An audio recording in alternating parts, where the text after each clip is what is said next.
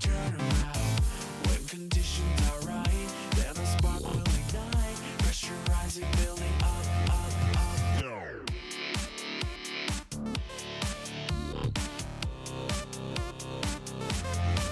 Here in the moment, two hearts will connect. A chain reaction, the cause and effect. Movement in motion, the soul will reflect. A chain reaction, the cause and effect.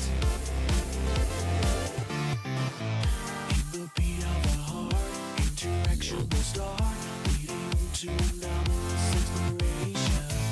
More momentum to gain on this foreign terrain, racing on to the finish line, record time.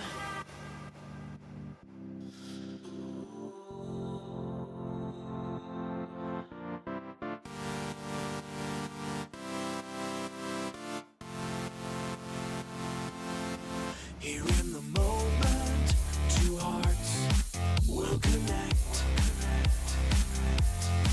A chain reaction, the cause and effect. Movement in motion, the soul will reflect. A chain reaction, the cause and effect.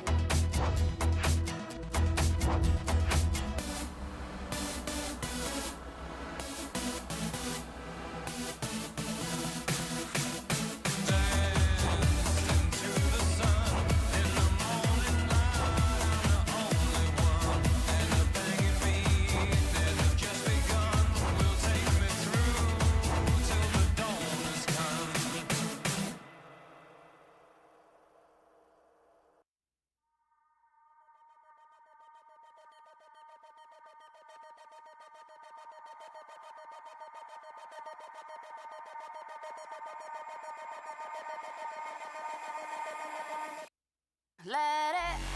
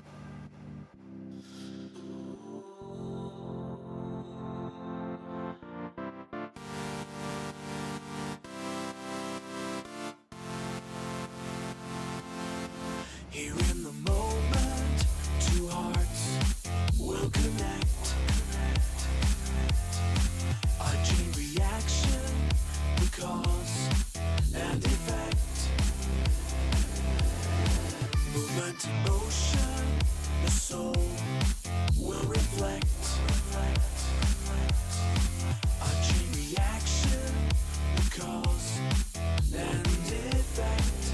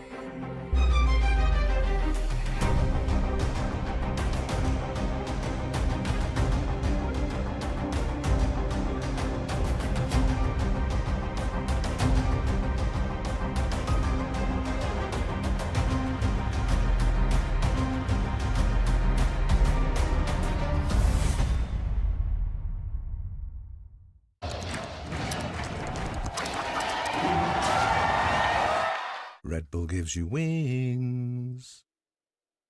When I was a player, if I was to make a misplay, maybe it's my mouse, maybe it's my armrest, something feels wrong. If you were at home, you wouldn't do that. The Infinite Precision Armrest is part of the larger Secret on Stage standard initiative, aimed to bring your home or training room settings to the tournament stage. 이제 저뿐만 아니라 다른 선수들도 세팅을 더 원활하게 할 것 같고 가장 편안할 때 더 강력한 플레이가 자연스럽게 나옵니다.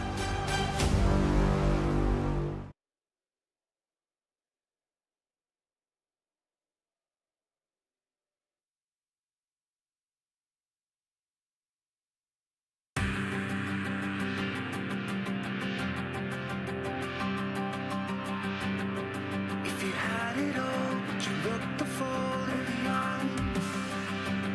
Or would you walk away this time? Do you realize, do you recognize it's never over? Or would you walk away this time? 'Cause we all face the fire as we search for the light in the dead of the night.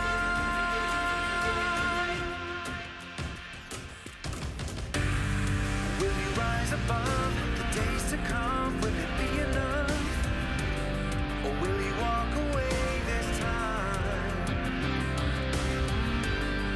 Look to your left, to your right, there by your side.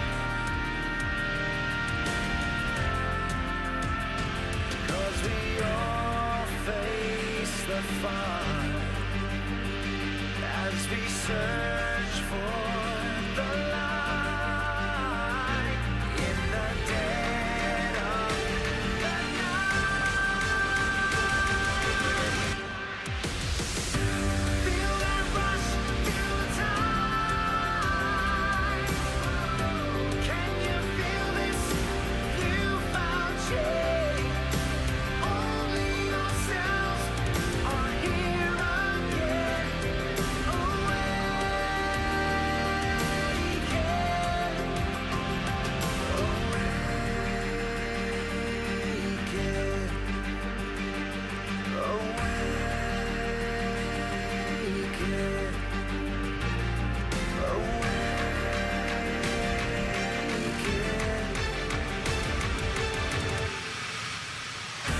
Feel the rush, feel the tide.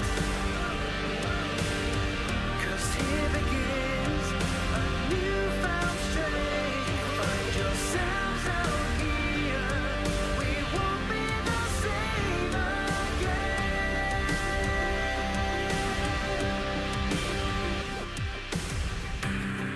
If you had it all, but you looked the fall in the eye, could you walk away this time? Do you realize, do you recognize it's never over?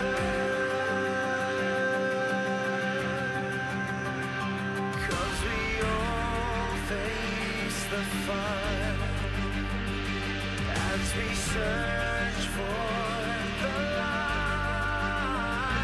on the edge of the night. Feel that rush, feel the tide. Can you feel this newfound change? Only yourselves are here again.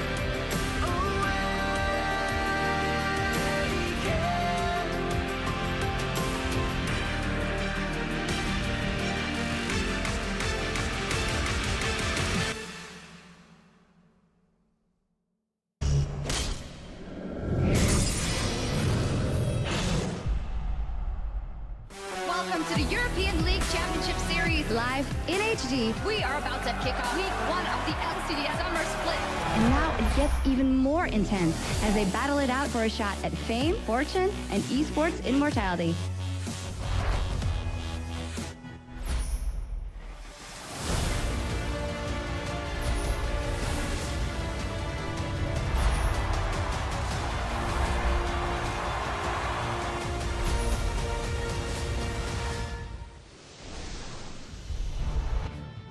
Hello and welcome back to the European League of Legends Championship Series Summer Split. It's Saturday, school is out, and there's nothing else to do today other than tune in to watch your favorite players duke it out for this trophy.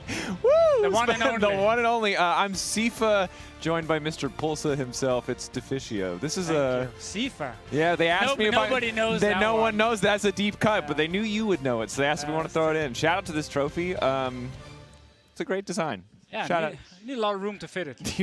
You do. Big trophy cannon, most certainly. Anyway, we're gearing up for an incredible show match today, showing off League Classic with some of the favorites from the early era of League. If you're a new player, you might not know these names. You should. But you should. Kevin, Arnea, Alex Each, Reckless, and Yellow Star versus Soaz, Cyanide, Froggen, Forgiven, and Nif. This is an absolute banger. You met everyone backstage. I did. They don't look quite the same as the photos. I do want to warn our audience that some were like Nif is like 1-to-1. Time has passed, which is impressive. They have aged. Yeah, they have aged a little bit. Not the skills. Not the skills. That's true. Compared to back then. I was a little sad because I got into the room. They were all cheering, of course, as we walked in and said hi. But they were all huddling together as friends. Which is disgusting, honestly. I wanted 2 different teams just figuring out like OP tactics on how to actually beat the other team. Because that's what we saw yesterday in North America. That was tryharding. That was absolute tryharding. And from yesterday, we've assembled a list of OP champions. Now, if you're a big nostalgia head, it would be easy to try to pinpoint. But because League of Legends Classic is this brew of a lot of different years of League of Legends. It's a good mix, yeah. It's a good mix. It's hard to know exactly what's OP. Deficio has a list for us. This is exactly what's OP. We have tried. We've had 4 show matches, basically, so I feel like we have a meta almost developed. Master Yi is definitely the most OP. We saw Pro Builder yesterday. We saw Alex Ish in 2012, just to do a little throwback, actually get a pentakill on this in 5 seconds. And that was full AP Master Yi. Yeah, this is full AP Master Yi. Q, Alpha Strike has a disgusting AP ratio. W gives you 300 armor and MR and healing. It is foul. Do not expect to see this champion again. Very broken. I put Tryndamere just because he was banned in every game yesterday. Yeah. And I listened to freaks like Spotlight. This is, by the way, Pro Builder, as we got to see yesterday. If you wanted to see the power of APE, so. It's like there are 4 other champions on CLG, doesn't matter. Nobody cares. And then there's one mid laner who just did this every team fight, and then he takes all the turret hits, W, here we go. Heals up Healing anyway. Through double tower shots. Yeah. Running away. Will just Alpha Strike again. And look, you can, I think, die in Alpha. It is possible. I did see a Cowsep clip. It is possible once again.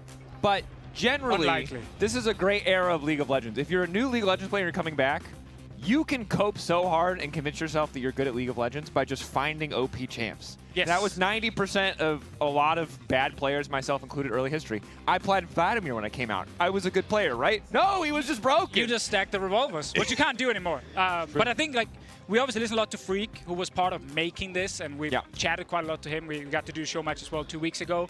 And it is a mix of different seasons. It's not just pure Season 3, for anyone who hasn't followed, right? Like, there's some Season 1 stuff in there, 2, 3, up to 4. I think that's where they're now stopping and sort of trying to scale it back a little bit. So you will see some different changes.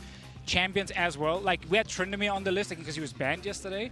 It's because he's a mix of, like, different versions of Tryndamere that just has, like, tons of crit, like level 1 and everything. Like, stuff you don't want to deal with, most likely, now that pro players actually have hands and can play these That is the big concern. But it's important to note, not all of our pros competing today have hands. We'll talk about it more as we get in the game. But look, some people have played a lot of League over the years since stopping their career in League of Legends. Some people, like Reckless, have only recently taken a step back from pro play. And some people are, like, dads now and have not touched, just haven't touched the game even a little bit. So it's going to be a wide variety of effort levels and skill levels, I think, today in this particular show match. Some players also really want to beat whoever they play against, and the others are standing downstairs and discussing what to pick against each other.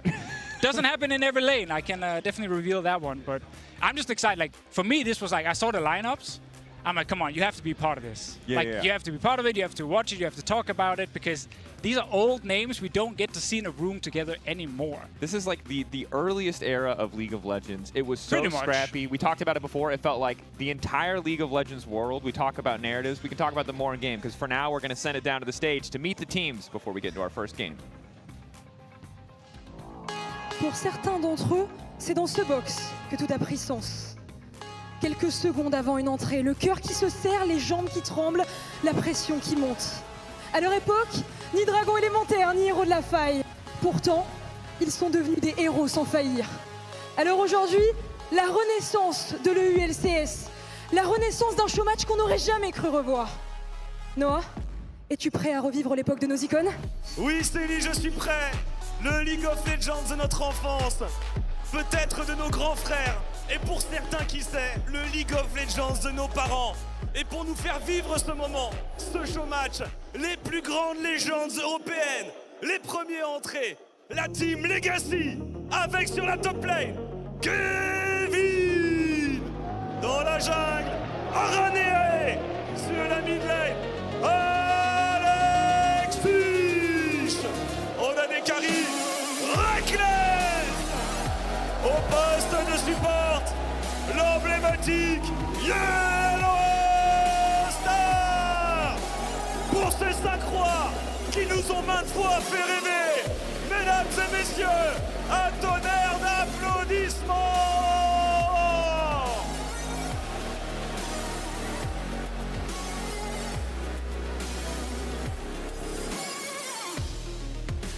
Mesdames et messieurs, face à eux, 5 autres légendes qui se présentent devant vous. La team Dynasty. Et bien sûr, qui d'autre sur la top lane que le King Soaz.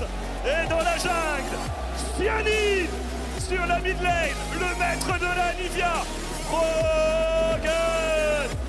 Le best à des carry by far, Forgiven. Et au poste de support, Nuke.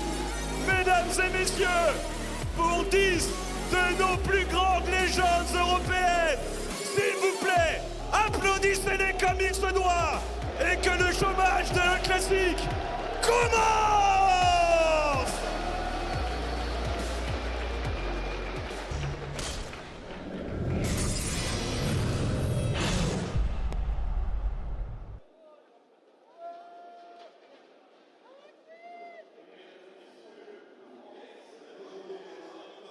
And here we are, ready now to get into the show match. It's so great. Seeing them bring such a smile to my face. Yeah. It's so funny to see them in just, you know, the t-shirts, the classics for the matchup, and thinking back to all the jerseys. It actually fits the jerseys from back then. It does.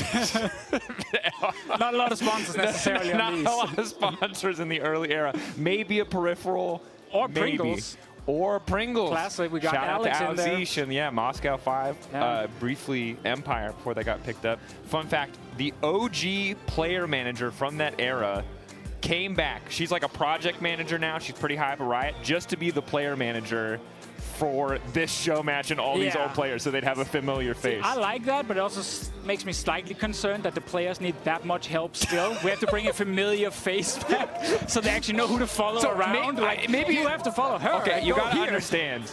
In the last time period where probably there was player management for these players, they were like making sure they had their passport on them when they traveled. I assume they're all good functional adults we now. had Dexter go to jail because he messed up moving to NA.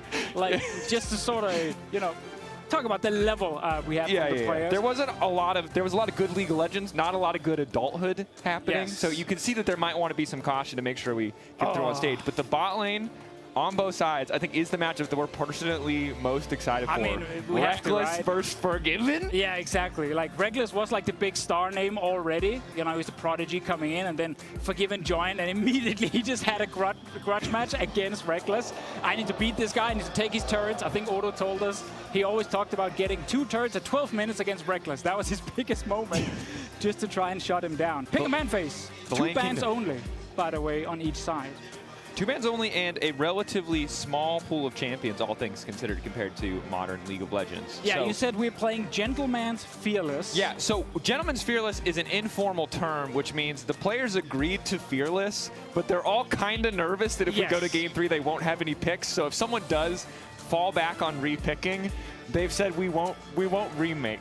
Yeah. So I mean, it's a gentleman's agreement, but we'll see who's the first coward to break the gentleman's agreement. we'll talk about the picks in a second. Of course, Master Yi is banned. And Nivea is not banned, by the way. I'm just pointing it out very quickly. Nivea is not banned. And we have Froggen here. Froggen actually came up after when we said, hey, maybe it's Fearless. And he was like so nervous about it. He's like, wait, does that mean if I've played the champion, someone else can't play it, or I can't take one of their champions? I'm like, no. He's like, oh, are you sure? Like, do we have to do that? People need to remember that in order to be good at League of Legends, like the part of the reason that we got to see the the Wicked Aurelia and the Froggen and Nivea was because you could just be good at like 3 champions. Yeah, you just needed like 3 champions. That was pretty much all of us, to be fair. Okay. So Nivea's left open. Only 1 ban on Legacy side in MF, which I don't think you necessarily need to ban. Kazanin, we know OP. Master Yi, OP. And Pantheon was the missed ban. Pantheon's the ban that we cannot see. So now we have Lee Sin and Jarvan. We've seen a lot of Lee Sin top in the show matches. Skarner in general. OP. Skarner's very strong. Perma banned by our CLG, TSM counterparts there over in NA. Looked really, really good. Levi was the one to play it in the first show match. Looked pretty gross. It's OP because you have perma-slow. If you hit 2 Qs on a target, oh, that's Katarina, which has been updated. It's not the original version that came out on the PPE like a week ago. It's already, we had a patch change already. If you don't play League a lot, there's like 7 versions, there's like 19 versions of Rise, and there's like 7 versions of Katarina. We'll get into it in the game, don't worry, This is the spinny one. This is the first spinny Katarina, as we understand it. Yes, and old Karthus, who is one of the only ones getting his OG icon right here. Revive TP, we saw it from Skara 2 weeks ago. Yep. Was actually insanely good late game, was terrible early game, but maybe that was a player issue. 80 carries, no surprise. Probably 2 of the strongest you can pick. Tristana will just always be great, like amazing scaling, Sweden, all that kind of stuff. Corki is now just instant Q, smack in the face, super good. So we're gonna get tryouting in the bot lane. I want to see a cool support from Nif because we actually get engaged from Yellowstar. I don't want to see this boring Janna Lulu. We've already seen it enough. Like, go crazy, give me Fiddlesticks. Yeah, don't make the mistake of assuming that you cannot cook because there's a limited champ pool. Get Fiddlesticks, right? Get brands. Do damage. I like it. This is the broke boy support club era of League of Legends, though. You just buy wards and pots at the start, and you have no income whatsoever. You can buy gold per 5 items, but it's probably objectively wrong. You probably should just get a sight stone and accept that you just drop wards. So we follow the trend of everyone picking quite serious. No troll picks, no Disco Nunu with clarity and everything, just running around ending the game. This is distinctly un-European. We don't have a single Disco Nunu. No one has threatened. Luckily, we've got 10 players who all play different roles. Because if we had a role overlap, someone would have threatened to hold the whole thing hostage, and we would have had to. The servers are also working, very unlike the early era of European League of Legends. Okay, our boy Froggen, I can just say already, is not running Revive TP. He is running just Flash Exhaust. He's the guy, for anyone who don't remember, in Season 2 who got the world record for getting the most, like 300 CS the fastest, 23 minutes, 10 seconds on Karthus, just stealing every jungle camp. Before there was Chovy, there was Froggen. There was Froggen. It was before it was Chovy. Froggen at home. It was Froggening. We like it. We didn't do that. Technically call it Froggening, but hey, here we are. Getting to the first game, you see focus on the face of the players. TP Ignite Katarina coming in for Alex Each. Let's get into it. Hope you folks like nostalgia, because it's coming at you fast. And oh, it's not Battlecast Skarner in this one. It's the old school. Like it. It's so, oh God, it's so bad. You gotta respect the OG looks. Come on, you gotta respect Look at him just waddle menacingly. I know. It's so fitting as well Aaron gets to pick it because he's so nervous about what to play. I actually think he said he has like 1 champion, and that might just be Skarner. So that's true. We're getting the one trick. We got a get full level stack. 1 cheese. Let's see. So you could always move up to the wall with Karthus and then check over the wall with Q to see if anyone was there. Normally you wanted actual like CC with it. This time around they don't really have that. Any CC at level 1, no. But I mean, come on, give me the level 1 invade. And then give me lane swap and we just talk for 20 minutes with no kills. Do you think Freak would be mad? Do you think Freak and Feral Pony would be upset if we immediately Europe came in and lane swapped? I don't know. I mean, we did. Okay, credit to us. 2015, we perfected the lane swap. Yeah, that was us. We ruined the game forever. That's true. But this graphic, I think, is important for people at home. Remember, we're looking at players who have stopped League entirely. Some of them still playing. So Who do we expect to try hard? Pretty clear top 3. Yeah, top 3. I mean, we have the 80K rivalry, and they both still play the game at a very high level. So obviously, they're both going to be great. We put Froggen in there because we actually watched him practice. He's been streaming lately, getting ready, playing a lot of Anivia. Didn't pick it this game, so I might have actually agreed to not use it because it's too strong on, well, when he's playing it. So we think he's definitely going to be on the sort of S-tier try-hard ranking in this one. Both top laners have to stay in shape. Yep. Swords is a coach. Kevin is a streamer, still playing the game. So we kind of felt, and also they are like going to just fight it out constantly. Alex, he's a dad. Alex is a dad. Brought the family. Arne is a dad as well. Brought the family as well. And to be fair, so Arne was immediately much lower down, but knowing Arne as a player, he's got that ego and that competitive drive. He's going to sweat. Even if the hands are starting to fail him, he's going to try his absolute hardest in this game. And I got to play a lot against him back in 2013. He was the most annoying player to play against on stage because we used to sit very close to each other. Yeah. And he was so loud every time anything happened. You just heard this dude scream, and then you knew, oh my God, he's about to go kill someone. And it was so frustrating to deal with. Luckily, we beat him most of the time. Yeah, that's good. Nice. Most of the time. The victory is what matters. I will say, quick check-in on top lane for all you OG top lane enthusiasts. That is red pot, 3 HP pots, Lee Sin start. Bot lane gang! For the guaranteed all-in. It's now RNA moving down, level 3, ready to go, shielded up, waddling his way forward, exhausted, looking for the perma-slow, waddling menacingly, grabbing the kill. Classic Season 3. Get your double buff, get your level 3, go straight for the first gank. And this is why we wanted Nif to pick something more exciting than Sona. So easy to gank. Also, so easy to shut down. I mean, it's also kind of the same. This is the other thing, right? Is some of these champions are just actually kind of the same. I mean, yeah, I mean, it's a mix, right? Like, a lot of them are sort of also, there's no stun, obviously, on Skarner until he has his ulti. That is, I guess, a pretty big difference for his gank. Not even sure if he got the second slow on him, but doesn't matter because Nif and Forgiven just caught up in lane. What are you going to do here, Sona, right? You exhaust, you pray, but yeah, you highlighted 25% slow after the first one hits. You just keep slowing, keep waddling forward. Doesn't have his E yet to sort of speed up. Wouldn't really take that early game anyway. And there's the thing about wards. So obviously you have to buy like quite a lot of them, but for people who haven't followed so far, we do have trinkets from sort of like early or late Season 3, early Season 4. Yeah. Freak has made it very clear these are heavily nerfed. So they start on cooldown for 90 seconds, and then you can like place it, last for 1 minute, and then it basically is gone and it's on cooldown for like 4 minutes. So very weak. You still have to buy your wards, and you still have to actually ward your tri-brush if you're going to push early game. Nif and Forgiven. Otherwise you get ganked. Freak gives them a free ward and they don't even use it. It's crazy. They did it just for them. And of course, you also have pink wards. Control wards, for those of you under the age of 30, used to be called pink wards. And they were invisible and they gave you true vision. Yeah. Sunlight's just farming.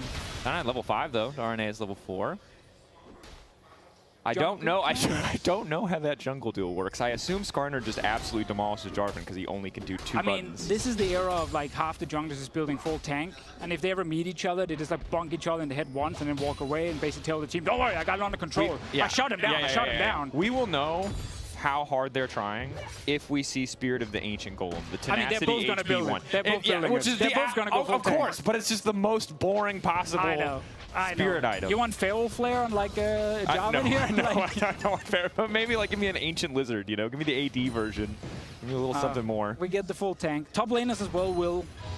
I mean, actually, all of them build like the tank will still do damage. Okay, Wait, what are we looking at here? Froggen almost stole the camp away there from RNA. Oh, he's already on his way to 300 CS. We're going to keep a timer, by the way. We have to keep a timer. 23 minutes and 10 seconds. Camps in the jungle, 75-second respawn. So they respawn very fast compared to modern League of Legends. Which means you can, if you are Cyanide, who is basically famous for being a dog jungler, you can give your camps to your mid laner, and I think Froggen is going to go steal some of them. I remember some of your playbook from the Fnatic era. Do you mind giving me those wraiths? How about this wraith? How about this blue buff? How about these wraiths?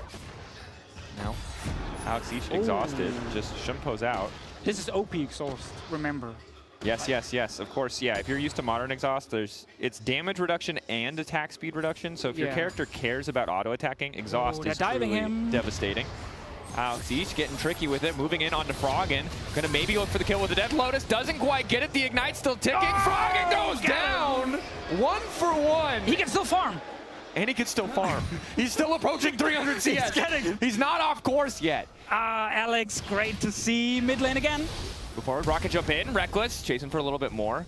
Soaz just gonna wander away.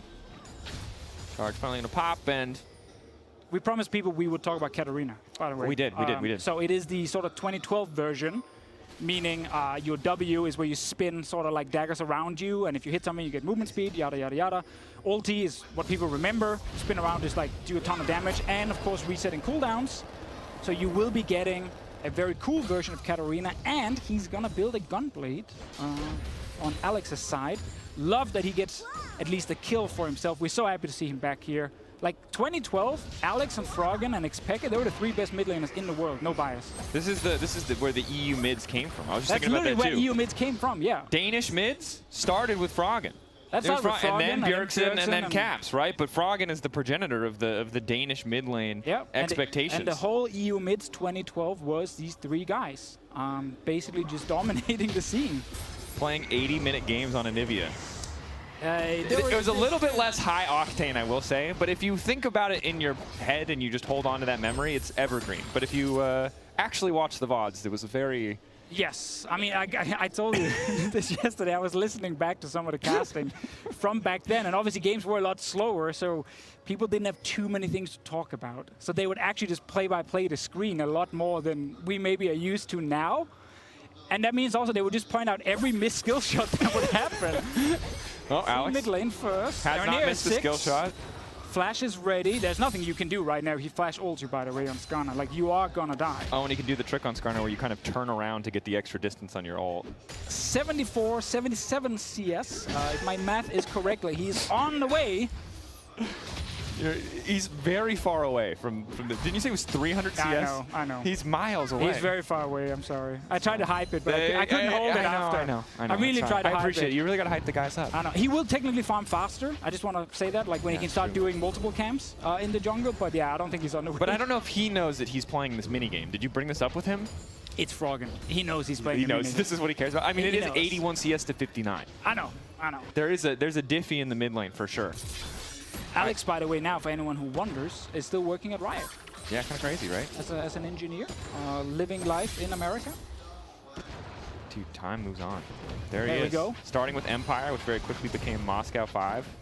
Notably sponsored by Pringles. I don't know why that's what came up in your head. But I don't know, because I just remember the big Pringles like, across the jersey. It was so prominent. It was just there, you know, like stood out on all the jerseys. I mean, listen, let's quickly on sort of Alex and Empire into M5, like basically pioneered a lot of the modern day League of Legends we got used to with like counter jungling from Diamond Procs, of course, which also meant you needed a mid laner who understood how to actually push waves and play super aggressive to match your jungler going in.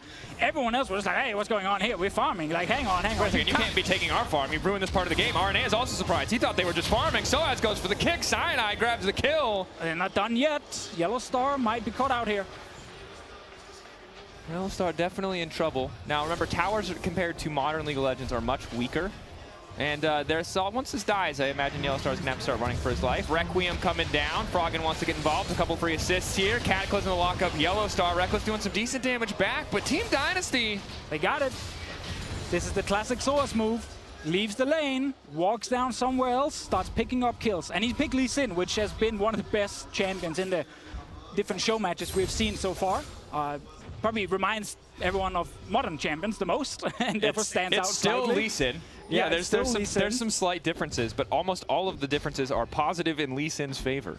This is just, I mean, again, I said this like 2 weeks ago, but whenever you played against Soaz, even if your top laner was beating him and you felt really great about that, it's like, okay, we're winning top, he would always find a way to like leave lane and surprise your mid laner. He's already been mid once, you know, part of that initial gank, or now recalling, going bot lane with Cyanide. Like, he was just always so good at finding openings that nobody else expected as a top laner. And that didn't used to be a thing because everyone just sort of ran Ignite top and was just smacking into each other. Just ran at each other. I mean, I still remember the TP escapes, etc., etc. Right now, it's costing Soaz. Look, he's down 30 CS. I don't know if he's too concerned, however. Again, this Lee Sin is... Yeah, he doesn't care. He just needs Black Cleaver and he can basically kill anyone. It's also pretty nasty. This is the Lee Sin where the E is an attack, not just a slow, but an attack speed slow Attack as speed well. slow. Yeah, and I think Q is there's an execute component. Yeah, on it's Q as well. it's the same. That is the same as modern. It's just I think the ratios are much better. That was Okay. one of the things that got. Thank you for calling me out on when that Lee one. Sin was broken, that was Listen. the. Over the last 7 years, that could have easily been changed. Just want to highlight that in any sort of patch note. Yeah, so I'm not sure. I'm sure the numbers are more favorable because, unsurprisingly, Lee Sin was really broken for the majority of League of Legends history. Especially when he was released, that was sort of crazy. We are also seeing like faster game states than maybe the old days. A lot of it obviously comes down to players having a much better understanding of like, when can I leave lane. We just saw a reset move mid. Yeah. That didn't happen. That didn't happen too often. That's not canon, guys. Go back bot lane. You have to stay there for way longer than you think you should. Yeah, rewatching your own sort of old games and just being frustrated with how you're not moving on the map actually did annoy me a lot when I was watching. I was like, can you just run mid for once? Like, Bergson is your mid lane. Like, go help. Like, do go mid. Stop something. playing Nami, you baby. Go mid. Reckless finding Cyanide. Not a lot of damage, though, from this Tristana. He's scaling. Reckless did buy Avarice Blade, which is a gold per 5 item that gives you extra gold on CS, and he's not going to be able to find the kill. You see the Ragnarok use there. Alex Each gets caught up by the crescendo. He starts to dance for a second. He looks like he tries to turn it, but the exhaust is there. Froggen making the most out of that summoner. Alex getting baited by one of the biggest buffs that happened in League Classic. Sona basically got a wider range on her ult now to match the animation. So that actually that does work. Flash in from RNA. He's going to kill Froggen. Froggen is happy because he still gets to farm, but nice to see the kill back. He's on track to 10 CS a minute, which I still think is pretty respectable. Just a little bit shy of that mark. Will need to start power farming jungle camps, though, if he wants to get to 300. Very true. Let's see it again. Alex finding Froggen. Nif already left his lane, obviously. This poor man got double exhausted. He get exhausted in the first all-in, Froggen's exhaust. Second exhaust is Nif. And this is the worst feeling when you play a champion that relies on getting resets. When you don't get the reset, you just end up having no damage at some point and you're just walking around. Oh, poor Alex Ish. It's fine. He's building up his Gunblade. Also, yeah, once you get the Gunblade, nice spike in terms of damage output. And this is the era of Gunblade where your autos and single target abilities lower the cooldown. So it's, you get it up a lot. Oh, sneaky, sneaky. Kevin locked up. Soaz might try to kick his way out of this one. Is Kevin going to be quick enough on the trigger, though? Soaz getting walked down. Nowhere to go. Kevin grabs that one. I will say there is a level of composure here that I was not expecting. These teams are sweating. For two teams that were hanging out and talking nicely, Froggen. Reckless jumps over the wall. Forgiven ready to walk in. He has Triforce. He hits like a truck. Retreat now coming in. Forgiven continuing to walk up with the Earth Corki. Those empowered autos doing so much work. Nice buster shot from Reckless. And only RNA will drop. Dude, it's such a back and forth, man. That's awesome. Bot lane turret now, so gold very even. Kills fairly spread out, except for the fact that Froggen, of course, has picked 3 kills up on one side and is getting quite far ahead in this game. But yeah, both teams actually like trying to move around in pairs as well, finding like small openings. Dragon now, like, this is a late Dragon if we look at sort of older League of Legends, because we used to have much longer laning phase and then someone could sneak a Dragon, get a big fight. Alex Each, Kevin kicking things off. This Olaf is powerful, moving in. Alex hoping for the resets. Reckless has resets as well. They're going to start bouncing on him, but Froggen doing his best to hold the line. The Requiem coming out. Reckless with the barrier just in time to survive. Got it. Well timed. Alex picked up a kill as well, so he should be able to go back and get the Gunblade now. Huge power spike for him as he is recalling. Kevin is obviously just pushing bot lane as Olaf. Like, what else is he going to do now? 2 kills on his side. Basically unkillable. Will he get a second Sunfire Cape? Yes, because that's the thing. You can get 2, right? If you get the stack. There's a Sunfire Cape, and there's a separate item called Stack of Sunfire Capes, which is exactly the same. It just has a different passive. A little bit of a meme. Maybe don't get it. Maybe get some boots. Boots seem pretty good. You can see that he's quite slow here. The true damage is still pretty massive. But yeah, Reckless. The barrier. He actually did get hit by the last Q. Still survives. No goals. Inland tower about to go. Reckless should be in trouble. So as Warthog connects the Q. Nice. Ooh. Buster shot again for Reckless on point here. He predicted that one. That he did. I did actually watch Reckless practice for this. Let's see mid lane first. Pull back from RNA is good. Kevin is here. Starting things off. Crescendo across the team. So as retreating, Kevin on the side. Alex Each now ready to turn it. That's the first reset going in. Alex finding another. Team Legacy finding 2 quick kills. Set up to take over in mid lane. And The gold still favoring Dynasty, but this feels like a big turning point for They're the gonna boys get this in blue. one more turret here. Great setup. TP in from Kevin, so fed. Alex as well, picking up another kill. Like, it's getting pretty scary to do 5v5 on the Team Dynasty side, especially if your Karthus is just farming. There's a lot of squishy boys on this team, Pikachu. And also remember, supports are just walking bags of gold. There's no modern support items. If you don't have Crescendo, you just get 2-tapped. You have almost no defensive stats. I mean, Yellowstar's trying to break the mold here by not having Sidestone yet. That's fair. He has he's got Locket. Fair enough.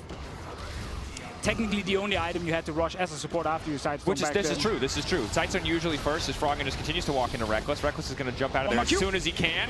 One more Q, not going to find it. He gets the farm. He gets the farm. There we go. I'm just saying that with Froggen at 4 deaths, the TP revive might have been the better call. Late game, definitely. It's going to be Death Lotus. So as his pushback, and now Alex Each is, well, way too far Yellowstar's forward. coming, but it's just 2 people up here against 4. You there. Alex Each does not do a lot of damage without the committal there. Sinister Steel to just spin in a circle. Nif! He lived. Nif didn't do anything. Kill Steal. Fine, bro. Do you know how much you got flamed back then as a support if you took a kill if you took like a single that? kill? Yeah, I remember. Oh I remember the voice comms. Nif! Nif! I bet he hears it. You can see in his face. He's like, oh, you can hear it in the back of my head. Exactly. I saw him moving the chair. He's like, oh, no, not again. I can hear the voices. It was a different time. A simpler time. Nif, of course. He was Season 1 Worlds. He was at Season 1 Worlds, which I didn't realize until we did this research, because SK is the one, the lineup that I know him from. That's what you remember, right? But yeah, he was at Season 1 Worlds with Game.de, like together with a bunch of the other guys. Here, Kevin, I believe, actually was on the team as well. And then later, joined SK Gaming. That was sort of the famous moment. Got to Worlds in Season 2, and so on. Been to Worlds multiple times. Later, when he also teamed up with Froggen, with Element, is it LEC champ or LCS champion? EULCS champion, yes, yes.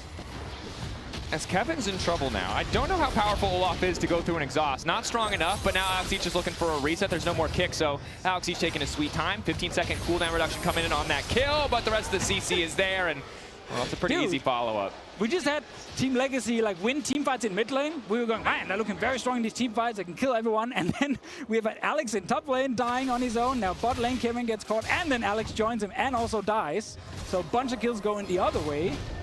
Falling slightly behind again. Our boy Forgiven quietly has also been farming up a strong. Quietly building up a big CS lead. I think the only 2 players on stage who actually have historical beef are the AD carries. Probably. Yeah. But now we take a look at this. Look, yeah, Olaf is strong, but Kevin doesn't, you know, turn back and start. He wants to kill Froggen. He gets exhausted, and Froggen has clearly discovered that exhaust is pretty OP. Pretty OP. Swords also did everything he could here. Alex tried his best, of course. Got 1 kill. 1 for 1. Didn't have any vision though, so I think just didn't know that there were 3 more people coming to join. But in his head, it was a 1 for 1 because he came in, got 1 kill, died. Who cares about Kevin in this case? Hiding in bush, Fnatic strategy. It's only 1 member though. They're just shadowing Reckless. Oh, that's the ulti from Cyanide. Looking for the lockup. Skarner all coming out as well. Cyanide about to fall here. Crescendo is good, but can they get anything else in the follow-up? Yellowstar now also set to drop. Reckless retreating. Alex Each ready to go in 1 more time. This man is fearless, but he's immediately exhausted. It's not going to matter, though. Alex still running forward, but there's a Requiem. The rest of the team has abandoned him. They gotta find him. They have left Alex Each to the wall. My God. Okay. He keeps getting a kill every time. And I know he dies, but he gets a kill. And I like that, but I will say it does feel like the team is not on the same page. Because everyone abandoned him immediately. He was the only person to go in. Different times. We didn't practice as much back then. That's so true. That's slightly less coordinated. The lack of practice really is replicating the early era League of Legends circumstances. Very much so. Okay, Cyanide being a chat here, just jumping in immediately, way before anyone else actually joins him. And then Froggen comes in. Niv, sick ulti as always. The only thing you can do in Zona at this point, just hit your damn ult. Forgiven again, get some kills, man. Like, this guy's actually Forgiven is actually now. really, really fed. Triforce Corki is nasty. The reason you hear people talk about Trinity Force Power Spike is mostly this era of Corki. It's like trauma engraved into our brains. Also, I think when you have Forgiven and Froggen on one team, it's probably impossible to set a CS record unless it's like a duo. That is CS actually record. true. That is true. Well, Forgiven's currently taking the lead in terms of the CS race, but Yellowstar over the wall. Trinity Force, Yellowstar getting things kicked off. Froggen once again locked up. Actually pulled out of the solar flare. That's a little bit awkward. Froggen is living for a damn long time. Kill the Karthus! Oh, they just barely have the damage, and it still just turns into a 1-for-1. Dude, he's so strong right now. Abyssal Scepter as well on him, reducing MR and everyone around him. Soaz just split pushing. Alex is looking for something mid, can't do anything. I don't think anyone can stop Soaz though. He's got Ravenous Hydra. He's just insta-deleting waves and pushing this in. Well, let's see. Alex is gonna maybe try and 1v1 him. Actually, Kevin is coming as well, so Soaz might have to leave. Waiting to kick until he sees the ulti start. Reckless is moving through the jungle slowly. He can just hop to a minion though. Yep. Oh, Gunblade. Turning back. Kick. Reckless running in to take the kill. There you go. Punished for overextending. Soaz, a look of frustration. That's the first time he's ever been punished for overextending. I've never seen Soaz get punished Never before. in the history. Never happened And this is the before. downside of him not having the TP is he can't make his famous TP escapes. Very true. We'll have to hope for... also, third item Archangels is a bit hilarious to me. This tier has not been stacking. No, but again, we're playing for late game here. We're playing Buckle up. I prepared some storylines for like minute 50 so we can keep having new stuff to say. Like, you know, it used to be a marathon to cast just one game. No, I remember. We literally could last like an hour plus because of Froggen. Yeah, I have nightmares of 2018, which was by comparison to the era that you casted at that start, short games of League of Legends. They went 60 on average. There was never an 80-minute game. On average, yeah. I mean, we had one game with First Blood at 47 minutes. Just to highlight that one. So, yeah, we used to be able to just talk about random stuff all the time. Not all the things can be repeated today. Do you think that their kids think that this is cool, or are they like, this is cringe, Dad? I think they think it's cool. I like to think so too. I think they're like, what is this? Like, but we have to think that because this is our generation. So of course we think this is cool. I mean, I think you're right. I think you're right. I just don't want to imagine an alternative. Okay, Reckless got 2 items. Forgiven has 2 items. I watched Reckless practice Tristana, hard carrying basically a Lulu support as in K-Droll, and just running around pentakilling everyone. Some guy. Some random dude who was yapping a lot behind him saying, go Reckless, and then Reckless basically 1v9 everything. That might be what's going wrong. Maybe Yellowstar isn't saying go Reckless enough. I think that's it. I think he doesn't yap enough, knowing Yellowstar as well. Yeah. He's a man of few words, oftentimes. Yes. When he says something, you listen. He brought a dad energy. Yeah, we did see like an 18-minute Baron in the LCS show match. Oh yeah, Baron does spawn at 15 minutes for anyone who obviously can't remember. And that's his Yellowstar, of course, against all authority, really where it kicked off. Season 1 World Final, lost to Fnatic. Yeah. With Xpeke, Shushei, Cyanide, and so on. Back then. Played AD carry for many years before swapping to support, which only happened in 2013 summer. When they got Pushu in towards the end. Oh, yeah, Pushu before the Reckless era. Because Reckless was too young to play at the time, so he couldn't join in 2013. We might get some fighting here. Ulti there. Oh, not enough for Reckless. Oh. Locket is so weak on one target, man. It felt so bad. You had to build it, otherwise your team would yell at you because, oh, we don't have Locket. We can't win team fights. And look at his weak shield. Man, I was cheated out of cool items. The trauma of your Season 3 experience, Deficio. Coming back. As now, Team Legacy looking to connect. Ooh, RNA getting sped up there. Looking for the pullback on a Nif. Nif! Nif! Dude, talking about trauma, man. Picking Sona as a support in pro play, picking Sona was the worst feeling ever because for most of the game, all you had was the ulti. Like, it was the only thing that really mattered. So if you ever missed it, it just stood out and everyone would just laugh at you and talk on Reddit about how bad you are at hitting your skill shots. And he just fired it the wrong way. Yeah, part of the reason Alistar was so strong back in the early days is just, it turns out when you have no money, an ulti that leads you can survive for even 4 more seconds is pretty broken. That's true. Ah, man. I feel bad for Nif. I've been there many times. This is the life.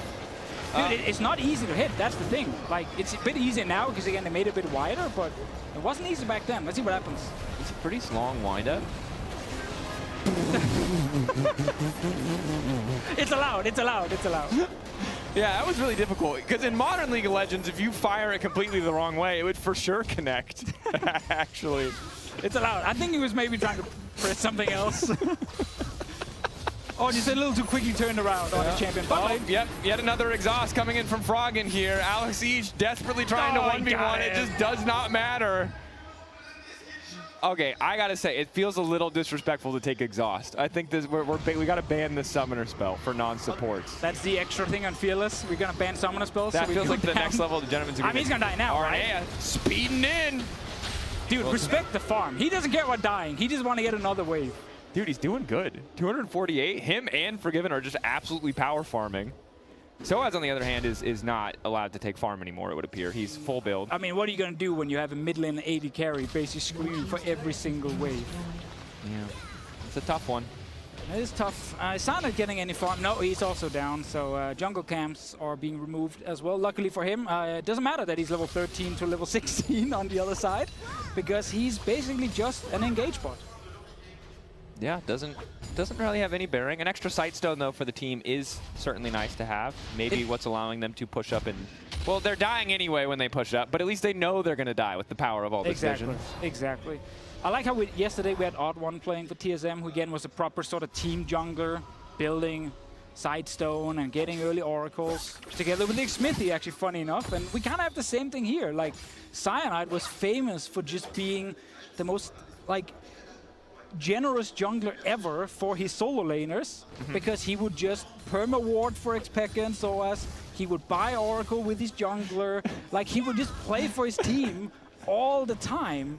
It's laughing because the first 10 minutes of this game, you just called him a dog jungler 30 times, and now in the full explanation, you're like, now he's so generous. It was just amazing to play with, but it was also sometimes fun to play against if they fell behind, and then obviously not much he could do. But yeah, literally just been with Fnatic his entire career, basically retired like in end of 2014 when Fnatic wanted to make some changes. Season 1 world champion. Yeah, and that's his Jarvan skin that he's playing right now. Oh yeah, good point. Yeah. It's literally his skin. People are so used to T1 skins, they forget other players have them too. With Cyanide, unfortunately, I think we can call that a caster curse, is our hype and excitement for him quickly has now resulted in his death. Exactly. As useless as nipples on a man, as he would say himself. That is what he would say. That is true. The good news for Team Dynasty is Dragon is just gold and XP. And XP. It does give XP now. I don't think it actually did back then, but I think that was added in. Yep. Oh.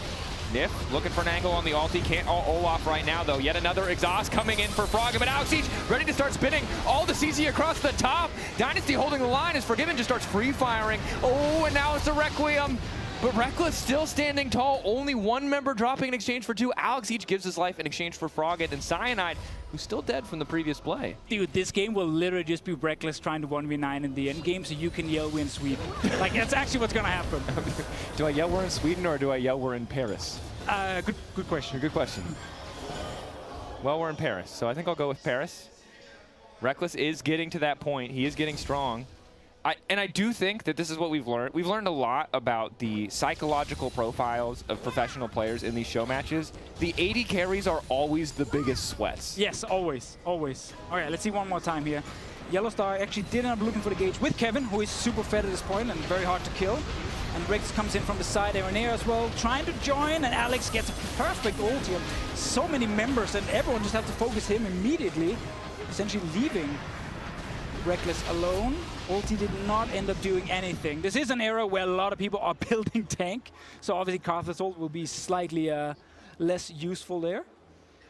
That it will. Of course, Reckless history, you know him. Too young when he first started. Wasn't allowed to play for a little bit, so had to delay that start as you see RNA sprinting full force at Soaz. There's 3 people there, RNA. RNA, you're surrounded by 4 people. All right, it's not gonna push anymore. I like this though. Like again, like sort of killing champions was slightly harder, right? Like true. More tanky here. You gotta some time cooldowns. Source just getting some poke or going what? in, spinning, goes golden, buys a bit more space for Reckless. That's the reset. They're gonna start bouncing. Where are we? Source, you're so squishy. You're feeling full damage. You're technically supposed to go tanky. He's so squishy. He just wants to try and The reason that Lee Sin was OP, the reason so many of these bruiserish champions were OP when they first came out is because their damage numbers were way too high and they could just build tanky. Yeah, exactly. But he is going full AD here. Brutalizer, Ravenous Hydra, another BF Sword. Froggen caught out, doesn't even have a chance to turn on the vial, just barely has the time. All of Team Legacy now pulling back. This is some modern League of Legends. Yellowstar mechanics on point. Smack right in the face of Froggen. No reaction on the flash. I will say the fact that we don't get to see his Thresh is a bit of a disappointment here. It is a disappointment. Can we please add it in quickly for next game? Baron for Nexus? Not for Nexus. But maybe for Inhib. for Inhib at the very least. But the biggest thing is Forgiven just deletes Kevin, the he can go. He can go. Hit the thing. Hit the Nexus. No, they're not going to hit the inhibitor. And now Alex is very slowly Forgiven is out his of mana, way. mate. He's out Nip of doesn't mana. have exhaust. Alex going. He's starting to spin. They're so dead. Shoots him with the Gunblade. RNA on the way in. Cyanide getting pulled back. That's going to be one reset. Alex ready to follow Nip in. 2 quick kills. Reckless going to bounce over the wall. It's feeling a little personal. Reckless versus Forgiven. Showdown in the Thunderdome. Reckless is blasting him. Forgiven does not like the angle on this one. Oh my god, he's getting destroyed. Oh! That felt personal. He has 4 items now on this Tristana. 7 kills on his side. Oh, Legacy. Big kills. Baron buff, of course, is AD, AP, and so on for the team. And the one thing they did add in from a later season is that you are buffing your cannon minion, just to try and help sort of close out games a little bit. This is just a chase. Not too much to say other than jumping around, taking them down, Forgiven trying his best. Not enough movement speed compared to Tristana at this point. Yep. And obviously Tristana, as she always has been, has draw bead as her passive, so she gets extra range the longer the game goes, or the more levels she has under her belt. You've also got BT. This is the era of BT that stacks flat AD and lifesteal. That's the 26 you see next to the icon. It's Kevin now ready to start rocking and rolling. RNA has the permaslow stacked up. Kevin is now immune to CC, but Froggen does a hell of a lot of damage. Unfortunately, Soaz is still squishy. Still had... Yeah, he just built a BF sword. So. We started so good, we were like, wow, he's leaving top lane to support the map. At that point, he was down 30 CS. Now he's down 50, and he's 1-5. So again, knowing Soaz, like this would happen in a lot of games, and then he would randomly find like a flank. And in this case, he's just going to find like the perfect flank. He's going to kick someone, do a ton of damage with it, and just hit multiple people on the way, and just solo win the team fight, and we all shut up. And basically just praise him after That is true. That's what would have happened. Is that what will happen today? We're going to have to find out. 80 carries, really strong, though. As we can see, Reckless now full build. Still 1 item down on the side of Mr. Forgiven. Unless you want to count that Doran's Blade. And this was a time where Corki did fall off slightly. Because obviously some of the damage from his abilities didn't really matter too much late game. And pure sort of auto-attacking, where we build Trinity Force versus essentially what Reckless is sitting on, a bit of a difference. Yeah, Reckless has an attack speed steroid, a jump to match the jump. You've got Trinity Force, which is great early, but you're just going to get outdone by Any support has Locket. Whoa! Whoa! It wasn't that impactful early. Maybe it'll make a difference in the next fight. Let's see. Forgiven, trying desperately to chip away, but you can see Reckless just gets to auto these towers for free. And you got the buff cannon there actually doing some work. That is one of the changes. A modernization. Again, some of you old Split heads, the waters. Some of you old heads will feel upset about this, but I assure you, having played a couple 70-minute games of League of Legends recently, it's not good. It's not. You don't want it. You think you do, but trust me. And so as now starting to run a good turn, RNA flashing over the wall. Reckless immediately going to get the reset, ready to start bouncing. Do the thing, Reckless. Nope, backstepping. Requiem good. A lot of the shielding. Now he's got enough life, so just eat that up. No damage to take down the health bar any further as Reckless pushes in to knock open the base. I mean, the only member left who can do anything is Forgiven, and I don't think he has the damage to even kill the front line, so that's 2 inhibs. Technically now we can go back and just get another dragon, which feels slightly worse back in Classic, because it's just more gold and XP and not a cool buff at the end. You can try and use to win the game. And really credit to Reckless, who is full build and is still... You got to be careful now, Drakers, because for about 7 years we got called out for being too biased on too much Reckless. Oh, that's true. We got to dial it back a little bit. Yeah, that was what happened for 7 years? A little bit. Yeah, because I remember our boss saying, please talk about Reckless every time he's on the screen. I remember the story meetings, and then I remember the Reddit threads of like, there's other players than Reckless on the rift. Well, you started it. You said Reckless is going to carry the whole game. Don't put this on me. You are a That was a prediction which is turned out proven to correct. be true. And I was gonna flame him because I was like, why are you taking farm? You're full build. But Okay. the answer is he sold his boots for Zephyr, which There we is go. The true full build. tenacity, attack speed, etc. Movement speed as well, right? Let's push tab on the old in-game spectator. Yeah, we are allowed not to remember every single item. 10% move speed. I couldn't remember because there's a version where if you auto, it gives move speed, but it's not this one. It's, the good thing about casting this is you're actually allowed to make mistakes. That's true. You can misremember an item, and if someone remembers exactly what it was 13 years ago, we'll just call you a nerd. It's just like the old rules of League of Legends. If they're better than you, they're a tryhard. If they're worse than you, they're a noob, dude. It's that simple. We're allowed to misremember. Okay, so next big fight, I feel like it's just going to be Aaron Air. Oh, he might actually get caught here. No, Shirelia's on him. Who's catching who? He's going to catch someone. Scooting at him. Oh, Niv. Oh. Yeah, he thought about it for a second. I feel like he could have committed there. Didn't get close enough. Slight movement speed buff on Niv, of course. And respect to RNA, he knows his role in the team, which does. is stacking auras, as we Swords see a of lot. Nuts. Not going to find the angle to get things going. Soaz goes for the heroic play, but now it's Reckless. Resetting, jumping, bouncing. Now the stun goes in. They're trying to finish off Reckless. Exhaust is still going, but he's popping up. Where are we, Deficio? We are in Paris. Where are we? We're in Paris. He's going to die. Oh, he died at the end. Still, they're going to finish the game. Forgiven, left alive, of course. Actually, there's barely any minions. Can he kill them? Well, might try and delay the towers this. are way weaker than they used to be. They are a lot weaker, yeah. So I think here comes the super. I mean, they're half HP, right? So, like, can he get, like, 1 or 2 crits? 80 Soaz is about to spawn. 80 Soaz, yeah, not just Soaz. Not normal Soaz or tank Soaz, 80 Soaz. With the late game BT. Thank you, Soaz. Great choice on your end. Just get a GA or something. Yeah. Yeah. This is a man who thinks he's about to do a cool play, and then he got stunned immediately and died. That's not allowed, yo. So you're not allowed to CC him. He's trying to make a montage. Reckless does play this really well. He gets pretty low, but there's just so much lifesteal, and he's able He got stunned, and then obviously carved his exhaust straight on him right after. Tries his best, but took enough damage before getting out. And late game, you will die. That's crazy. Reckless, world champion, notably, with T1. That's true. So there you go. Another world champion Fnatic player. Another world champion. Froggen maybe should have been a world champion. Alex maybe should have been a world champion. I think so. I'd like to think so. Again, no bias, of course. No, but I feel like that season 2 we were robbed. We should have won as Europe. Definitely. And I say we, as in we all should have won. We all as Europe. They should play, but we should all win. Yes. It's a victory for all of us.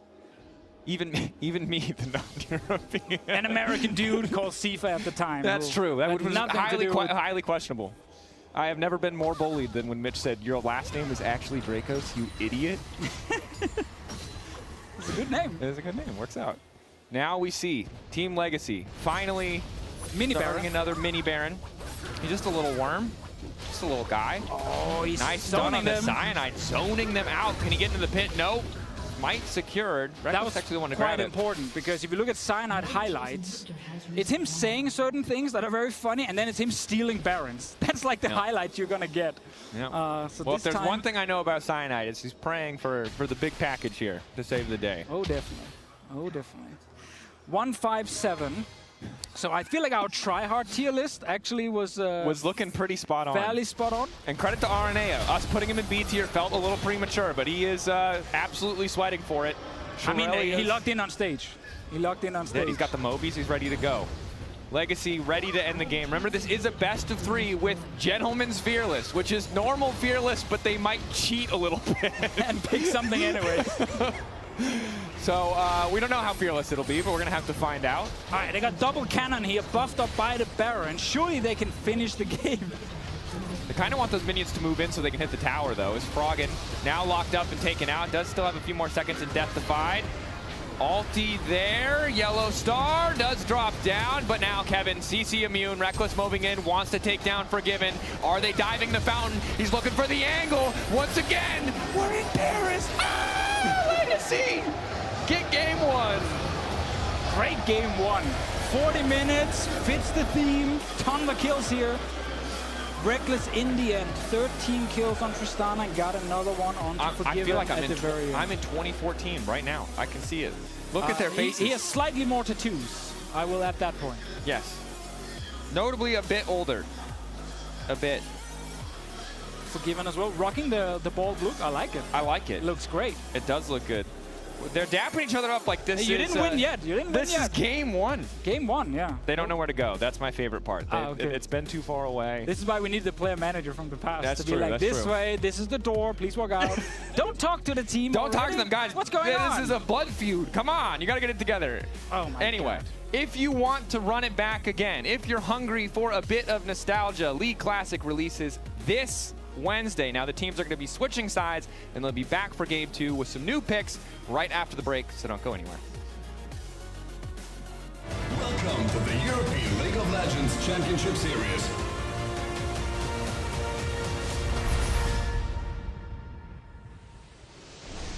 We have the show match as well, the League Classic. It's like Reckless versus Forgiven. Oh my god, there's so many stores. And Cyanide, Froggen, Nif. In those rosters, there's like two guys who break that nostalgia, and it's a little bit grudgy. What do you mean? That they hate each other or what? I wouldn't say hate, but it just like breaks the good vibes, you know, because it's like everything is so fuzzy about this matchup. Everyone's there to have fun. But I feel like there's two guys there who are clear standouts. The people I was referring to is just Forgiven and Reckless. Yeah, I could see them definitely both really wanting to win this. When I was playing with Forgiven, one of his like moments or the things that he would spam the most or the things that he was the proudest about was playing against Reckless, and he was like, I take 2 of his towers in 12 minutes.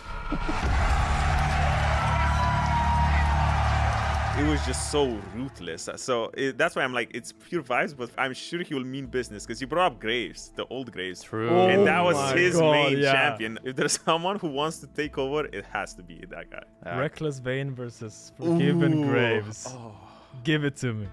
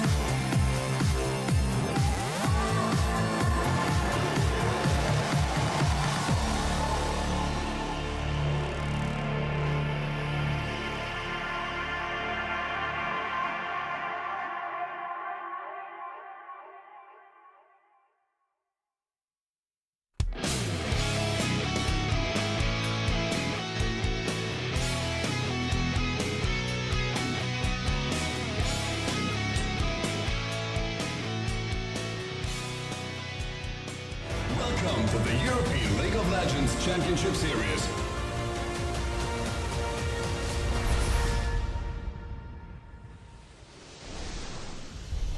If you get a kill, Martin, you have to do shoo. Shoo. You wake up, yeah. Shoo. You have something? Nice. Have you done? Shoo. Shoo.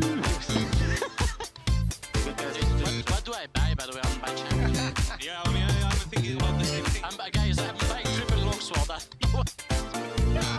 Nobody you. Come on. Just pushing. I don't know what the hell did I just... Oh shit. In front of him, Nice. Nice. Kanskje sol. Allting.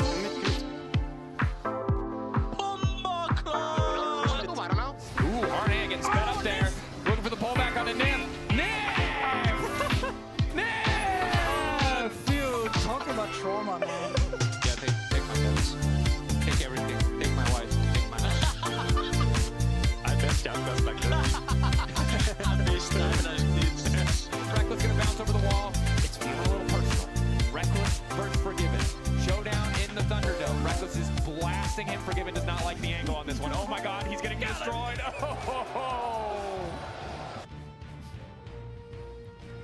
And welcome back to EULCS here in beautiful Paris. We're getting ready now for game 2. It's really hard.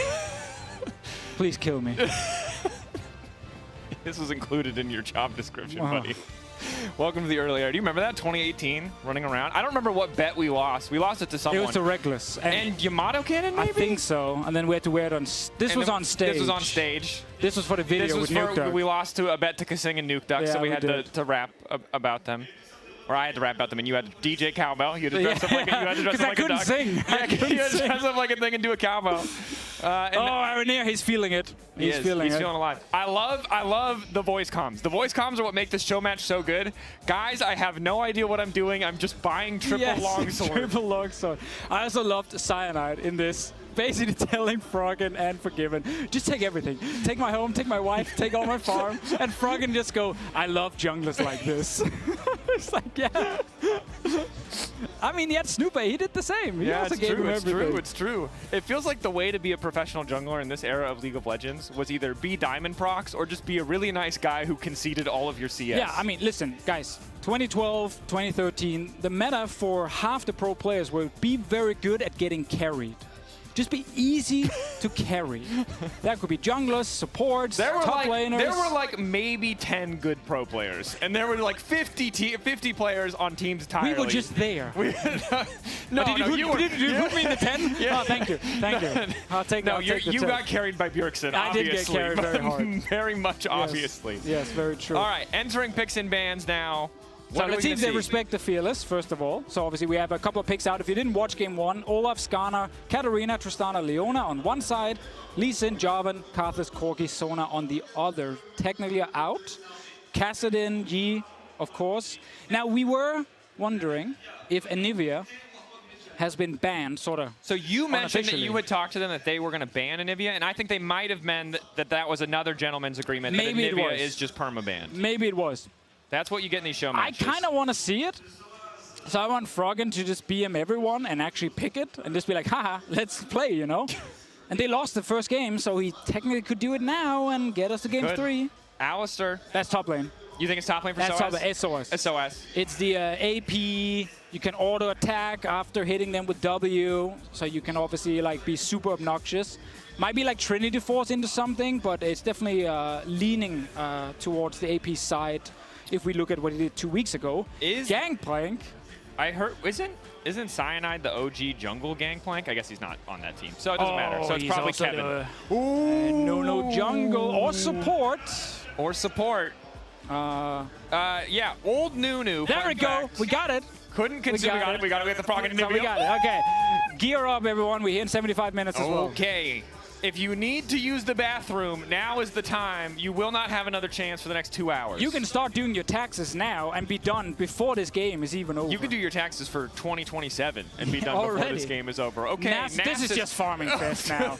Like Nasus jungle. But he can't play Nasus jungle if he's not going to take farm, bro. That's a problem for Cyanide 30 minutes from now. Okay. It's not a problem right now. Okay, fair enough. He can click W on Reckless, which is already fairly strong, especially if he's picking Vayne. Very, very strong. And he is picking Vayne. Vayne Lulu bot lane, so it looks like Nunu jungle. So if this Lulu gets locked in, I know we can't talk too much about hovers, it might be Lulu mid lane, because Alex asked me downstairs if this is the version of Lulu where you can build AP, and when you put E on the target, you can get 2 Qs. You can get like EQ, and then you have enough cooldown reduction to get another Q. Oh. And you basically are super obnoxious in lane, because nobody can trade against you when they put E on you, Lane and they boy just Lulu. walk away. I like it, and to be fair, Reckless did a lot of work in the previous game, so giving him an AP Lulu to support him Oh, he seems didn't pretty respect this. He took Tristana. We had one guy who broke the agreement. Forgiven. What? Damn it.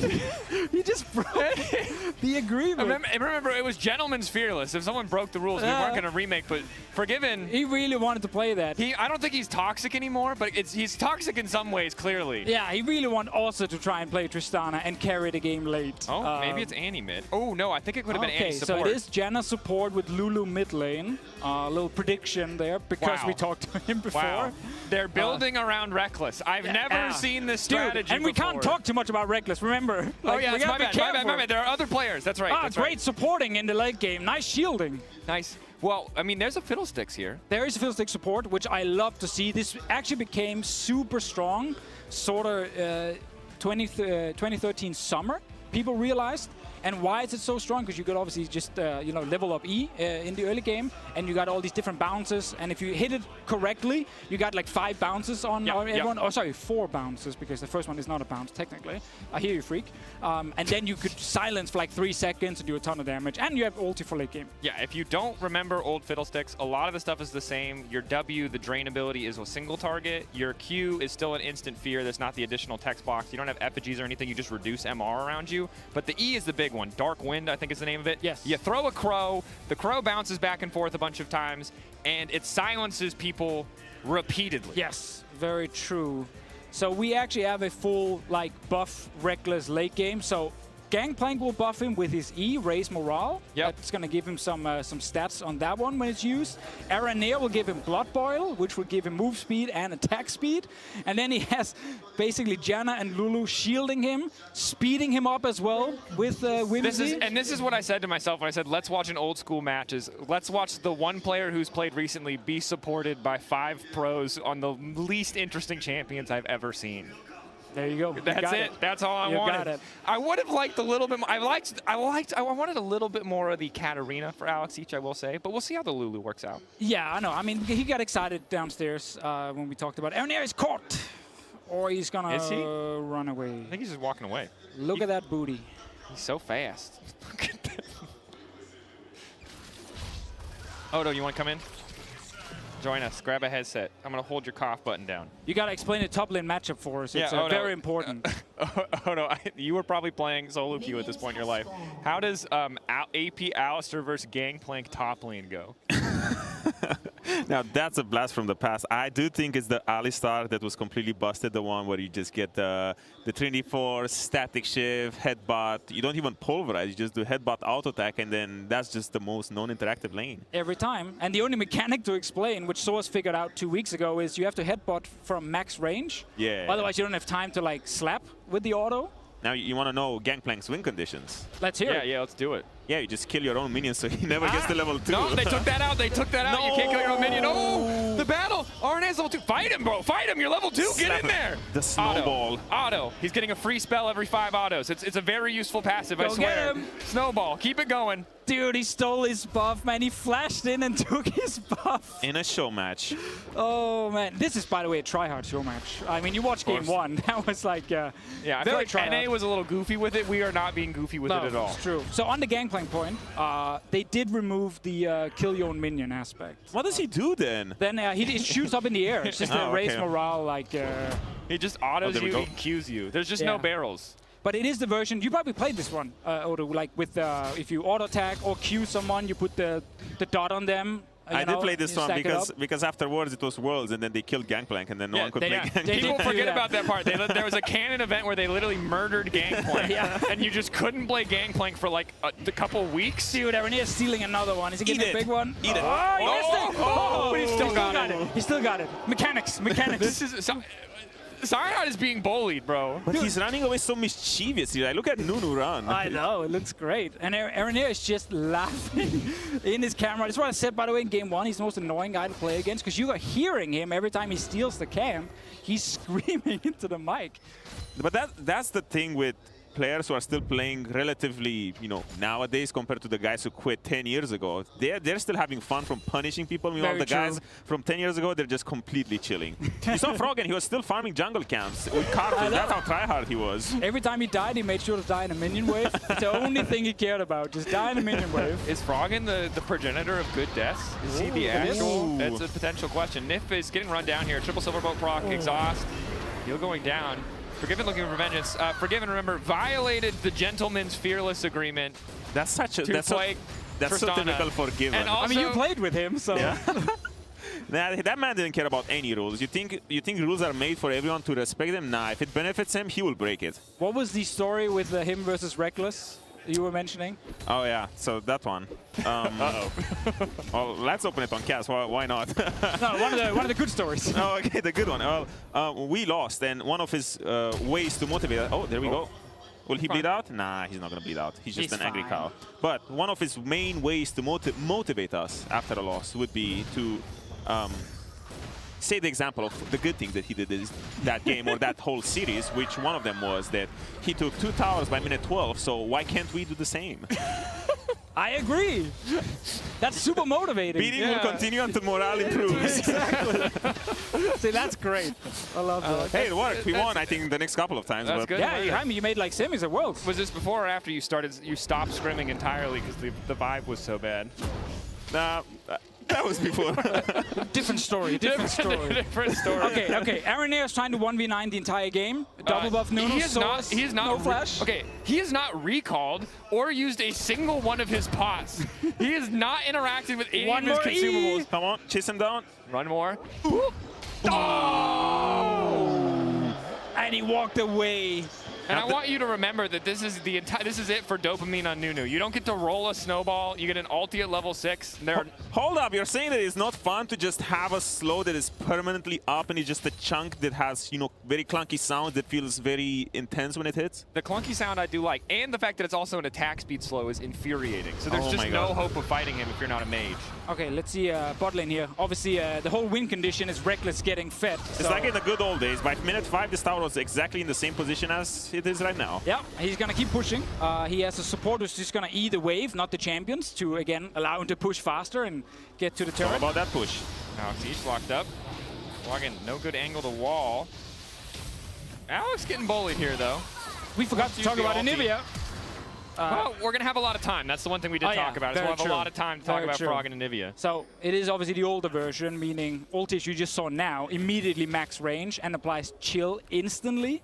So the training pattern is literally just shoot an E and then put the ult down and it will do max damage. And it also has ridiculously long range, if I'm not mistaken. So it was, yeah, peak game design for that era. Yes, we're glad it's back and we're glad Froggen got to play it.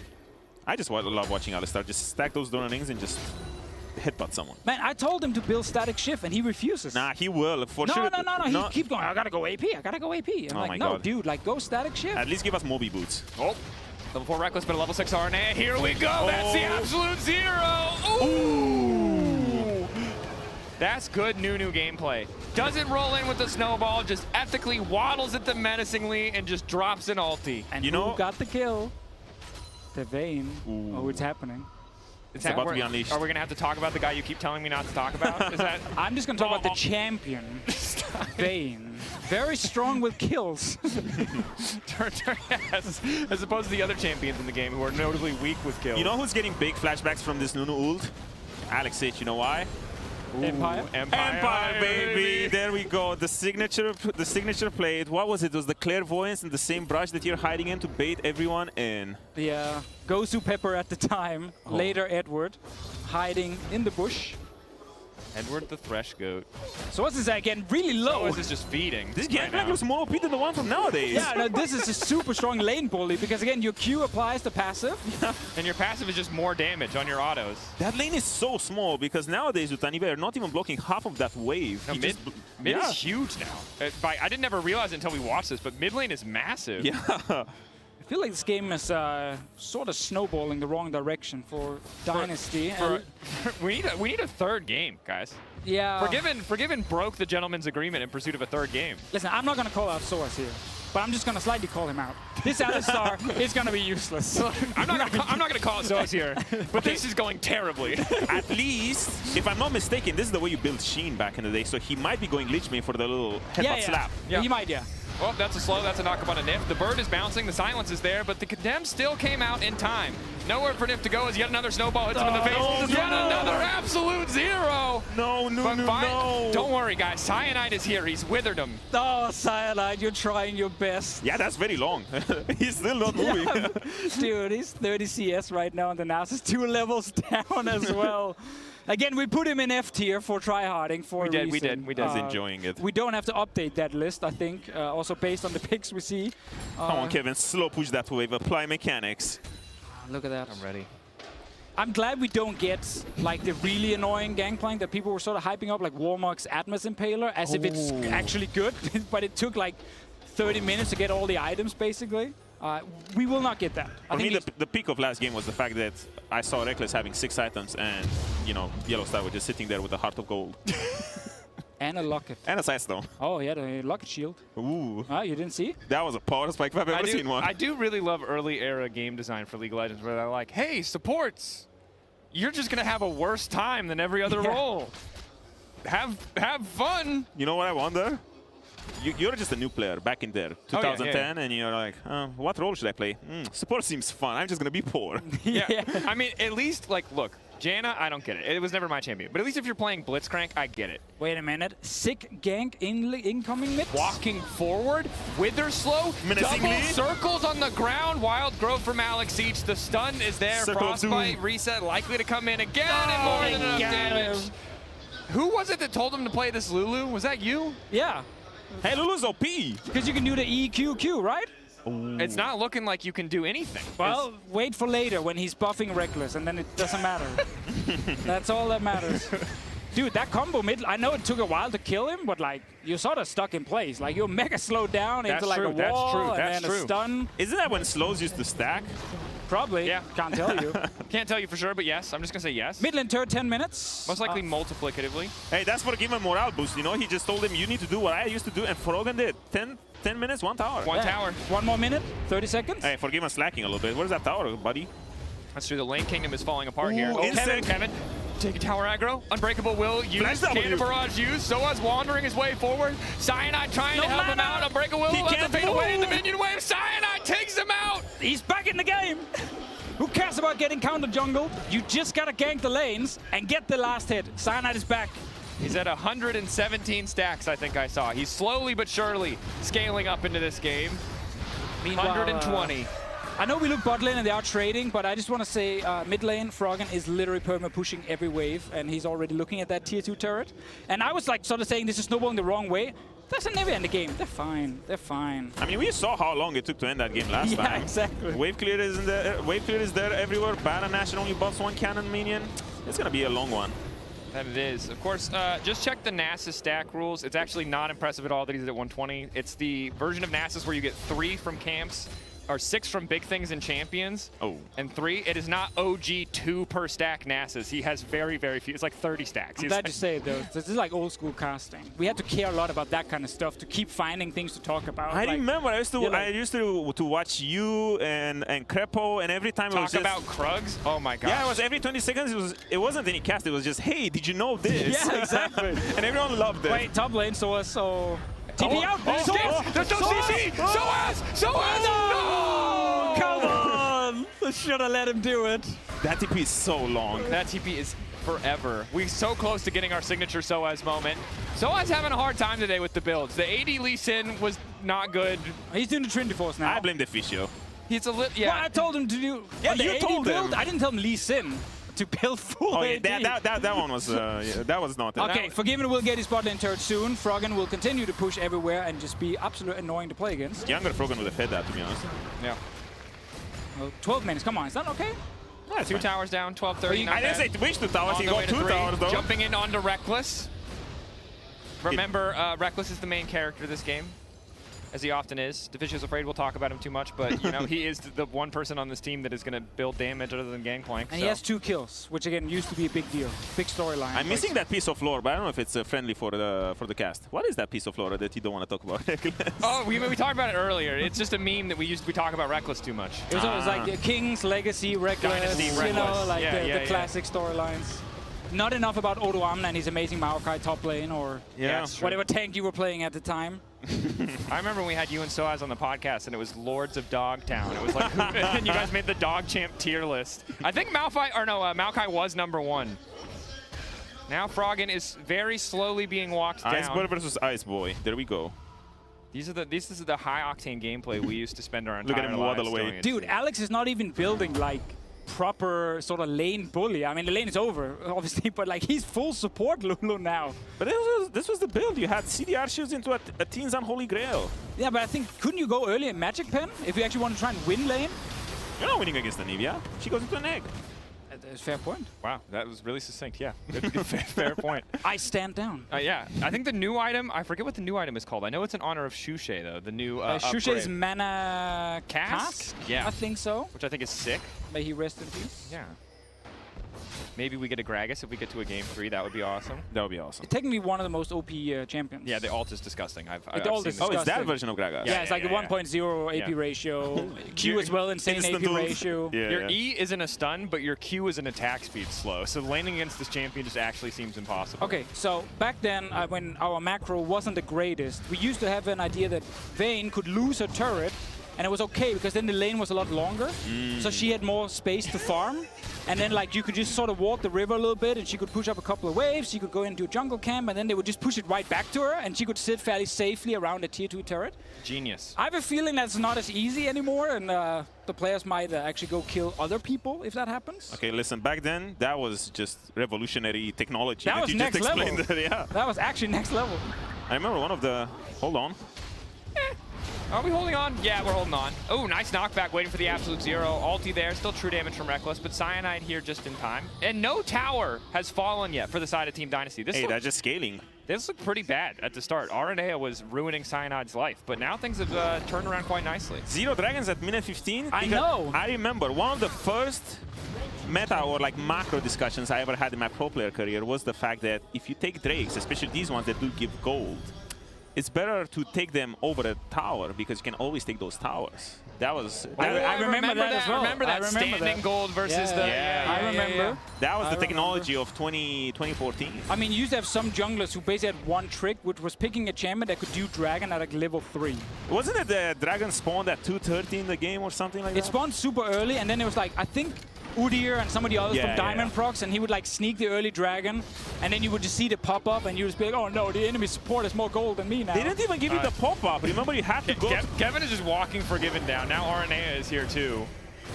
Forgiven is just getting bullied. You guys were talking during that conversation, but Kevin just walked at him menacingly, and Forgiven died. I mean, he slows him down, right? No getting away. Mid lane, Froggen is, unsurprisingly, pushing another wave. He might get ganked from behind. Yellow Star sneaking in. I don't think he cares. Vayne is here. Vayne is here. You got to respect it. Wild goes for the knockup. Reckless looking for a bit more. Knock him back under the tower. Froggen into egg. He's going to drop down. Reckless Bouncy grabbing castle. the kill. Absolutely. No, Alex took it. Alex! You wanted him to carry. That's where the goal needs to go. Fair enough. How is he supposed to afford his mage items if he can't actually get kills? True. Fair enough, Alex. You deserve it. You get it. RNA is level 11 to Cyanide's level 9. Finally, someone builds Moby Boots. That was actually one of the best items back then. They were. Super, and all supports should just go Moby Boots as well. But I just remember the... What was it? The jungle full build was Philosopher's Stone, Heart of Gold, Moby Boots, Oracle's Elixir, and if you die, you lose the game because you lost 400 gold from Oracles. Hey, 400 gold back then was not easy to make. No, that was very Inflation difficult. was quite low back then. 100%. And you got no camps because all your carries were basically mega greedy. And there was a lot of like, I mean, back then there was a lot of IFF sort of early, but you couldn't actually surrender. Yeah. So you would just sit in your fountain and sort of be super annoying. And you had to go to like 20 minutes or something before you could actually surrender. Yeah. So you couldn't afford taking away a camp from your mid laner or blue buff because then he would just basically say IFF and you had to sit there for 10 minutes. Forgiven used to do this a lot to Jankos. you know, we were playing. I mean, we wouldn't FF, of course, you know, but... Of course not. No, of course not. No, it was just the peak moment of ADC versus jungler mentality when finding gold around the map. You see Jankos farming a camp for around 20 seconds, and then Forgiven comes, hits it, takes it, last it, and it's like, oh, I just wanted to help you, sorry. I had that at least twice a day. Oh, whoops. Oh, my bad, my bad. No, you wanted that blue buff? Wait. Fight mid lane, Nif has ult. Forgiven is getting walked out. Oh, he's using it. Here we go. The Crow Storm! It's not doing anything. He got cleansed. Silence on a Reckless. Okay, not a very effective ult, but now he doesn't have cleanse for the Wither. He's been withered. Okay, there's still nothing happening. Ah, that fight sucked. But here comes Froggen. Maybe this fight will be better. Aranea locked up. The wall is down. The Nunu should just be dead. They're going to try to give the kill over to Forgiven. And now he's got the reset. Good look from Team Dynasty. You see Soas trying to just steal it like that. He's thinking about it, bro. Yeah. He kind of needs the kills. Now we've got the split push Lulu on the side lane. It's another turret now. 3 turrets right on Dynasty side. 4, you guys are actually. getting so excited. I remember back in the day, it was only around 12 towers you need to take before you got excited. The game would be close to being over. We used to have, like, basically the first 30 minutes we're just warming up your boys. Yeah, and here we are again. Great game. Yeah, Reckless, Sweden. Yes. And then big late game, you sort of like would like Reckless Sweden. You just work off the play-by-play, like get ready. People only remember DD's cast with like, oh baby, we're in Sweden, but they forget the previous 17 fights before. That wasn't even him. That was Trevor. Yeah, that was Trevor's. It's fine. It's fine. It's fine. We're all the same person. It's fine. It's one play-by-play actually casts everything. So it's a combination of all of us. Okay. State of the game. Almost 20 minutes. State of the game. Break it down for us, Fisio. Pretty much even in gold. That's all I'm going to add in for now. One side has Vayne with 2 kills. Pretty good. And Kevin actually can carry right now if they do end up fighting. The other side basically has Froggen, who is mega fed. Forgiven also has 2 items. Also Forgiven on 2 items, you're right. Forgiven has 2 items. Let's not count out Forgiven. I don't think Legacy wants to fight at the moment. I would advise against it. Well, let's ask the player on the team that 3 people are supporting. Reckless, does your team want to fight? Oh yeah, no. So not yet. Wait, let's see. Where's Not Reckless? yet. Not fighting. The team doesn't want to fight. We do see the new item though from Alex. There it is. Mana cask. Yes, sir. Shout out Shushe, one of the OG legends. Every time I'm shout out Soaz for biffing the combo once again. The thing is, they made it easy in like 2014? When did they make it easy? It was forever ago. It feels like 2 years ago, but I know it was probably 10 years ago. But I don't remember it being that hard. But I also never played on 0 ping. Yeah, it felt like it was. Let's see mid lane. Knock up. Fear coming in for Nif. Cannon barrage is there. Flashback from Aranea. Fight not going super well for Legacy. They just burned a lot for nothing. This is like classic League. Like everyone uses ultis, nothing actually happens. Everyone just walks away. Yeah, I was getting excited and then just yeah.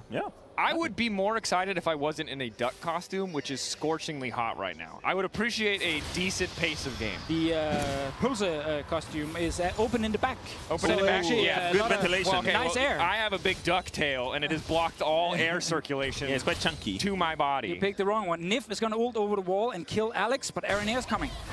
Siege, Nif, here we go. Another Crow Storm, a nice knock up. The same CC there from Frog, and Aranea comes in with a snowball. Just Still to have alive. an helpful look. Alex Siege makes it out. That's what you love to see. Incredible, because nowadays you just be complete wash. But I really, my favorite part of this play was just Aranea rocking up, throwing a snowball and saying, good luck, buddy. Yeah. That's I'm Nunu. helping. I'm helping. Look at him help. He's just blood boiling. Oh. Is this the blood boil where it gives it to yourself and an ally? Yeah, you get it as well. Yeah, you get it as well. Big fight about to start. Never mind. I mean, stop. Just don't. It's not gonna happen. If a fight starts, you can play by play. Man, casting back then must have been really hard. Bro, I feel like it was hard in 2016 and the game was infinitely faster. Can't even imagine. Also, remember, Deficio used to cast like every single game. We did have a moment, doing 2015, right? There was nobody else. 2014, yeah. When the studio moved to Berlin. Yeah, part of 2014 as well, actually. Not every game back then, because Trevor was a color caster at the time. Oh, that's right. Yeah, he was at the time. But got to do quite a few of them, and then 2015, yeah, we lost pretty much the entire casting team. And they're like, here you go, here's every match. Enjoy. And now here you are. Here we are, casting every classic show match. Your years of experience have brought you to this defining moment. Where I get to once again talk about Vayne trying to carry the entire team. Soas being he's actually building static ship. It looks like it, yeah. Savage Blades. He listened. Dude, he told me downstairs he's not going to do it. He betrayed you. He baited me. He probably saw what Kevin was building and was like, I'm going to pivot. This looks pretty good. Dude, this GP actually can not carry the next GP fight. is disgusting. I'm just looking at him and I'm still wondering what will he do, because he just waddles around and auto attacks. That's the most he did. Hey, accuse him in the face too. Yeah, with like bad graphics and just low damage. Yes, GP is a It's not even morale damage. Yeah. Look, GP is... I'm glad they reworked GP. Visually at the very least. I don't mind the old kid. You know, now that I think about it, I do think he deserved to die because he was really bad. He was pretty awful. What was the skill expression? Just queuing? Auto-attacking? Well, knowing when to run in and get the one hit and then run out. Oh, Sneaky Nash! Sneaky Nash. You've got the Vayne, you've got the Nunu. Slowing them down. I need to zoom in so I can see the HP bar of Baron Nashor because I cannot get excited. Oh, there we go. They got it. They got it. The Smite Devour was a little bit off, but they still managed to get it. Froggen's coming from the side. Oh, Reckless going invisible, knocks Froggen back to the wall. Soaz trying to disrupt. Reckless dancing around them, making it look pretty easy so far. Just continues to burn away at Soaz. Nif, Crow Storms, I think, into the wall. I wonder from which wall he tried to jump over. Yeah, we're going to need a replay on that one. We shouted his name a lot last game. He's probably already traumatized. Dude, this is going to be every team fight. It's one team trying to engage, but not having that much. Why is Forgiven there? Why are you there, dude? He needs to farm. There were minions. Oh, the heal for movement speed. Cyanide moving in. Froggen 1v1 on the side. Kevin. Froggen winning the 1v1 versus Kevin. Uh-oh. Oh, dude, that hurt. That hurt a lot. Oh, that's right. Fear is a random direction. Reckless walks into Nif. Oh, no. Oh. Froggen. Trying to hold, Legacy pushing. This was looking like a really Dynasty-favored game until the surprise Baron into everyone feeding their face off. It might not be done yet. Froggen might get caught here. Oh, Kevin running forward. Showing us what GP's made from. There it is. Yeah, he's gonna. This is taking a long time. Crit him. Auto him. Oh, that hurt. Kill him. Crit. Auto Pirate. Get the gold. How does Alex keep coming in to snipe these kills? Also, he has a death cap. When did Alex? Who gave Alex money? I mean, this is a power spike. Back then, all you needed on Lulu were these two items, and all of a sudden you are unleashed because the health picks, and I think also the damage from the passive, it was scaling with AP back then. So now Reckless is completely hyper scaled. Ah, Nif. Almost. I mean, I don't think he could have done anything anyway. Couldn't have done much. I mean, he ulted over the Baron wall. Yeah, if he had also flashed. Would have had to flash and fear, but I think flash back then used to be so long. Did you guys notice? It's 600 range. It felt like you're just jumping. Dude, I love Forgiven. Just look at the minutes. He knows the entire team is like just on the other side of the wall. They've just tried to fight them. Look, he's like, I'm going to go kill these minions. You can take him out of the EULCS, but you can't take the EULCS out of Forgiven. You know, if there's anything he knows how to do, it's die for CS. Double kill for... Another Drake going down. I wonder if he landed the consume now. There's no pressure. He might have. He didn't in the previous one, but it didn't matter. We have Iceborne now on Cyanide. He can maybe walk someone down. Okay, listen. Soaz top lane is supposed to just split push now. That's the only thing Will he land the combo? Will he land the combo? W auto attack. Show it to me. Tension. I'm pretty sure he dies if he does it. Doesn't matter. I think he's going to die. He's waiting on his team. He's waiting on his team. But anyways, look over at GP. We're getting a blast from the pass. Warmog is coming, and then Atma's Impaler. Oh, I'm he's sure actually doing is arriving. it. Okay, he's going to the very expensive build. Atmog's indeed. Of course, Warmog's gives you stacking HP, and Atma's is 80 based on your AP.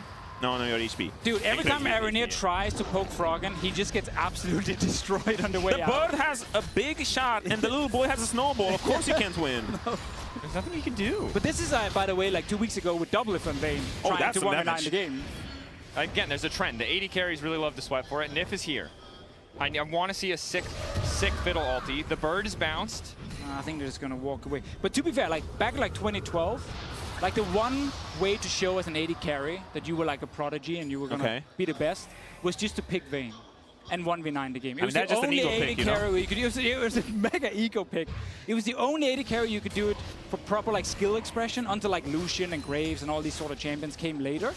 To be honest, it felt like it was one of those picks where you pick it and you're just like, come on, I dare you, stomp me. And if you're good enough, you will. If you're not, then you're just the superior player because you picked Vayne and got away with it. Exactly, and we all watched Uzi dance around, stay alive.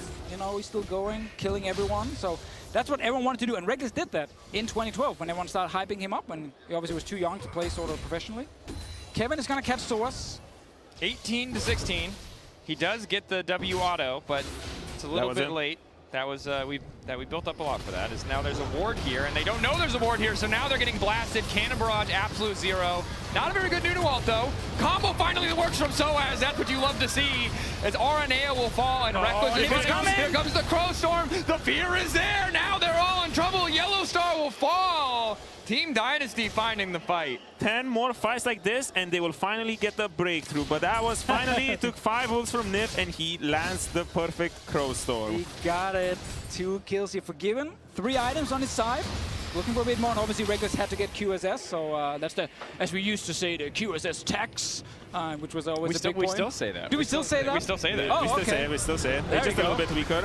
A little bit over-eager for Maranea, because Anivia is a bit balanced with that. I think he's forgetting this wall exists, and there's no dash on Nunu. So he keeps getting caught out by... It's the classic early era Nunu where you're completely broken early game, and then you forget that you kind of fall off a cliff in the later stage. Okay, listen, back then, gentlemen, there wasn't any hard engage. It was just the pressure from your teammates in voice comms. Guys, we have to engage, and then everyone's thinking, okay, well, how can I engage? And the Nunu just said, okay, I'll flash E, and yeah. And then that's all I have. Then it was talking about, okay, what's the next objective? And for most of the game, it was just dragon spawning. And then you forgot you forgot to time the dragon, and you're like, as support, you're like, oh yeah, it's totally spawning in about 2 minutes and... you didn't even have it back then. Do you remember how impressive you had to type in chat whenever you killed it, yeah. Yeah. Do you remember when people started doing flash timers and we're like, this is the smartest thing we've ever seen?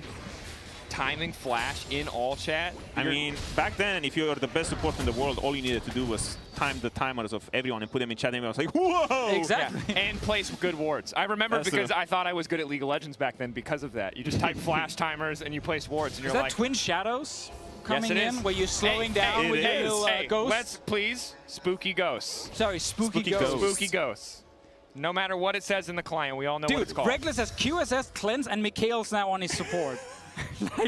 Okay, well, if he doesn't just explode this game, then he's not a good ADC. I mean, you said it yourself. You pick Vayne, you get all of these... I mean, he has the 1v9, of course. Exactly. But it's not a bad late game on the other side either. That's kind of the thing. I think you might be able to kill the rest of the team while he's sort of jumping around in the back. Okay, now I have a curiosity. Until what point did that Archangel staff used to stack? Because that's a big number. 750. 750. Tier wow. gives 250 base, and you have to get up to 1,000 total mana on it before it transforms. Is Reckless trying to get tricky on Froggen. Froggen just lays a wall down. Nif goes for the fear. Sneaking in there. Oh my god, losing so much HP though. Vayne does a lot of damage. A lot of damage, yeah. The ghost? The spooky ghost? The spooky ghost? Whoa! Oh, he's so slow. He's so slow. Wow. He's so scared. Oh my gosh. Go get him. Alex is going to stop the recall. There is a still split push poking happening. them. Kevin is just solo killing turrets in the bottom. And remember, if anyone goes down to stop him, you can't always go Baron. You have Nunu Vayne. Like, you can just go Baron every single time. Okay, now the flashback is here, because I remember you would just try and gank this Gangplank, and he's just so tanky that back then no one had any damage to kill him. Because I feel like you need to send about 2 or 3 people. Okay, 1v1 to the death, please. Okay, never mind. I think you're happy if he just walks away at this point for Soaz. You don't really want to. I love Soaz keeps trying the Alistar though, because everyone remembers the Alistar like a hype moment with the auto attack and whatever. It was a snowball pick. I remember it. I remember it being a really oppressive laner, because if you went back on your first base and bought Sheen, you just did like 300 damage every single W. But but that now didn't happen. The optimistic part about this build is the boots, to be honest, because full attack speed. Full attack speed boots. Yeah. Or maybe that's what you need for the combo. You need attack speed so that you make it queue easier. up. Yeah, so you can queue do it it up. shorter Has a range. static shield. Doesn't matter. Just make it easier. Like, he's old now. He's not 20 anymore. You're right. You're right. Kevin's going to find him. Uh-oh. That's ageism. He didn't even do it. There we go. Knocked him away. Doesn't even want to hit him. Wants to save that Sheen proc for later. And you can stack it forever, you know? Yep. Just builds up for one big auto. So now's the time we always used to point on a piece of paper for the play-by-play cast, and it would say something like, talk about a late game win condition, and then you would cue them up to ask, so how does each team win the game? The casting I'm pointing at the paper now. So you have to understand in this era that if your name was Deficio or Crepo, you controlled the entire cast, and everyone else on the desk was a pleb there to support you. So they told you what to talk about. So if Martin would say point at Lulu, I'd be like, wow, Lulu in a great spot, and then he'd be like, really glad you brought that up, Draco. Oh, look at that RD sensor he's built now. You know, really a great pick from Alex here. Very important in the late game, of course. And that was how we pretended that we were all participating. His RNA flashes out. Hey, it felt very seamless, you know? It's good. I mean, it was a good strategy. It worked out. Okay, Baron being started. GP still bot lane with TP. Reckless in mid. They need Reckless. RNA low, no flash, no way to get in the pit. Cannon barrage completely randomly hitting Reckless is stuff. sneaking in behind Froggen. The flank is coming. Flank. Froggen's only got one wall. Who's he going to block Stuns. off? Baron taken down by Cyanide. Froggen trying to play the long team fight. So he's flashing in the backline. Reckless pushing forward. The wall is there. Reckless has nowhere to go. Reckless down. Forgiven's bouncing. Oh, he's going to continue to look for more. A devastating team fight in favor of Dynasty. Reckless wanted to be the best, and Forgiven said, not here. I am by far the best. Nicely done, Mr. Womney. All right. Legacy holding on, praying. They're gonna be fine. Okay, I the didn't Baron get to also see. isn't gonna end the game. And I will just say again, it's hilarious that the NA show matches very reasonable amount of time. EU show matches already first 2 games going very long. Yeah. Wait, how long were those? The first game was like 26 minutes. But in EU, that's where CLG was born. 75 minutes was the average game time. Yeah, that's when we end the laning phase. Yeah. Like, we got stuff to do in lane here. The laning phase ends when you have to defend your Nexus.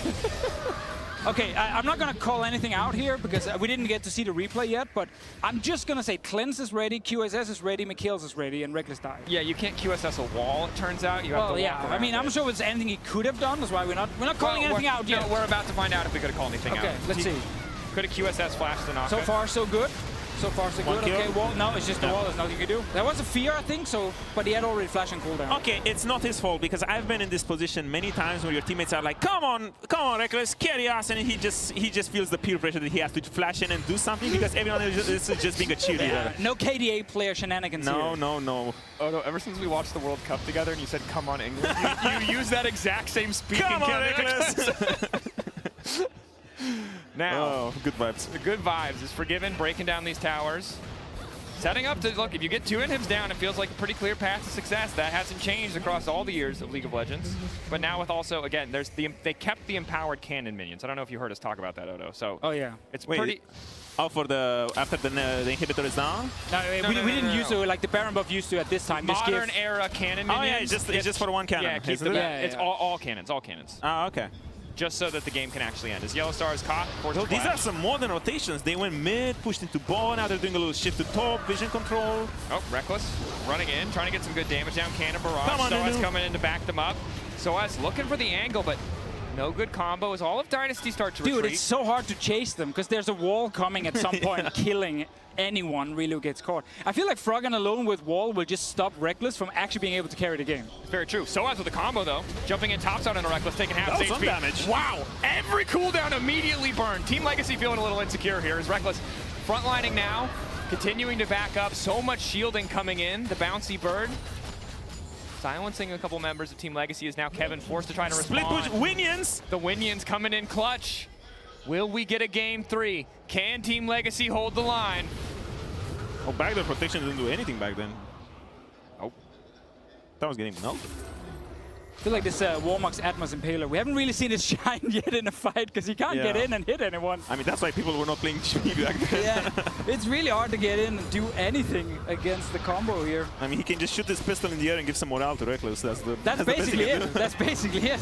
If you could destroy a wall, I feel like that would be a little bit more useful, but I guess Reckless will take the morale. So again, the buffed cannon is really helping here. That does a lot of damage, wow. This cannon is carrying. And again, it's done to try and finish games, so we don't sit here for another hour. Even though, again, we know some people wanted to only see the original Baron buff. Yeah. Another 50 minutes of this would be the OG experience, as we have another TP topside. We got Infinity Edge now on Alistar. It's a proper late game build, right, where you can actually get in and slap an 80 carry for half his HP. You know what's the next thing we need for a proper late game? A remake. Yeah! Where's the pause? Production! Someone pause the game. Pull the cord on the internet. Make the game more unstable so we can get more remakes. Can you chrono break Elite Classic? Ooh. Oh. I mean, we can try. We can see what happens. We must have the technology. Pause. Game-breaking bug. Well, no. Spooky Ghost? Spooky Ghost. Less satisfying than I remember. Look at that. 40 seconds before Nash setting up control. They're trying again. You know, chasing, Reckless, see if he can get a few hits off. I Nick mean, this very low. seems really good for Team Legacy, as Reckless is just free to keep walking But up. just wait for the wall. There it is. No, RNA! Why are you doing it, RNA? No! Alex, he just dead. Now they should fight. I told you, he felt the peer pressure. Everyone was like, come on guys, engage, engage, engage. And he's the only one who can do it. Reckless had no flash. He couldn't really again keep up. We just have to all have to remind ourselves, look at his items. Nunu got to be a champion for the first 5 levels, maybe the first 9. Now he holds the buffs for the team. Put the fries in the bag, bro. Dude, Stop trying to make a play. He's building like really smart. Just let's praise him for that. You know, This- aura this is- items, Shirelius, yes. great for the This team. 100% a selfless build, but he's playing like he built full AP. Very true. He's playing like a donkey. I didn't say that. Nice translation, There you go. Deficio. Thank you. Thank you. Keeping it real for the people at home. There we go. Now, my bet is, do you think they will end the game with this Nashor? Yes. I'm That's gonna very say optimistic. yes. No. Even if Reckless has flash and makes it slightly harder, I think so. I mean, GP has been bot lane for about 4 minutes, and he only got to tier 2. Forgiven has 5 items now. Like, he can also 1v9 He reached the limitations of the game because you cannot buy more. Nowadays, you have true. another Yeah, one. well, you can Well, sell we the saw boots, Zephyr. right? You can sell boots for gotta Zephyr. sell the that's boots. true, Because we thought that too, and we were wondering why Reckless was farming at full build. But there's more to be built. We're hitting all the storylines already. Yeah, Man, you guys are good. Thank you, thank you. What did we talk about earlier? We said we weren't going to roast Soaz. Are we still? Hey, I think he's been good in team fights. He's been good in team fights. Obviously, I know Frog and Walls have kind of been the MVP so far. Frog and Anivia has lived up to the hype. It's okay, it's okay, it's okay, it's okay. Oh, Gaster curse. Reckless off on the side, uncontested. Nip is dead for free. Reckless still walking forward, but Forgiven's just going to blast him back. Combo again from Soaz. Reckless on the side, knocks back Forgiven. Forgiven, oh, Reckless autoed a minion and then got feared. No! A beautiful tornado, but it's just not enough. We're headed to a game 3, folks. GP sliced them down, and then we get to see one more game of what these gentlemen, who will break the agreement further. Ooh, that laser hurts. Nobody else, please. Nobody else break it. Fine, fine. Forgiven, you got your Tristana. There we go. 1-1 tied up, folks. We have a series on our hands. Can we get game 3 silver scrapes? I feel like we've earned game 3 We got silver that scrapes. yesterday, so we kind of Yes. have to. I think that's going to kind be of it. have to. Impressive stuff. Forgiven, breaking the bonds of brotherhood to pick Tristana in this game. And more people show up in the audience now. The longer we go, the more people will show up, so we might actually have a full house. I just want to see the Suddenly. strategy talk from backstage, what they're cooking for the next game. Yes. What will you do next? I wonder how they sort of came to the agreement, if there was an agreement, of breaking the gentleman's fearless. Of like, oh yeah, I'm totally going to pick this one champion. I mean, I'd probably say, hey, we need to not pick the champions for given Hope versus Tristana, and someone says, you can't pick that, and he says, are you sure? And he just locks it in. Yeah, that's probably what happened. Well, he definitely did lock it in. We'll see what he locks in for game 3 when we get back from break. For now, we're going to send it away. The European League of Legends Championship Series.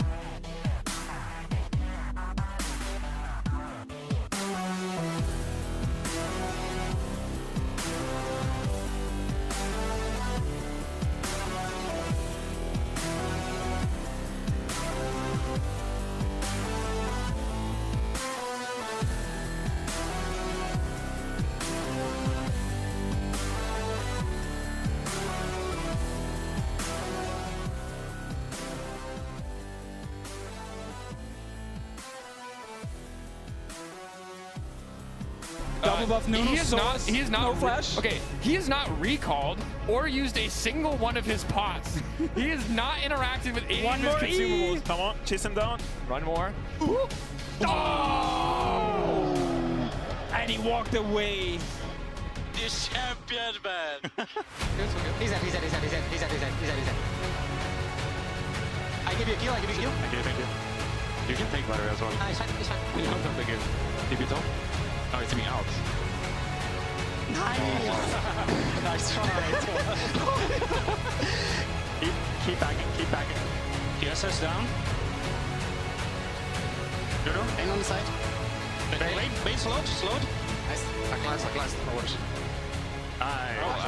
You end the game, but don't worry. Welcome back to the EULCS as we enter our final game between Team Legacy and Team Dynasty. We're joined now by Shox. Welcome. Thank you. We're about to have ready for casting. So ready, never done it before. Feels like a slow game like this is where I can shine. I will say nothing about League, all old anecdotes. Yeah. Nice, that's You good. game, you All game. the anecdotes are what we Yes, need. yes. Because we've said, I think, everything we could say about League at this point. Really? We tried. We tried. We covered most things. What are the dream picks at this point, like, that you would want to see? We've gotten the Vayne, we've gotten the Frog and Anivia. Is there anything else that we're missing that's like the highlight nostalgia pick? Highlights. Lux mid lane from Froggen. Oh, I classic. mean, Do we know if it's in? It's in the game. It's in Okay, the game. nice. Yeah, it's in the game. Are you going to play by play? Sure, I'll try. We'll give you yes. some team fights. For sure, that'll be fun. No, like it. no ability names. What? You guys don't do that anymore. You just either. say QWER. You used to- You just say QWER. Yeah. Might not know that either. That's fair. Just scream the name of ABCD. whoever is killing Honestly, someone. just scream and you'll be fine. Yes, That's like the fundamental rule. I think it's a lost art for the play-by-plays. You used to study all of the ability names. Used to know all of them. Now, Okay. that. All right. In my defense, there are double the champions in the game now. Sure. And I know like What's the excuse I know like now? I like That's only 85% of the ability names because some of them are different. They have actually used some old ones just to mess with us. Do you know any champion ability names? Race Morale. Finalis Funkelen.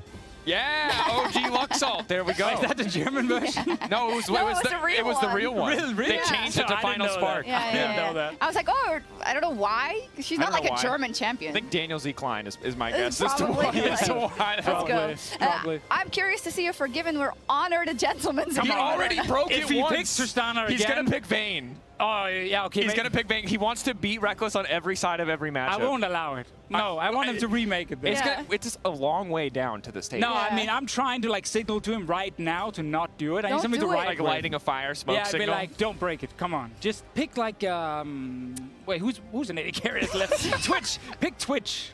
Come on, Twitch is There's cool. actually not. Do we have a list? There's 'Cause not I a lot don't of know, 80 carries actually. here. Yeah, We I do can have pull a it up. I'll list, show you, yeah, show you. Yeah. There's no Lucian, no Caitlyn, no Graves, which Anyone also play would have Ashe been the yet? pick. No one's played Ashe. You can't pick Ashe because she's terrible. What? She does nothing. I used to play Ashe. Yeah, okay, but But still she was she's terrible. terrible. Yeah, literally like terrible. I actually really miss kind of, introductions to any game or tutorials or whatever. Resident Sleeper, but it was really fun in League. I like was that. just playing Ashe. It was Ashe and Garen, right? Yeah. Ash and then Thornmail. The game told you to build Thornmail. yeah. It's like, oh, you're taking too much damage. Build a Thornmail. Classic. Thank you, game. So much fun. We did forget to write down the picks of last game, so Oh. we'll try and remember. Right. Anivia technically should be out. Yeah. Yeah, that's the one that matters. We'll remember if we see something we haven't seen. Yeah. Ari, we had a list of OP champions. And Ari was on it, and nobody Ari is picked it. on it. Master Yi was on it. Casson was on it. Master Yi and Cass have both Been banned twice. perma-banned. Oh, they banned? Yeah. Because yesterday you saw the LCS show match. Yeah, we saw Master the Yi. AP Master Yi. We were rewatching the Alex Ish pentakill on Master Yeah. Yi, where he just instantly kills 4 people. Notorious POB, just 1v9 in game 3. Yeah. Don't Let's want to see that again. Yellowstar's having fun. He's actually played really well. Has he? Yeah, I want to give him a lot of credit. I'm impressed. Nif has had a rough day. Has he? bit of a struggle. The Fiddlestick support, we were okay. The thing is, we were really excited about it. It was less good, but I don't know because I haven't played it in 12 years if it's the pick or the player.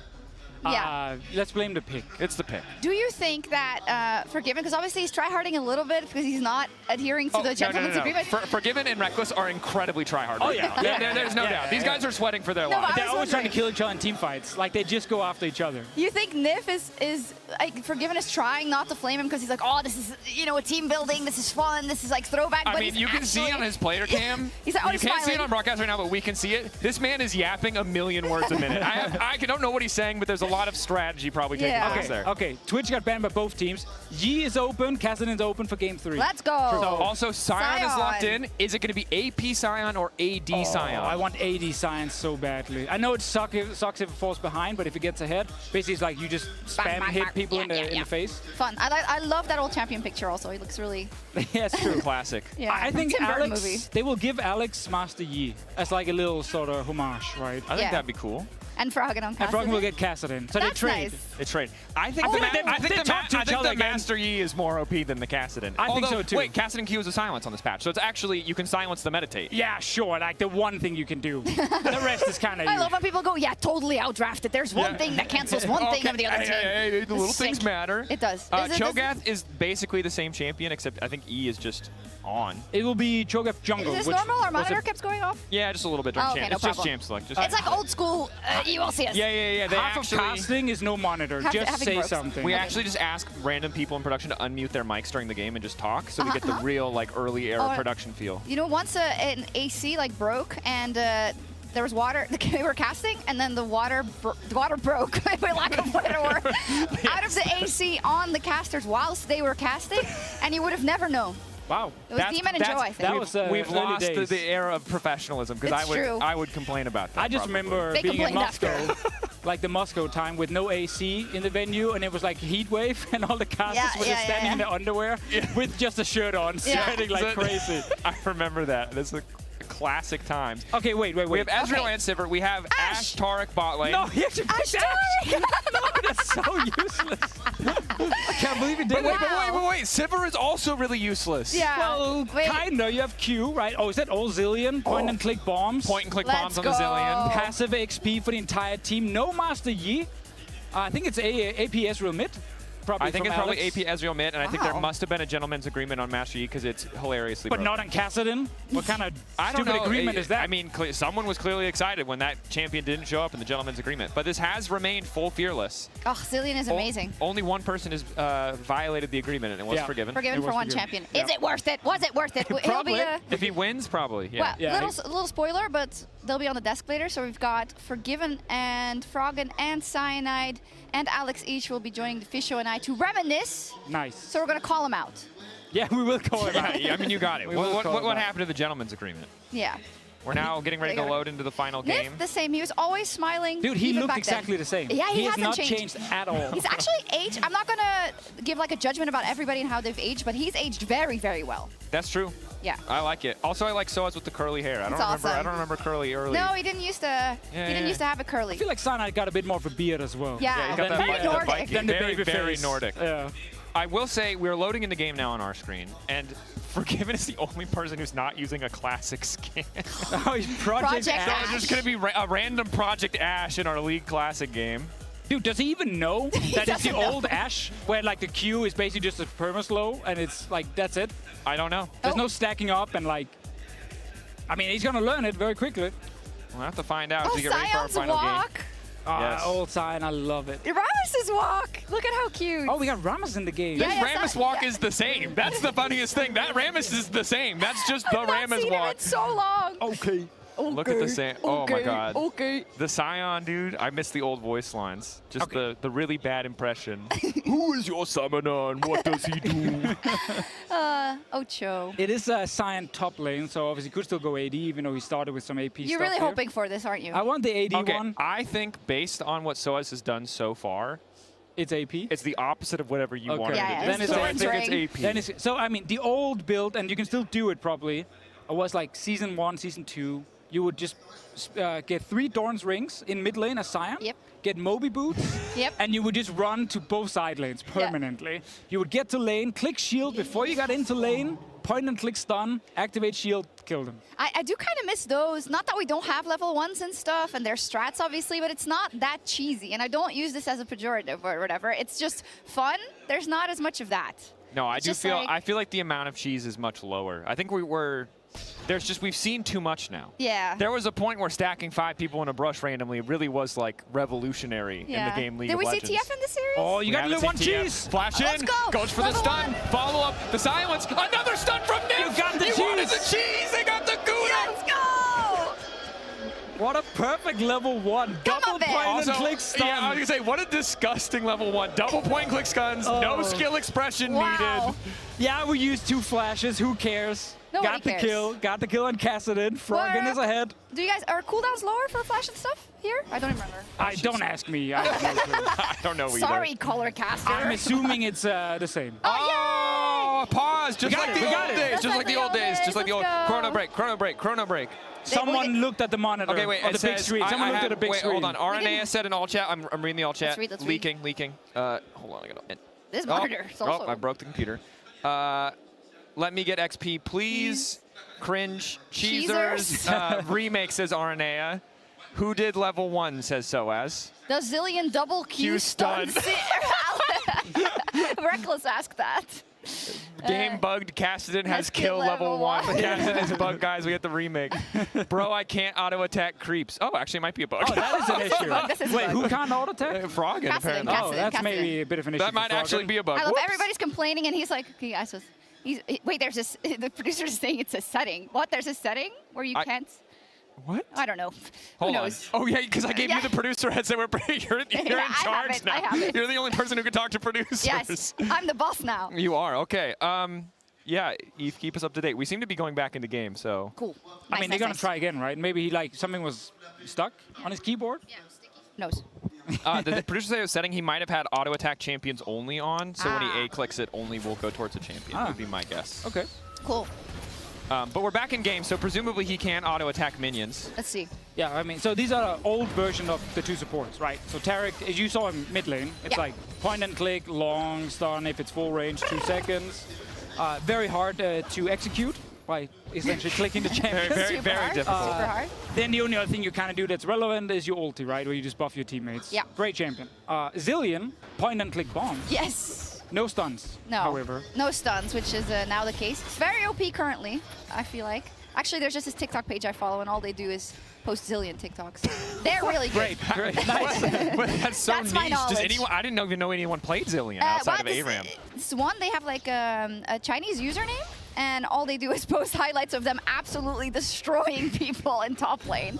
It's great. Okay, you need to link this to me later. Yeah. This sounds fire. I love me some Chinese super It server one It tricks. goes like, Sion walked to lane. I want him to call down. I send 2 bombs on him. I double stun.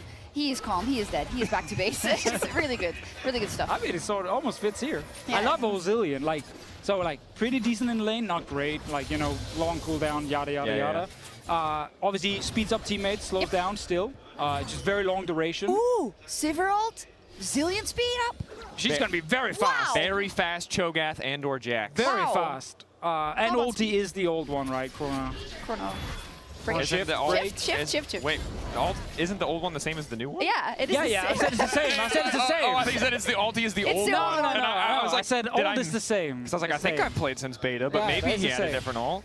But again, also the passive is you're giving XP to your entire team. It's 8% increased, I want to say. I Hey, can you check. really Tell me. studied. Yeah, I mean, I listened to Freak. So. You did. Okay, I see. He went through every champion. Oh, and bot we lane. have Aradea waiting in Dracos the back in wings. action. Sidestep.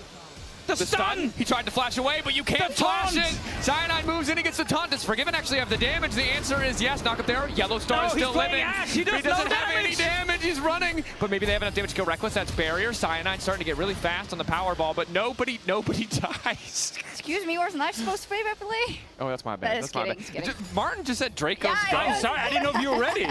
I'm not ready. You are ready now. You're going up next. And if you didn't say anything, I would have to say something, and I can't play by play. This is also a Sure you Madrid's can. Razor Rammus, by the way. So Madrid's Razor. built into Feral Flare.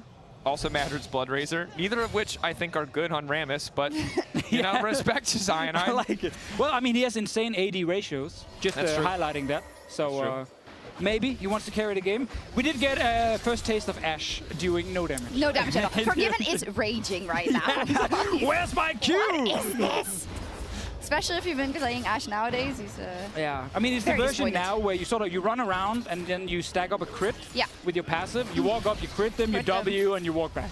That's like your laning phase. Hawkshot is not a full map. Nope. It's actually fairly limited. Oh, dang. And you get some gold with Hawkshot, like from when you get last hits. Like. Oh, really? Yeah, and then old is the same, right? As the old one. The same as the old one. The same as the old one. It's the same as... I mean, I can still look at the arrow. That's still allowed. I'm still excited about that. Okay, got it. Wow, I'm learning so much.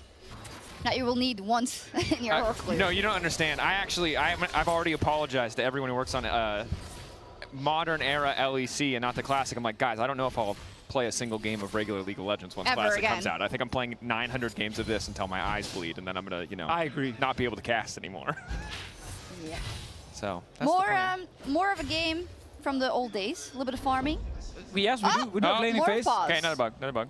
Wait, what happened? Fnatic pause hack. Someone paused and then they asked, "Is pausing allowed?"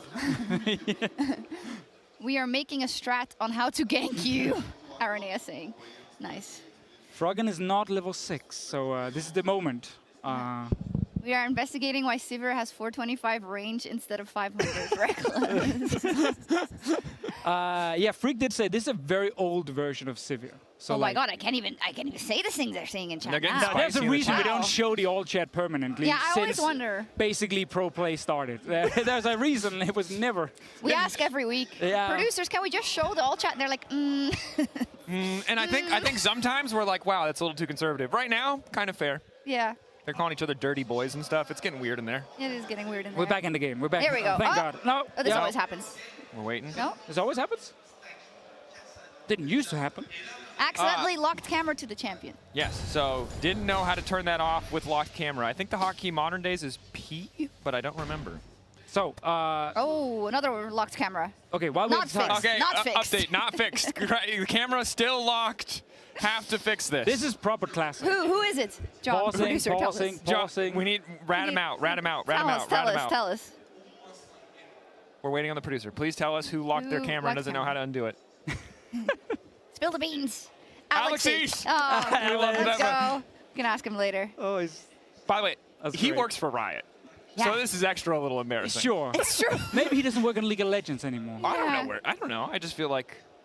It's crazy. Yeah, but he should probably know how to unlock the camera. Or to just check the hotkeys when you're paused. His manager's watching.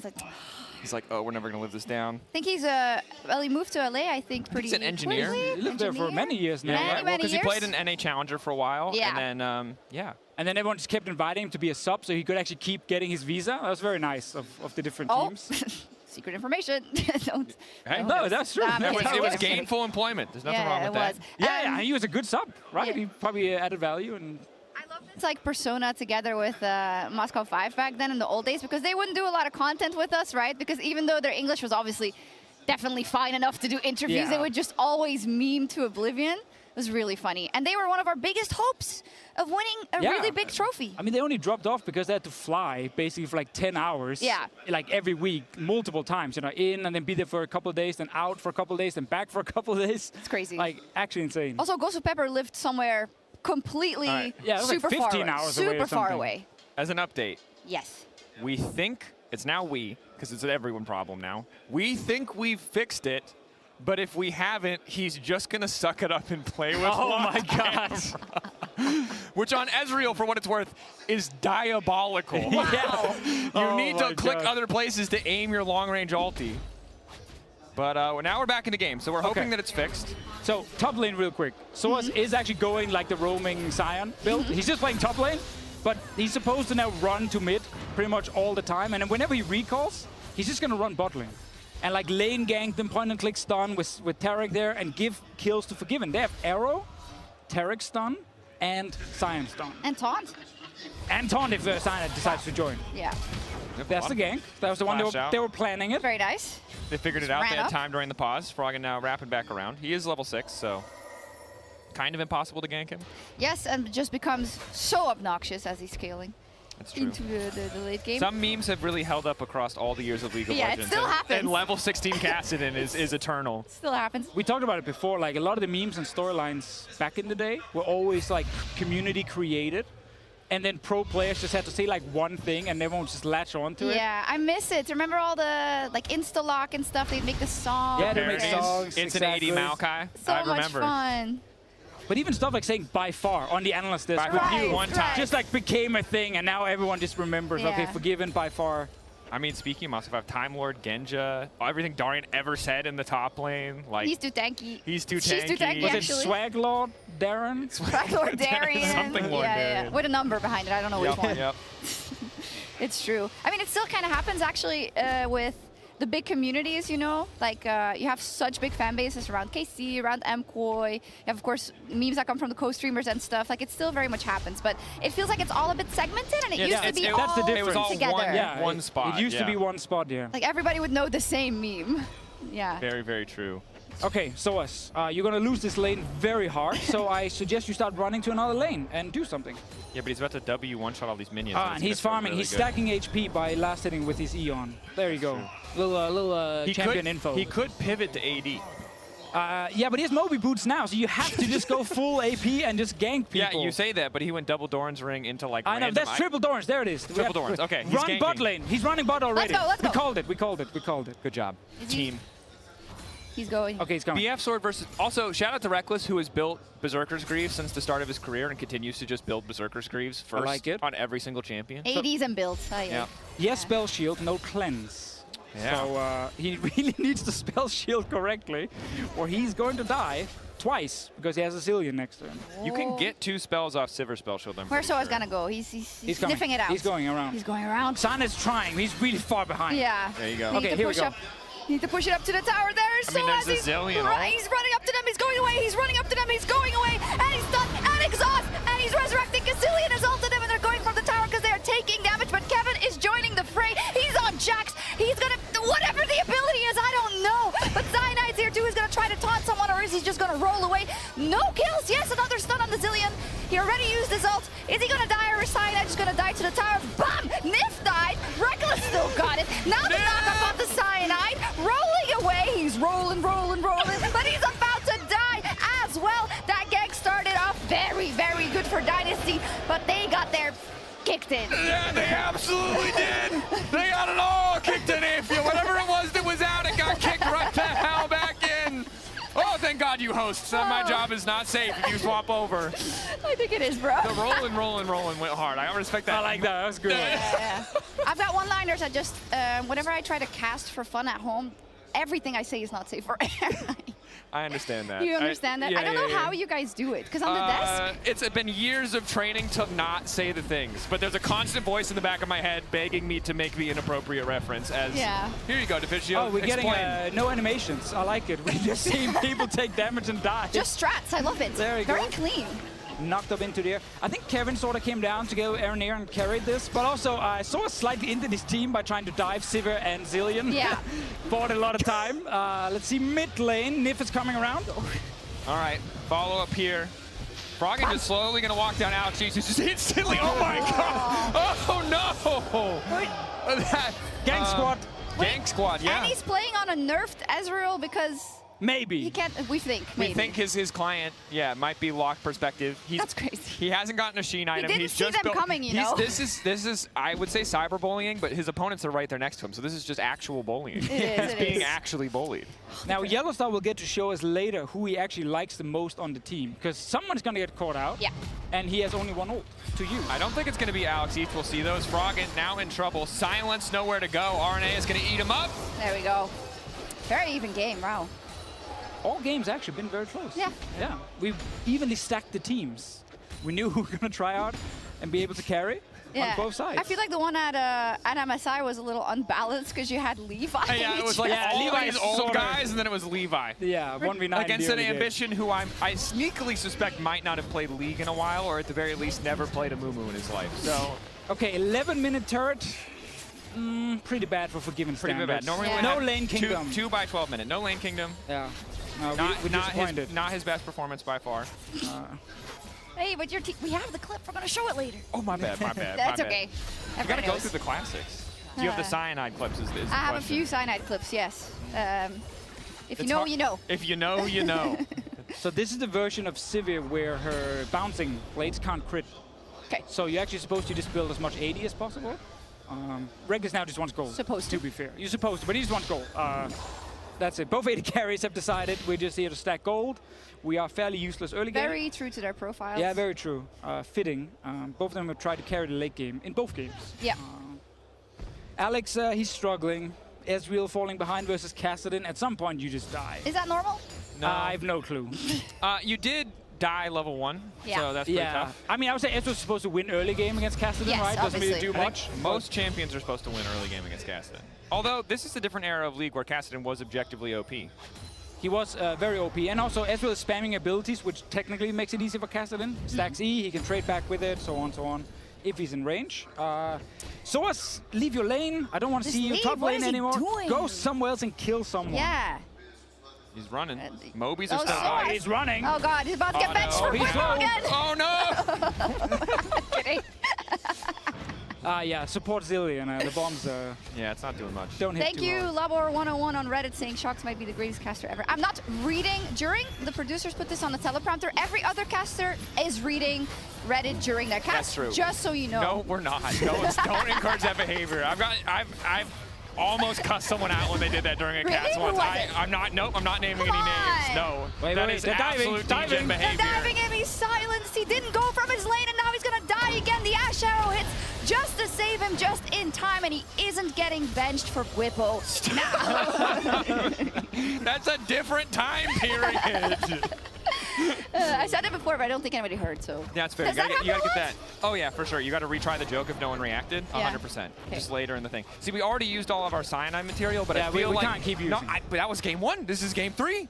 You just gonna drop it or what? Yeah, just randomly.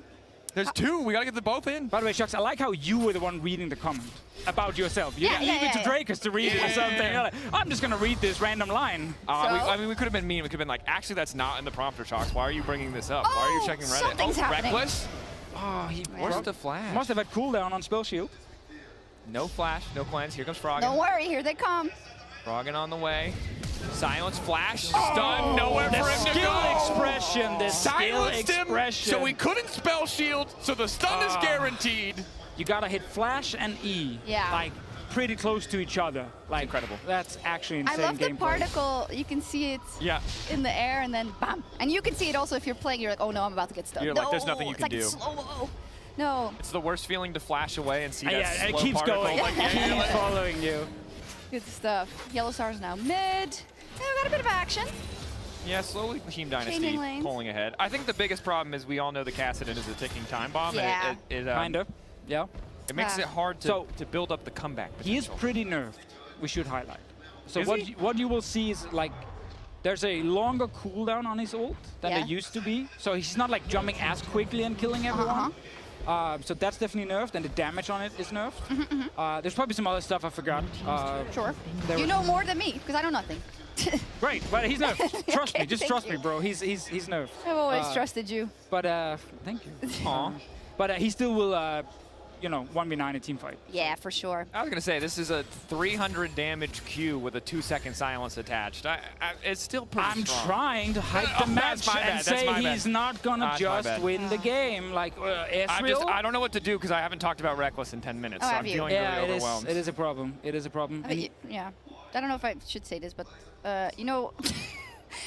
in the past, sometimes they would just play hungover. It's like really hungover. Some teams, very famously, Yep.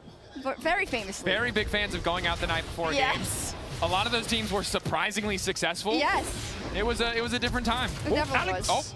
Soaz, sidestep, extra he got him. shield. Got him. AP shield. Soaz just keeps living. Yeah. But he stays in the lane. Yeah, he stays in the lane, just stays alive. Oh, Yellow Star, about to get bopped. No, too much speed. Just too fast. Oh, that was loud. Sorry, people at home. You don't have to. You're fine. Yeah, but you You know. gotta destroy some ears sometimes. Yeah. Like, come on, Kobe used to A cast. very and I high, can't- now I got a very high-pitched voice. Oh no, whammon on the cast. No. I'm kidding. Try not to yell. The Thornmail first item from Cyanide I don't know how to feel about. You hated his build from the start. Do you hate Cyanide? Yeah, I feel like you're just flaming him for no reason. Yeah, I know. Thornmail Rammus, that's pretty cool. Listen, I know your beard can never be that majestic, Whoa! but there's no reason to hate on Cyanide. Whoa! You're not allowed to call things out so accurately. Actually, can you? And you? Do you have a good beard? Absolutely not. No, see, but the difference The is actual worst beard you've ever He has a seen. good jawline, which is why he doesn't need Oh, a good yeah, beard. yeah, yeah. Oh, thank God. You for that. have to have a beard or a jawline. If you miss on both, I'm sorry, bro. Your beard's good. Your beard's good. Thank you. But the jawline is hidden. Okay, bot lane. Silence there. Soaz goes for the stun. Kevin gonna dodge a couple of autos, but Soaz will just wander back in. Big damage. RNA trying to find the devour, but Reckless is here. he just doesn't do enough damage. Reckless running through the entire team, starting to rampage through. There's a big stun comes in from Nif, an arrow to follow, connecting on nice RNA. arrow. They just don't do enough damage. Kassadin's coming. Oh, RNA! He's trying to finish him. The silence Can't isn't get there him. for Kevin there to save. Froggen holds the line. Rick's Soaz gonna going for another die. kill. Ay, Soaz ay, waiting. One more stun could change the tide of this battle. Moby Boots. Wandering forward. Oh, he got him. That's the cryptic gaze. He's just looking at him mean. That was Finding a the kills. huge fight. That was awesome. They're like 4,000 gold ahead. They're so far What a ahead. swing. We got 5 kills on Froggen now. Alex, he's just in top lane with his locked He's camera. chilling. He's chilling. Okay, Yeah. so what happened actually, Shoxy? What happened? The knockout misses, but it doesn't matter because the silence still hits, and then Froggen is able to kill Jax, who can't get in the fight, but Cho'Gath is very beefy, keeps going for Cyanide. Yellowstar is trying to speed up. Some people know he's bombing on Soaz, but the arrow comes in super clutch that allows Kassadin to jump forward. Aranea says, no, I'm going to mark him, but he runs to his death. Oh, and now he's gonna Alex kill Each him. is dead. Aw. Take it, Cyanide. Take it. Also, side note, you've talked twice now where I have definitely mixed up our cough buttons and muted you you just entirely. mute? I just Yeah, muted you. I thought so as well. I muted you twice now. Is my headset breaking? That's what you do in a TriCast when you want to actually own the mic. You Yeah. just start muting the other It was casters. not Oh, intentional. sorry. I'm going to talk now. Have people done that before? Yeah. Really? Yeah, I So- won't, I okay, won't guys. give the name, but there was someone who was with old EU caster, casting with Deficio or Crepo, I can't remember which one, fully muted them while they were speaking and then hacked into the microphone. Just coughed full volume into the microphone. I meant on purpose. Probably not on purpose? Probably not on Probably purpose. not on purpose. I think I'm too good of a caster. No, yeah, I'm trying to shut Wait, you down. I called you K-Roll almost. Jesus. What the hell? I mean, I'll take it. He seems to be doing pretty well. He's doing okay, I think. Okay. Gang squad again. So Here we go. Go ahead, point and Jacob. click stun. Can he do it? I don't Point know. and click from Nif. It's again. Oh, Kevin. Double stunning. Couldn't dodge him. Just doesn't have the footwork to get away, but he is going to move in and do a lot of damage to Forgiven. wow. But still won't be able to survive there. The shatter from Nif as well as the double stun's enough. Poor Kevin. There's just nothing he can He's do. smiling. He's trying. Alex is trying as well to stack his mana immune. He's so far behind this Yeah. game. How is he even going to play the fights? He just get jumped on and killed. He should have just picked Master Yi. He should have picked Master Yi. Forgiven's like, oh, please don't pick Master Yi. I will honor the agreement. Bomb blocks Tristana. Yeah. So I know. think Alex is... Should have been Master Yi or Rise. Exactly. Old Rise school would've been Alex, cool. Season 2 Alex. Yes. That would have been a Rise. It's the machine gun rise, too. Yeah. The one who you press alt and it's a massive steroid and gives all your spells How AoE. small? Dragon is so small. It's so Baron. So Baron is tiny. just like a little tiny cylinder. Little worm. Okay. Arnea is really beefy. That's true. He's a big boy. I love Cho'Gath. Best part about League Classic is looking at the champions that have not changed at all. This is the same, pretty much, very dated Cho'Gath that we're used to. You just Perfect. lose the stacks or half the stacks if you die. Oh. So yeah, you I get remember smaller, like you can become tiny again. I like that because now sometimes it's unplayable. Yeah, it just gets too big. Yep. All right. Still, what's that again? Is that a Lich Bane? Yep. Lich Bane on Soaz, so it is AP built. Yep. I think he's auto-tagging. He has the sign auto-tag animation on a turret with his ult. He just stands still next to it and is actually hitting the turret. Good. Like it. Shows everything. I mean, what's insane is that he has no AD at all. He doesn't need it. And the Scion ult plus the E still means he's healing 136 Yeah. HP when he autos a creep. It's a pretty big steroid. They may have outdrafted them. And outbuilt them. Slightly. Yeah. Also level 1 gank. Yeah, the level 1 gank I mean, that was... It was huge. But the AP Scion working a lot better than the whatever happened with the Alistair in that game. Yeah, for yeah, Soaz. I agree. This is the Soaz redemption arc, really. I think I he got a agree. bit gapped game 1, game 2. It's true. It is true. Basically, we're not allowed to say this, but late game, it's kind of reckless having to carry. Yeah. Why are we not allowed to say that? Because we talk too much about it. We can't talk too much about Martin reckless. has said this like 9 times. Did you tell out of the nowhere. story about our producer? Yeah, back I did. then? About You did, who just every time you walk into a room, Let's he's talk like, about reckless. He's like, okay, so are you talking about reckless? It's like, Should we? Yes. It's funny because some people noticed and we were like, no, people don't tell us what to do. So yeah, now we were. Same like they came in with the legacy quota. Yeah, that didn't come from us. That's not our fault at all. That's true. So stop flaming Medic for that. It was a shared effort, what I'll say. I mean, actually, I miss those days now because, I mean, they used to watch everything all the time. So if we hit a storyline too hard, they would hear it every single time. I mean, yeah. It was a good gut check for when we were yapping too much about something. Absolutely. Like the most benign interaction between G2 and Fnatic First Blood, and we're like, the dynasties! And it's like, okay, yeah, maybe I can see the point there that we probably were. Speaking of, you think Reckless is still mad at me for the curse?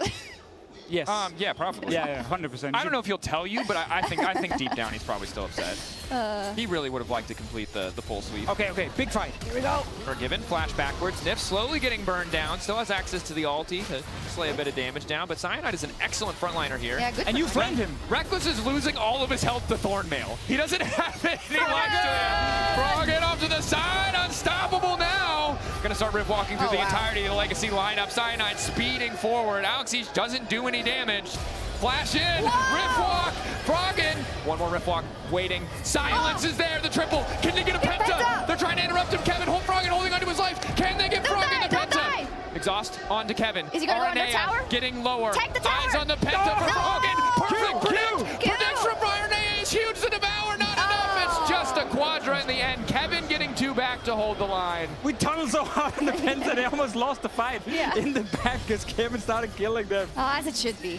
Oh, Froggen. First, it's actually Cyanide carrying this team fight. Yeah. After you flame this build and everything. And it's weird. He's solo killing the AD carry. It's actually OP. I take it back. Solo killing the AD carry. Kevin might kill Soas. It's 30% of damage reflected. It's not based on your armor like Modern Thornmail, and it is very strong. And Soas will finally fall here. Okay, can they go Baron? Aaron is up in 5 seconds. Has ult for Baron and Smite. They need somebody to come back in this game. They're not fighting their way back. But I want you to look at how much damage Reckless is going to take when he auto-attacks Cyanide. Oh my god. He's so low range as well as Severe. Like, standing next to him. My bad, Cyanide. I roasted you without reading the item. I thought it was Modern Era Thornmail. That's really underwhelming. That was disgusting. Oh, I had signals. I discovered that for 30 minutes in. You can point and I'll let you talk. We can talk. For Reckless, this is exposure therapy because the range is so short for Severe. He has to get in the fight. You cannot be a KDA player. Your KDA is permanently not safe. Amazing. Aaron Air, in the end, actually stayed alive. Pretty sick Q mechanics right there. Yeah, nice predict. Let's give it to him. New Frog and was really just down bad for that penta. They did not rush Baron, so I have a feeling they're gonna die again in the next fight. Yep. Who's making that decision, I think? Not going Baron? Yeah. Just flame someone. Let's say Aranea. Okay, yeah. Aranea, yeah. Probably captain the team. Yeah, let's He's not speaking on his player cam, but we assume... Nope, now he's speaking. There you go. He's the captain. Oh, 6 spell shield.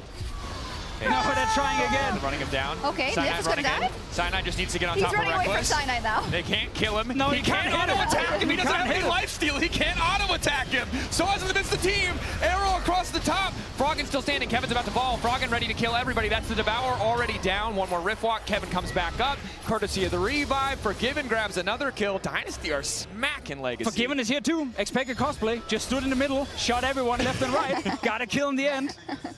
I told you they had to go Baron before. They had to try and rush it. Just do something. Strats. I saw also the adaptation in the team fight immediately. Like they were like, oh, we're not gonna hit the Rammus, but that also didn't work. And also, turns out hitting or not hitting the Rammus. Oh, Yellow Star wants to go for the steal, but it's just gonna die to Froggen. Dedge. AlexEach is on a ward. This health bar is... Wait, guys, just hit the objective. Yeah. They're afraid it's gonna get stolen. They're waiting for Alex, Cyanide. he's ult. He's ult. Oh, so close. AlexEach almost nowhere left to go. Does good damage, but Froggen just too powerful. Yep. 13, 2, and 2. Come on, Q. Kill him. Oh. I don't remember the Ezreal blue builds. I'm pretty sure this is not it. This is not the blue build. This is the AP double... I mean, this is not a build I've seen, actually. This is... Spirit of the Lizard Elder was the PoE build. As we look back again, you can see, as you highlighted, Shocks, Reckless cannot auto-attack Cyanide. Can't really hit anyone because he's just at risk of basically getting stunned. Good fight here. Forgiven. Gets the kill at the end. I like it. Cyanide walks away alive. Double buffs. Double buffs. Very nice. Oh, arrow. Bam! Taunt. There you go. Nice. DaVincio, keep it going. Play by play. Yes. Just shoot. Silence. Abilities. Silence. Bomb. Why did you not arrow him and just kill him? Official, get your Reddit comment, bro. Play by play. Go. Yeah. Oh, man. Shoot. Bomb. Dude, there was Ability. one time I tried to do it, and I actually froze like immediately as the fight started, and I just couldn't say a word. Who was your co-caster? It must have been Trevor or something trying it. I literally could not do it. Just go. Go, Martin. Your time to shine. No. You're not getting me on that one. I was in a sausage costume. I've done enough. It's true.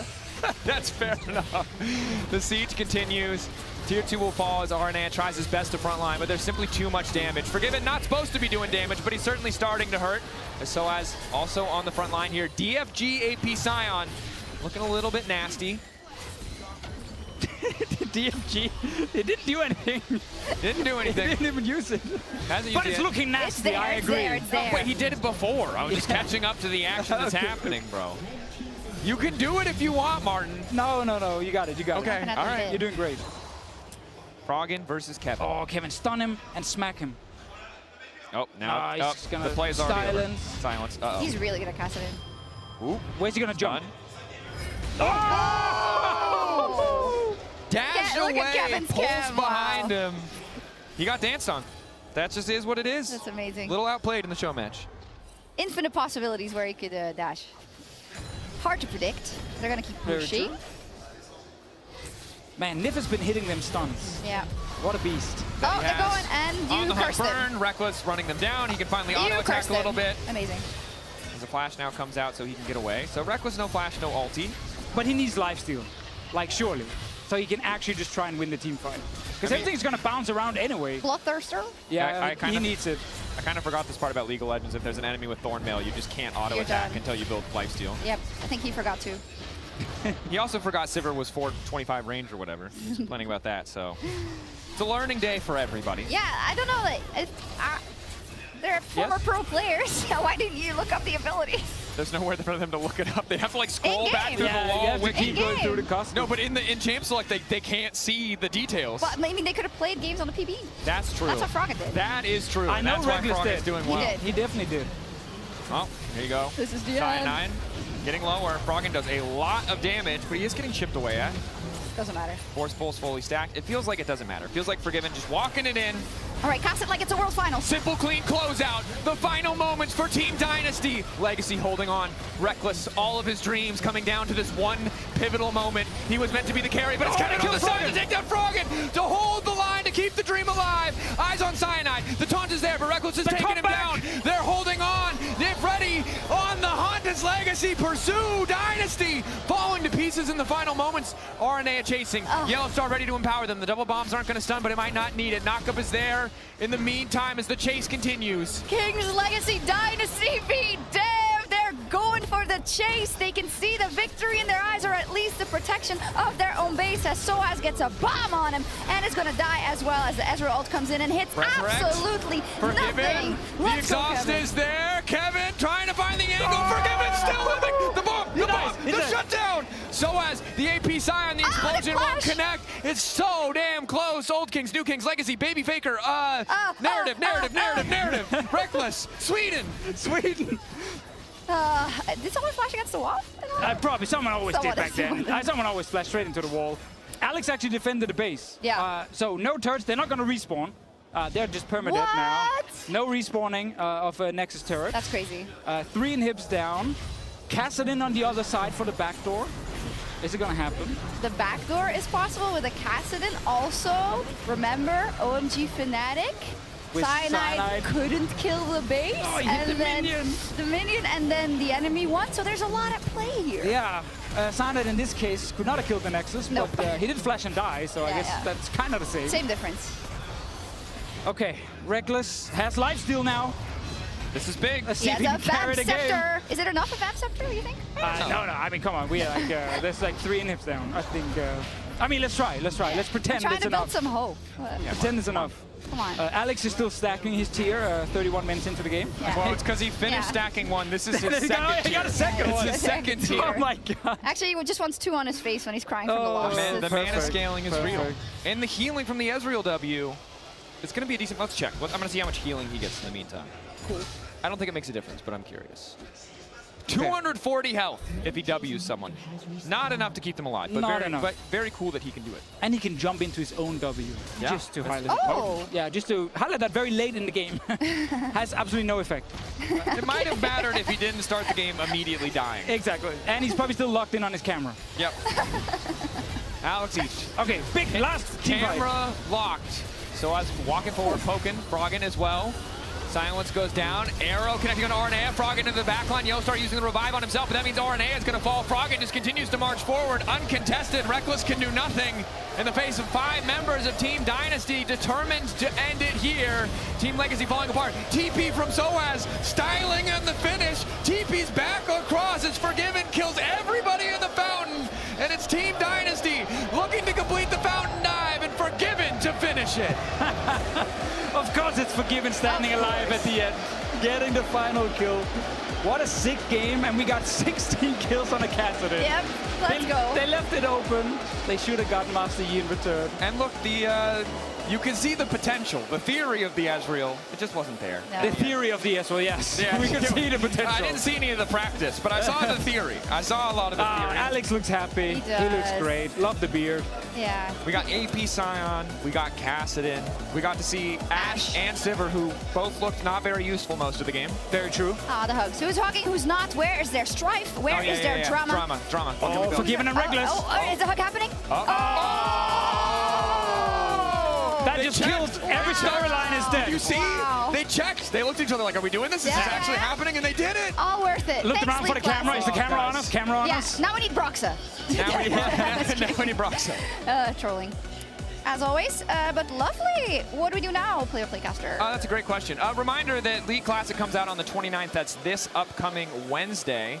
And while we see the players here moving into the middle of the stage, presumably to take one last bow to the fans who are here for the nostalgia or here for the matches later today.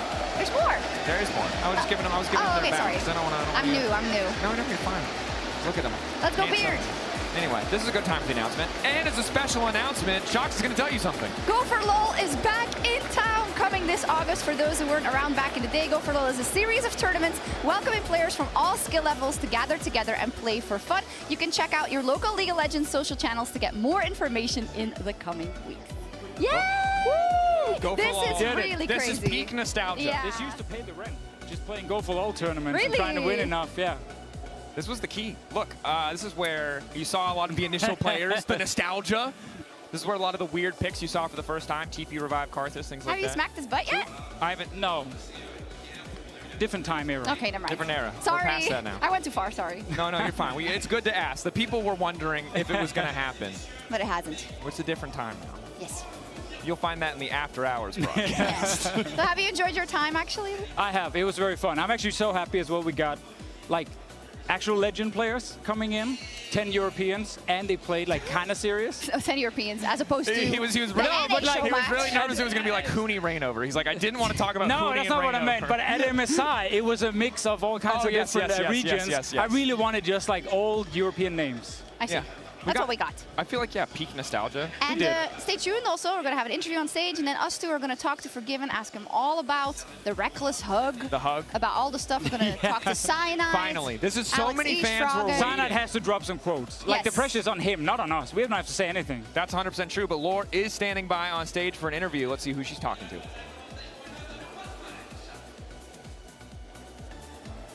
Retour dans le passé ici avec cette victoire de Team Dynasty. Merci beaucoup. Tonnerre d'applaudissements s'il vous plaît à l'Adidas Arena. Guys, it feels so good to see you back on stage again after such a long time. Forgiven, thank you so much for joining me. Tell me about playing again after this time, being in a team environment, being on this stage and vibing like this.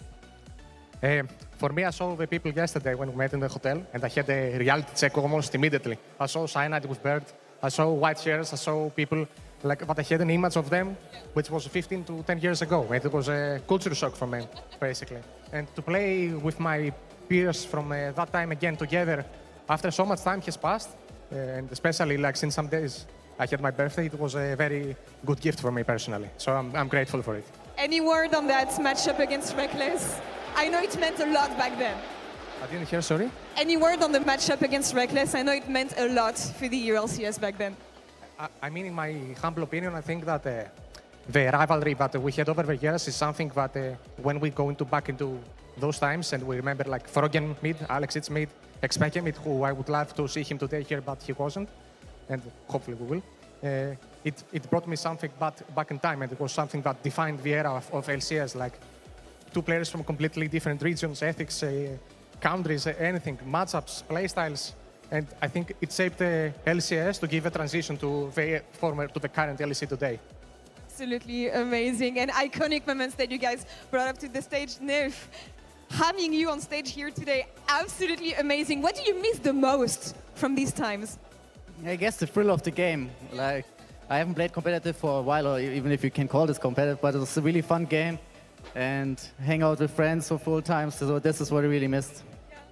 Froggen, you were having so much fun, laughing a lot throughout the entirety of the series. You got to play your Anivia, which was amazing for people who followed you back then.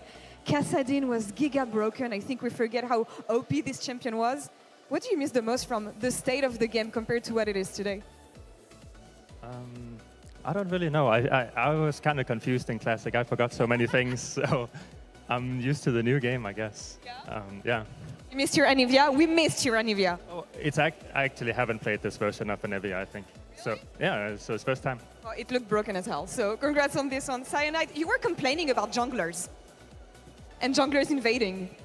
I think it's really unfair and very rude to your opponent to come to their jungle. So, I mean, that's my home and you come in uninvited. So, I don't know what he was doing. But Steal your camp, steal your wife, steal your house, steal everything. I think for people following the game, for me at least, I started watching League of Legends, seeing you two in the same team. How was it being reunited with Soaz, with the Fnatic times back then? it's really fun. Soaz is a great guy. So, we're good friends still, I hope. You hope? Are you still friends? Are you still friends? Yeah, of course. Ça te fait quoi d'être devant le public français? Ça fait longtemps qu'on t'a pas vu sur scène jouer Soaz. On était ensemble en Corée, évidemment, mais un moment sur scène comme ça en France, c'est vrai que ça fait longtemps que t'en as pas eu, donc rejouer devant le public, rejouer avec des équipiers aussi, surtout comme ça. Ça fait longtemps, ça fait plaisir de voir tout le monde et que tout le monde supporte League, toujours autant. Et ouais, ça fait très plaisir. T'as un message pour la communauté de League of Legends qui regardait le jeu à l'époque, qui t'a connu avec Fnatic, qui t'a peut-être même connu avec AAA à l'époque et qui aujourd'hui est ici. On voit une marée de bleus, évidemment pour soutenir Carmine Corp, mais qui vibe toujours pour League of Legends. Attends, début, Un message pour les fans, tout simplement. Message pour les fans. J'espère que le show match a plu à tout le monde. Nous, c'était super fun à jouer en tout cas.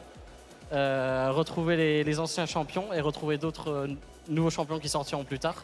Notamment, j'avais vraiment envie de jouer l'ancien Zach, l'ancienne Irelia aussi. Du coup, je pense que c'est quelque chose que je jouerai avec mes potes, tout ça, ça va être sympa. Pour toutes les personnes qui n'ont pas pu kiffer le jeu à l'époque, on espère que vous en profiterez aussi. Applaudissements encore une fois pour les gagnants d'aujourd'hui. Et ça ne serait pas un best of 3, voilà, si on n'avait pas de trophée, donc Flo, s'il te plaît. Pour ceux qui ne l'ont pas connu à l'époque, le trophée des EULCS. Some of you didn't get to lift it back then, so you do it this time today. Applaudissements, s'il vous plaît.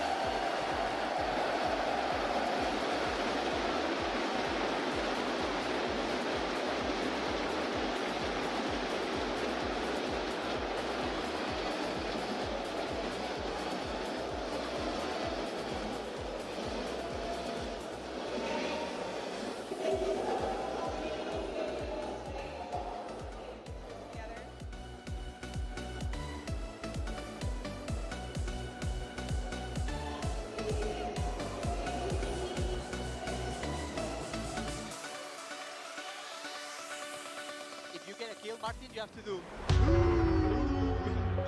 You wake up. Yeah. You have something? Nice. Just flashing. I don't know what the hell did I just. Nice. Nice. Reset. Oh shit. You probably came up. Fine. Nice, nice, nice. Nice. Counter soul. I'm all take. Gets sped up there. Looking for the pullback on the Niv. Niv! Niv! Dude. Take my guns.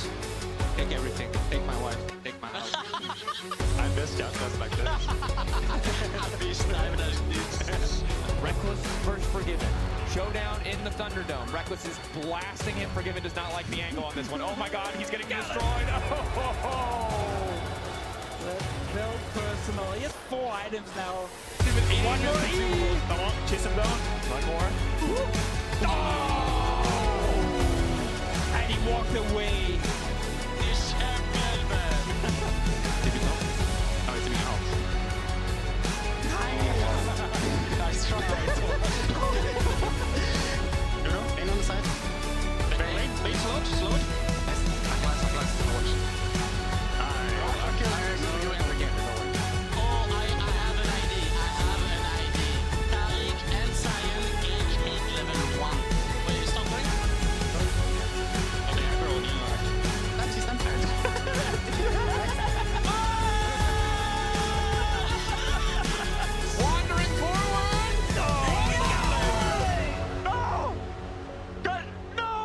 Did I forget to use my ult? Oh, the fucking rat!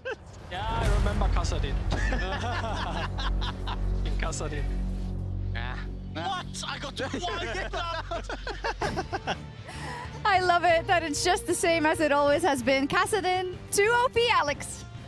Kassadin is very strong. Yeah, it's still very strong. Welcome to the desk. It's great to see you again. How was it? It was fun. Maybe I didn't have as much fun the last game, but No. but overall it was fun. So we heard that your camera was locked. Is that correct? Was it the whole game? It was like after the first pause, I think, but then it got unlocked, so it was fine. Oh, the Fisher is joining us as well. Let's go. So it was like a couple minutes. That's the KC thing. Don't knock that over. They're going to flame you. I think it's Go over here. in the middle. So tell us a little bit about how this experience was like playing League Classic again. How many memories came back? It was fun. I think it was funny discussing with people like Runes and Masters, what's that? Then everyone tries to Google, no information. People say internet has everything, but apparently not for Runes and Masters in League of Legends. It's true. You didn't find the site? We went to Blitz. It had all of them. Oh, did it? And we were just sitting and going through every single one. You No, should've asked me. but I mean, it didn't have like the historical Oh, for the no, champs. no, there's no That's guides and stuff. No, that's no. what I was looking Oh, for. yeah, I yeah. You know, see. lolking, all that stuff. Oh, it's all up here. You don't remember everything? Crazy. I remember enough. Yeah, what have you been up to? How are things going? Things are going good. I live in LA for the past, what, 11 years? Well, something like that. I work in Riot for the past 6-7 years. I work on the... Okay, 6 years. Great story. You just ruined it. Sorry. That's fine. That's fine. And I work as a accounts and security. So if people gonna ask me to fix League client, I'm not gonna do that. Okay. Not my job. Wait, But if they get hacked or something, you can come in. are you Yes. like Drew Levin? No, it's so I think Drew is more like Vanguard, or I don't remember We'll exactly, look it but up. I think he's on the league Yeah. part of it, So and you- I'm on more like You cannot ban people. I cannot ban people. No, you but get if you a get ban. hacked, he can help you. Okay, good. That's Yes. great to know. Yeah, That's great right? to know. So if I get hacked, I will just ping you. And then I'll ping someone else. Oh, you ping someone else. Okay, that's how it works. Hey, that's corporate. Let's Yeah, go. that's fine, that's fine. We have a couple of. I have a clip for you actually that we All right. can look at. I think it's ready for production. Let's take a look. They've got a 5v4 and he goes back in. It's going to be a bunch of damage on the Genja. Froggen in the middle finds the loot ult as well. There's the unstoppable force used on the Genja, but he does not go down. Froggen's really under pressure. Legendary Alex Itch finds 1, 2, 3, 4. Is it going to be 5? I can't actually tell. Everyone is dead. And it is. It's a pentakill. Pentakill for Alex Itch. And that's a good way to do it, just playing leapfrog onto that one. Do you remember this? Yeah, I do remember this. Season And this- 3.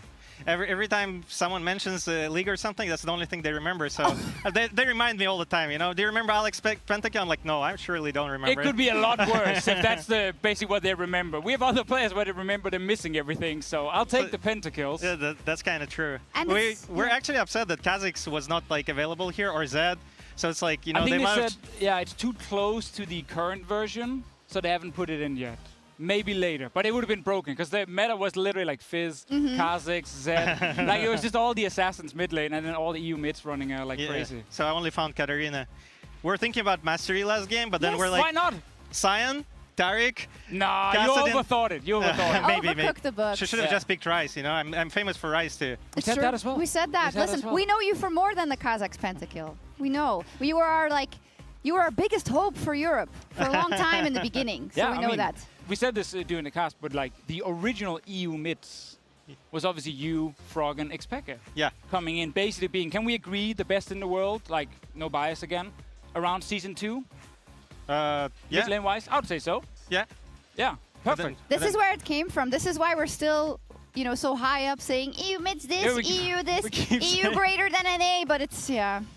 Again, for the relevant time period, it was true. It's true. That's all I'm going to hold on to. Yeah, maybe someone like Messiah, but we don't didn't really bring play in new names. It's fine. Just take it. We didn't really play much against them, you know? Yeah, so you were better. You were better for sure. Yeah, I do see that Froggen is arriving as well. Everyone's just joining late for this analyst desk. I mean, they came from the stage because they actually won. Are they a bit salty that they won? No, who cares? Was anyone on your team super try-hard? No. No? Are you sure? So. In the bot lane? Are you sure?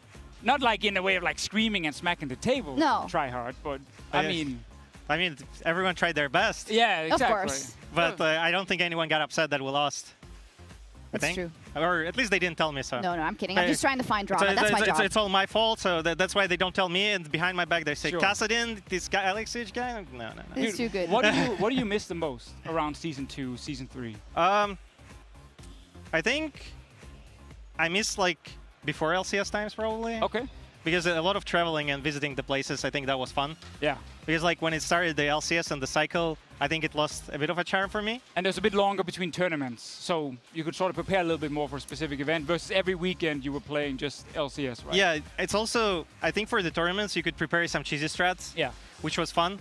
But for LCS, you needed to have like, you know, back to basics kind of every game. So you're just like, oh yeah, we're playing, I don't know, Azir mid against Orianna mid again. And again. It's Fearless is really good. Hello, Froggen. Hello. What's going on? You brought the trophy! I did. Listen, Faker brought the World's Trophy last year. This is better. This is better. This is our Worlds. Yes. You proud of it? Yeah. Tell me a little bit about that Kassadin game. What is it? I don't know. He was kind of broken. Yeah. I think it's more that I didn't want to play against it. Oh. That's why you took it. Yeah. Okay. I knew that wasn't going to be fun. Okay. Yeah, that's a fair one. And then level 1 gank. That was SOS. That was SOS. I thought it's SOS. I would never do anything like that. Of course you wouldn't. No. And what was it like playing Anivia? I don't think I have played this version of Anivia before. It was really weird. Before? I mean, sure, you played it back in like This 2012. is new. Like when you toggle off the ultimate, it like looks like it's still on the ground. I'm like, what the hell is going on? Oh.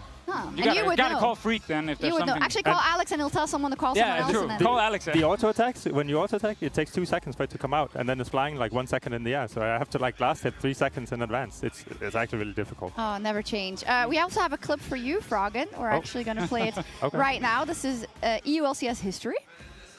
In the picks and bans, you saw the Elise first pick. Then you saw KTB going with LeBlanc and what was the other pick? So LeBlanc Kha'Zix, followed by Leona Sivir. Yeah, you already see the LeBlanc and LeBlanc. There we go. Yeah. Did you know it was going to be this clip? Or? No, I actually thought it was going to be the interview we had with Blitzcrank, the Blitzcrank game back. Yeah. You remember that? Yeah. That's crazy. Ancient history.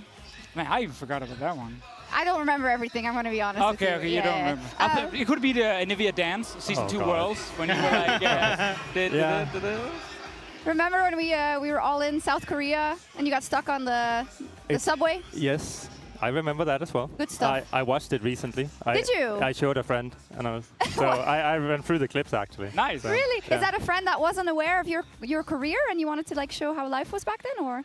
Well, it's like so many years ago. Mm-hmm. Yeah. A lot of people don't know by now. Don't remind us. Yeah. So, is there like how was it playing League Classic for you? I know you've been streaming as well because we both started streaming again. Yes. It was fun. Wait. First, that clip, yes. if you keep running it with like Seraph Embrace and Hourglass, I talk about that, and I had Seraph Embrace in this game, and I forgot to use it. Oh. And I keep going on about, you gotta use it, you gotta use it. If you don't use it, you die instantly. I'm like, oh, I forgot to use it, and I did die instantly, so. Yeah. But well, I have actually a specific question, because when we used to talk to you back then, your life, all of your life was League of Legends. I found it so cool. I think Caps kind of has that as well. Whenever you talk to him, 100%. regardless of the situation, you just go like, yes, but I just have this new mechanic on this champion and this build. And I'm wondering for someone, both of you, who had so much invested into being a pro player and thinking only about that, how was the shift? Like, how is life after? You want to go? Yeah, I'll go. I think it's like, I don't know. I don't want to do too much of metaphoric there because like you can go, but I think it takes to get used to the first like couple, 2-3 months, and then I don't know. I think I've played enough League that I was off, but I think for me the substitution was the tweet chat. It was like when me and Hai were traveling together. Well, I always spam there, but it's also funny because I was like traveling with Hai. I think it was like a show match in China or something. And back then I was like talking in Twitch emotes a lot.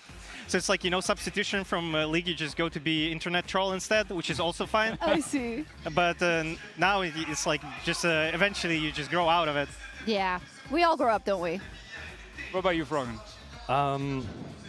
I think for me, I got kind of fed up with playing so much solo queue. Okay. Because I mean, I've always been streaming. So in the off seasons and stuff, I just play League. And at some point, I think it was like too much League for me. So I haven't actually played League a lot for the last 4 or 5 years. So I didn't have a problem of like stopping talking about League. It's kind of like Good way to get out of the addiction, right? Now I'm back though. Yeah, you're back. Exactly. I started streaming. Straight back in. You're gonna go pro now. Yes. Yep. We're gonna let you go because we're gonna swap you out for 2 other players. Of course, Forgiven and Cyanide are waiting in the wings. Thank you so much. It was really great talking to you both. And yeah, have a great day. You can leave the trophy, I presume, because these are also members of. Or you can take it home. Or whatever you want. I'm not exactly sure. sure. Yeah, And thank you too. Thank you. Thank you. You could just give the headsets. Come on in. Here we go. Majestic. Straight in front of the camera. I love it. I love it. Dude, we were talking about your beard a lot. What?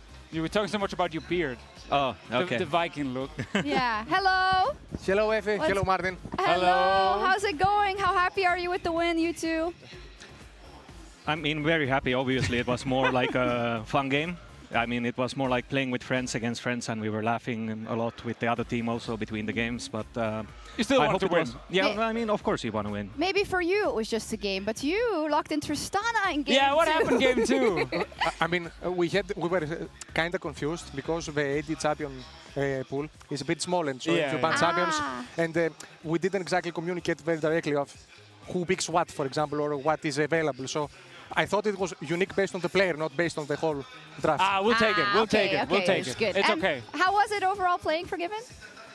I mean, it was a good memory trip back, and I played with players that I haven't played back then. I also played with some. For example, with Cyanide, that's what I was discussing before. But these like 2 days that we were here together, and since we met in the lobby in the hotel yesterday, I could actually understand what kind of power he offered to his team, because like he's like this pressure releaser, like, you know, when things are tough. Exactly. He has like this dry humor, this witty humor, this snappy chats, and also as a player, like he brings stuff that I think they were very unique back then. And some players were like known as mechanical players, but there were also people that were more cerebral. They were there to be a jack of all trades, something. I mean, we're always praising you for that. Yeah. Team morale, one thing. The other one, basically being the best friend of every carry on the team. You build Sidestone, you get Oracle, you walk the lane, you gank for them. Like, you're the best jungler to have if you had big carries on the team, which you always did. So a lot of credit to you. We asked the other guys, by the way, sort of what do they miss from back then? Cyanide, what do you miss from back in the day? Well, I miss some champions like Aatrox and Elise. Those were my 3 League Classic games, you might have noticed. I downloaded PBE yesterday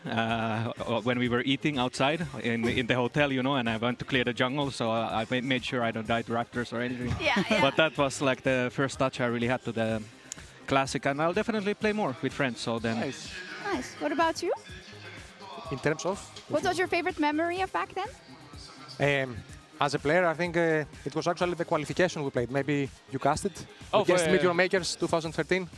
Because getting into the LEC. We had like these multiple 5, 6, 10 qualifiers. We had to win each other in succession with a team that was unproven, with players that some of them were deemed like not up to par, some others were very unknown. So like we won pretty much, we swept pretty much everything in the qualifiers up to leading to the LCS and played against Meteor Makers, which was an LCS team, no matter what. And so making it back then, instead of having to go to other teams and say, oh, you know, maybe you can give me a tryout, making it directly, it was such a profound thing to happen to us. It was awesome. It was also like, you know, relegation, promotion. I know, it was, dude, that was so nerve-wracking. We have a couple of clips, though. Forgiven, I have a clip to show you. I'm sure you probably already know what's coming. final question, and rated in an interview said that you were the best AD carry he ever played with. That's saying a lot, knowing that he played with the likes of Reckless. Do you feel right now that you have the most skill in all the bottom lanes? By far. By far. There we go, the absolute classic. Isn't it crazy how that became the hugest meme ever? Yeah, I didn't expect it because I'm a person that I say what I think. I don't have filters, which has kind of costed me throughout time. Yeah. But when I got asked this question, it was after a huge win and the successive wins with the team. But for me personally, like this SK team was the best team I ever played hands down. Like, and we had more chances to win anything than H2K, for example, or even Origin. So, and I had also like great players. Like, even if we didn't win the split back then, I said what I thought. And yeah. I mean, it was also true at the moment. Yeah. Can we recreate it maybe? By far? Yeah. So, Forgiven, you played an amazing match. You are the champions. Would you say you were the best in this match today? By far. Let's go. He said the thing. He said the thing. Cyanide, your turn. By far. No. Wait. Actually, we have something for Cyanide as well. Let's take a look. The other one. Yeah, I think the lane swap was really smart, like to counter the Ryze. Ryze had like 15 CS at 8 minutes when Nar had 45, and Caitlyn as well, like outside of laning phase for the next 10 or 15 minutes. She has this like power hole. She's about as useful as nipples on a man. So they just grouped and used the advantage, get all the outer turrets really fast. Let's start by talking about the picks and bans. You guys had a lot to say about it. It became more and more clear that the Malphite was the key to everything. What else did you think about the draft? I mean, I really like the Corki first pick because he's got a big package, and so do I. But really, like the hero of the champ select was the Malphite pick into the 3 ADCs, and I think that's like already a game-winning pick right there. Oh my God! Any reaction to that? I mean, it's all truth, you know. And I miss the old Corki package. You do? I do. I really wanted to see it in Classic, but unfortunately, it was not. Perhaps at some point. I love you were on as a guest, and this is the stuff you're dropping. It was amazing. So finished. That's the analysis. Dude, how many people actually, when they meet you now and they remember you, I mean, they must say by far to you, oh no, for why sure. are we showing this? Oh no! Oh wait, Sana. What is this? Get it inside. Get it off Can you the screen. play this one, Sana? What happened here? I'm lagging, I think.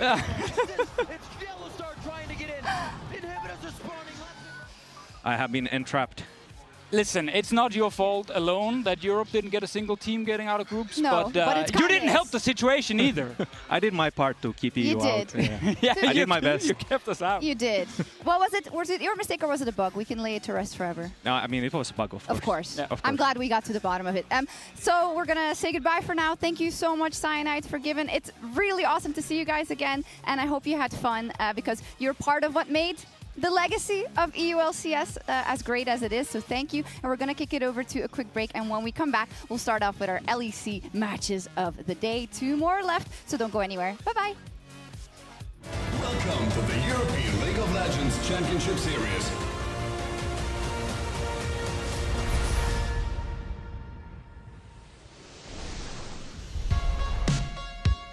Your alarm rings. No class today. You could sleep in, but then you wouldn't be able to play as much League of Legends with your friends. Your PC is getting so hot you could probably cook an egg on it. But it hasn't failed you yet. You've got pretty stable ping. Okay, there might be some spikes. But it's playable. You bought some rune pages with your allowance and spent all your IP on crit runes. Solid investment. You don't know what the meta is, but it does seem to involve buying a lot of black cleavers. You could probably do that. Your Skype group chat is arguing about who's the best EU mid. He's just sitting on mid lane wave clearing. Why not? You saw the back door? Surely we know I'm way better. Did you seriously not see my wall? That's a perfect wall, by the way. Oh, he pressed on one button. Wow. Today, you will steal a Baron, escape with a sliver of HP, and scream, Nice! Not even close, baby. You'll win some, you'll lose some, and you'll love every single game where you don't play against Darius. You're pretty sure Darius is broken. EULCS is about to start. It's El Clasico. Fnatic versus SK. We're about to see SK Gaming take on Fnatic. Fnatic? They won Worlds. Who's gonna go in there first? It's gonna be Enraged. There's the phase change, and there's the pulverize. Life is good. Is he gonna go down? Woo! Fnatic brush. They're so classic, by the way.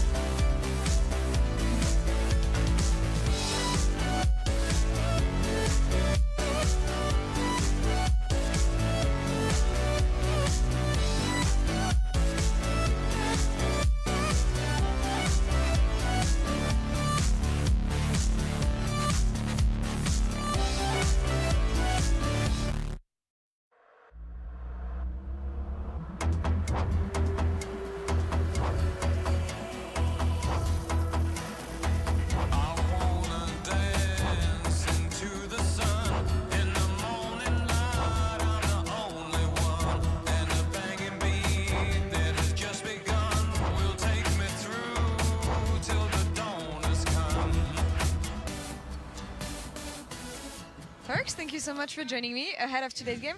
Trophy here. Quick question, did you win this one? I won a couple of those. You won a couple of those, Yeah, a okay. couple of those. Aiming to win another one, but as a coach this time, was the first day at the job yesterday. Tell me how it went. It was very fun, Yeah? actually. Also very weird because I go on stage and I'm looking where should I sit, so it feels very cool. I'm just squirming around. I'm like looking around, Love seeing it. it feels very, very, very uncomfortable as Yeah. well. And it's very stressful to watch the games. Yeah. Because you don't have like direct control over what's happening in the game. Yeah. So like the game 3 I was watching, I just like left the room. I sit on the couch. It was too stressful. Like actually, generally too stressful. I mean, I think coach role is actually very OP. Yeah. You can have a lot of impact on the team, positive or negative, right? I think most of the impact is being made in the scrim days and the way you approach practice, and that's how people improve, how people learn, how they develop further on and grow as a team. I gotta say, one thing that made me laugh so much yesterday was one of the sound bites that we heard from you heading into game 3 Fearless. It's the first time you're doing Fearless draft, and the fact that you come to them and they're like, oh, what are the bans? I actually don't know, guys. So what was your biggest realization as a coach? The small moments where you were like, oh, okay, that I didn't think about. I made this completely as a joke. I of course I knew what I'm gonna ban. Okay. Like it's not a hard job, guys. I'm just making it seem like it's harder than it is. Mhm. There is some things that are very hard, obviously, but it's both very hard and very easy at the same time. I will not go into details right now. Like I knew what I was gonna ban. It's just like we're game 3. Like I want to loosen up the stress, the tension, and I want them to like just smile for 1 second and not take it all too serious. I think our team has the tendency to take things all too serious, so I think having a bit more loose atmosphere and a bit more joking atmosphere and giving them confidence and trust will make us perform in the games even when we don't perform the best. Like yesterday, game 3, amazing comeback, great, lovely. Hans took the matters in his hand. He shot called everything. Like I've never seen Hans like shot call literally everything in the game like that. So it just shows you that you can evolve, further on with just giving people confidence, giving people less stress. Even in the games, they're not the cleanest. Like win is a win, right? So how we get to the win, even if it's not a clean macro victory, we got it by fighting, by being resilient, by someone stepping up. I think there is some beauty in that as well. Yeah, and I feel like when you think about G2, you think about 2019 and the vibes that you guys brought back then. So maybe you want to bring those vibes again in loosening up the boots? Every team is different, right? Yeah. And every roster is different. Every individual player on the team is different. But definitely some of the culture that we had back then, I would like to reinstall. I'm not gonna copy-paste things. I'm not gonna expect people to be this. No, it's just everyone is their own person, their own.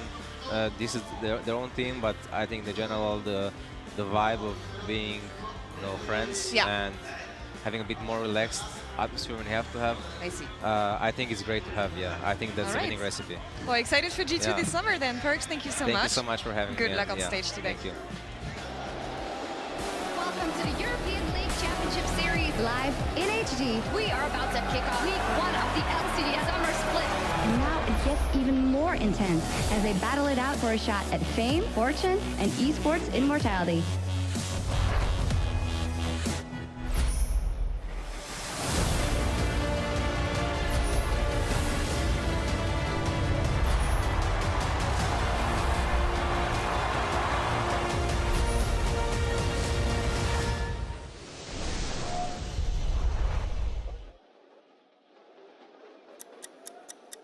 What's the color?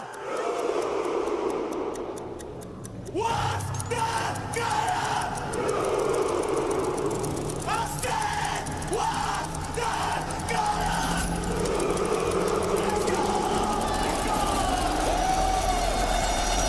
Like, what's up, danger? Can't stop me now!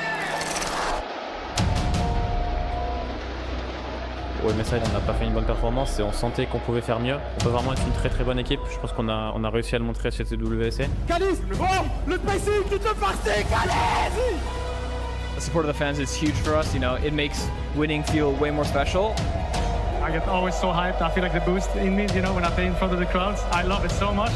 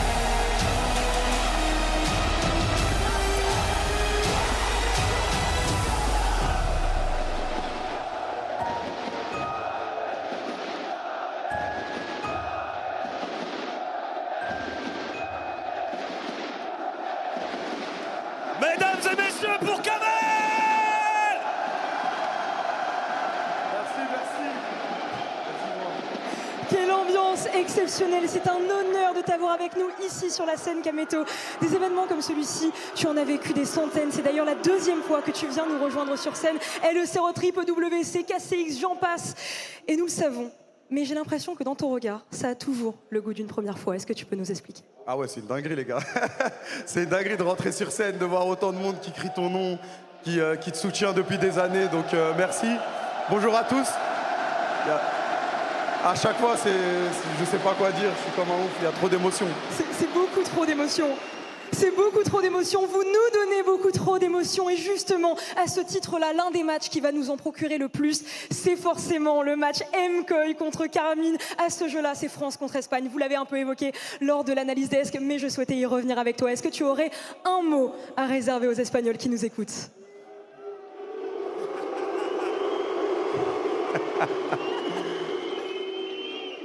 Je vais utiliser les propres mots d'Ibai. On est leur père. C'est celui qui l'a tué. Et enfin, pour ouvrir cette nouvelle journée officielle du LEC Roadtrips, Kameto, un dernier mot à nous offrir. Merci à vous, comme d'habitude. J'espère que vous allez passer une excellente soirée et qu'on va 2-0 MKOI. Let's go la team!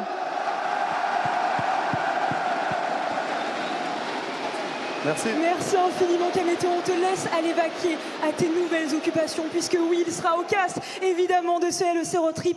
Et vous le savez, le prochain match s'annonce être évidemment corsé. Après être tombé contre Carmine Corp, Vitality va devoir se relever en face. Va se dresser G2, une équipe européenne au top de la LEC, une équipe qui ne pardonne jamais la moindre faille, une équipe qui grandit à mesure que son adversaire vacille, mais surtout une équipe contre qui il n'y a ni seconde chance, ni le droit à l'erreur. Noah, je crois que nous sommes prêts pour l'entrée des joueurs. Merci Célie, deuxième journée du Roadshow. Pas de repos pour les Braves. Après une journée survoltée hier, les équipes rechaussent directement les crampons pour se dresser devant vous. Alors, sans plus attendre, la première équipe à entrer sur scène. Ils ont été défaits hier, mais ils ont soif de revanche. Veuillez accueillir Vitality. Et bien sûr, pour faire son entrée sur la top lane, Nako dans la jungle, sur la mid lane, Fiesta. À ses côtés, on a des carries, Garzi. Et enfin, au poste de support, Fléchi. Mesdames et messieurs, pour Vitality, s'il vous plaît, faites du bruit. Face à eux, leurs adversaires du jour, ils ont chancelé hier, mais ils sont sortis vainqueurs contre la menace KOI. Veuillez accueillir G2. Et sur la top lane,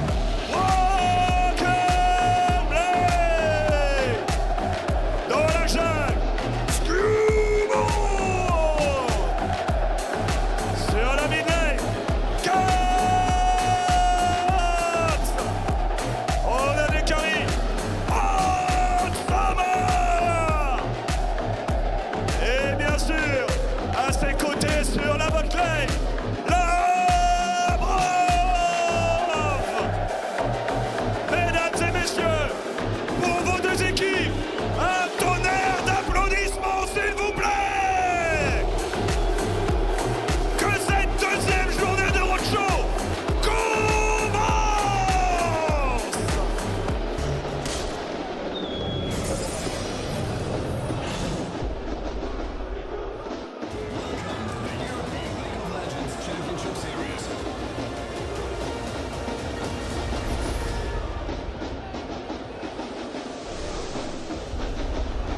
there's a beautiful discrepancy between Caps standing on stage, waving with a wry smile on his face, and the response that he got from the Carmine Corps fans who are in loud voice today as we start off LEC Summer Split Day 2 here in 2026. I'm Medic, this is Jack Spectre, and we're going to lead you through all the games today. Happy to be here. I think Showmaker emboldened the KC fans. Yes. He said he liked the booing, and now they've doubled down. They're booing absolutely everyone apart from themselves. And at this point, I feel like as a different team to KC, you're not even mad, you know? Like if it was just MKOI that they booed, the MKOI players maybe they'd be like, ah, this sucks.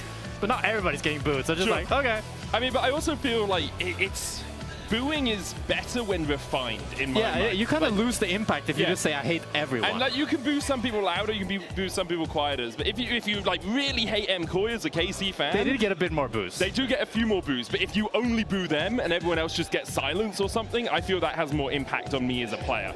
I'm not going to teach KC how to boo. They've obviously got it down to a fine art. We're going to get into draft for G2 versus Vitality, our first best of 3 of the day. Vitality on the red side will have first pick, and they're going to take away a ban that you guys can't see, so I'm not going to talk about it yet because you can't see it, and that would be unfair of me using private information to further my casting career in that way, I guess. I like that. I mean, I'm very curious to see what Vitality can cook up. I think we saw G2 pretty weak yesterday. They ended up taking the win against MKOI, but it wasn't clean from either team. And Vitality widely lost to KC. I actually think Vitality has a really good opportunity in the fact that they're here and they're playing against the best teams in the league very early on. Sure. We've talked a lot about how a lot of these teams, they went to EWC, they went to MSI, they're quite fatigued and quite tired. Vitality doesn't have any of that, right? They had a lot of time to rest. They even had a lot of time to scrim as well and prepare for this patch and this meta. So I hope to see that we can see Naknako on something like a carry and we can see that MVP performance that we saw from him in spring. Yeah, because even on the Kasante yesterday, he was almost able to carry Vitality over the line in that game too. The question is, will they put him on something strong, or will we see this more mid-bot focused meta that we have seen coming up? It's relatively similar to where it was at the end of spring and at MSI. A bit more heavy of an emphasis on mage bot laners and heavy roaming from your supports. Your supports are out on the map from minute 1, pretty much. There's so much weight on the support jungle in this current meta.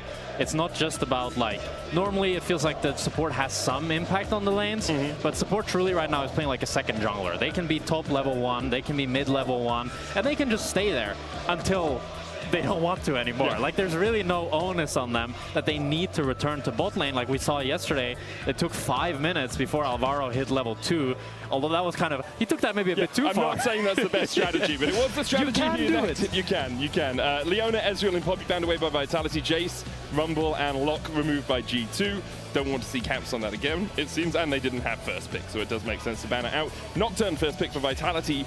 Jarvan the answer. Camille is open with Leona banned away. The only real counter that we're seeing rise up is still the Shen. Yeah, I'm surprised with the Leona ban because I feel like Shen has shown to be a better counter into the Camille than the Leona. But I'm thinking maybe Vitality either think that they can get away with playing the Camille and Lebrov not going the Shen, but I think Lebrov for sure is willing to lock that in. We'll have to see though. Camille Nocturne, a really good combo. You have such long range engage with the Nocturne Paranoia and the hookshot. And if they lock in now a mage at the Cassio, it's a really good damage profile that they have thus far in the Vitality lineup. Yeah, they've already got really good mixed damage. There's the Camille locked in, so we expect this to be a Shen for G2. We've hypothesized a little bit about other support counters. I still think Silas is a possibility, although your Kingslayer doesn't heal you as much as you want. Zac could be an idea. Yeah, I could see a Zac. We need a Larvic back on to teach everyone from the show match yesterday. We'll see where G2 go. At the moment, Vitality have a very, very solid composition for where we are in terms of the meta on 26-14. And it is going to be the Shen as an answer from G2. I mean, one thing with the Shen is when Nocturne puts the Paranoia, I don't think he can use the Stand United. No.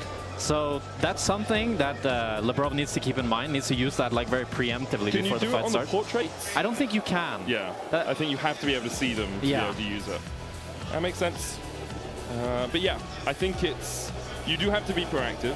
I wonder if G2 are going to be a little bit more on the front foot, because accepting pressure from a Nocturne and a Camille is a tricky road to walk down. You have to be able to win out those skirmishes and numbers disadvantages, at least for the start of it. We're going to see Akali banned out by G2. Super Zakali yesterday caused Hans Summer, who was playing the Victor in that game, I think, a lot of problems. So no surprises there. We expect this Victor as well to be going down to bottom lane rather than going into mid. That tends to be where he sits as a mage now. He's shown so much power in the bot lane matchups, and I think it kind of forces the Cassiopeia to go mid as well. You can play the Cassiopeia into the Victor, but I think you won't have the greatest time. Maybe I'm wrong. Maybe with the Camille's power, you can try to squeeze it out. As if Camille's going to be bot lane. That's true. That's true. You're completely right, Medic.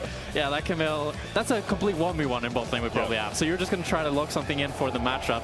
Maybe Carzzy wants to go towards the 6. When I think of Carzzy on mages, 6 is the one that like speaks to me because I just feel like he always plays it. It's also the Seraphine that he played, but not too much success in that one. I also feel Seraphine, she doesn't really fit in the current bot lane mage meta. I feel she doesn't have enough healing tools, and she takes too much time to scale up, and you kind of need carries from other roles, whereas the current mages are used for their damage spikes that are happening at 1, 2 items, and then with the extra experience and gold you're getting from being bot lane by yourself. Mundo, the final ban from Vitality. Now G2 pick their mid laner in the Orianna, leaving top lane as a counter pick for Broken Blade into Nuknuko, which does make sense.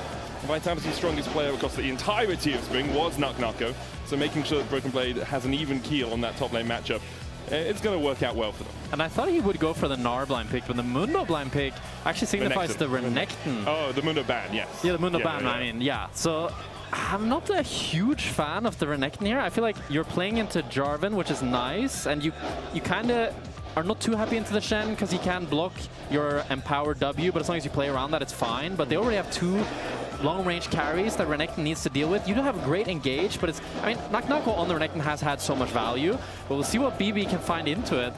He's gonna grab the Kled. He's gonna grab the Kled against T1. He single-handedly dragged G2 to their first win against the back-to-back-to-back world champions in 7 years. And now he's going to try and drag G2 over the line in this game as well. Hopefully not drag. I mean, Hopefully they will come along with carry him. G2 across the line, I guess, in this game. Looking at these 2 compositions, though, I want to kind of try and set our minds, say 15, 20 minutes into the future. Yeah. How do we feel that firstly the early game is going to go? Who's going to be making those inroads into the enemy jungle? But also, how do we feel they're going to interact as the game goes longer? I do think Vitality are the ones that want to pull the trigger early game. Sylas, so much skirmishing power. Nocturne, stronger than the Jarvan early game. Camille, we've seen it so much. I would love to see Vitality copy what KC did yesterday with the double invade. I think Camille can invade bot side, Nocturne can invade top side or vice versa, and you can win both sides that way. The only thing is if Lebrov goes to Hail of Blades, Shen has a lot of power level 1 as well, and that's why we've seen this pick be so successful into the Camille. But I do think Vitality are in the driver's seat. They also have Renekton, great early game champion. Cassio has a lot of fighting power as well. And I think in general, when you're looking at both of these team comps, when we're entering into the team fights, it's going to be about who starts the fight first. There's very little frontline on either side. The most tanky members, realistically, like a Renekton. Kled has a lot of base armor, but he's not going to be very tanky, or base HP rather. So I think whichever team is able to pull the trigger first and get a good fight started is just going to run away with the team fight. I mean, that makes sense, right? You're just trying to burst people out immediately at the start of those fights. Just for everyone's information, there's a brief delay between Champ Select and the game to ensure that everyone is connecting successfully into the lobby. And also, it's the first time we've ever seen Carzzy play Cassio in pro play. I think we'll be seeing a lot of those. Yes, yeah. When we move towards the, okay, so how do we counter Mage's bot? Well, we'll put a tank down there. It's the first time we've ever seen Carzzy play Mundo bot lane, by the way, guys. Just I hope we take it in the other direction. I really like the Akali. If we go like Akali, Sylas, Locke, you know, like all these assassins, even if we want to go crazy. Into assassins? Tanks. So we just end up back at the same point regardless. It's the Cartonization of bot lane, right? Yeah. Everything eventually becomes crap in the same way that everything eventually becomes tank. As we are just waiting to get on into the next lobby. Let's talk a little bit about these guys' performances yesterday. Vitality did not impress me, especially considering they have had a longer time to recuperate, to scrim, to work out exactly how they want to play this meta, because it hasn't really drastically shifted.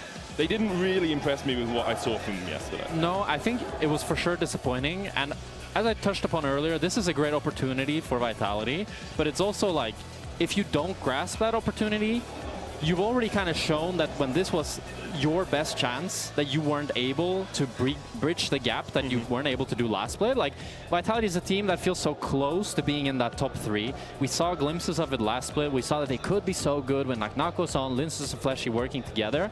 And I think if they cannot do it right now, it's hard for me to believe that the likes of G2, MKOI, KC, that they will not continue improving more rapidly than Vitality will. And to give Vitality their due, because I do agree with you, like Fiesta is new and has come into the team, and they are working out synergy with him and making sure everyone's on the same page, and maybe they can level up across the next 7 weeks, and then we'll get to playoffs and we'll see them challenge in playoffs. We are sending 3 teams to Worlds currently.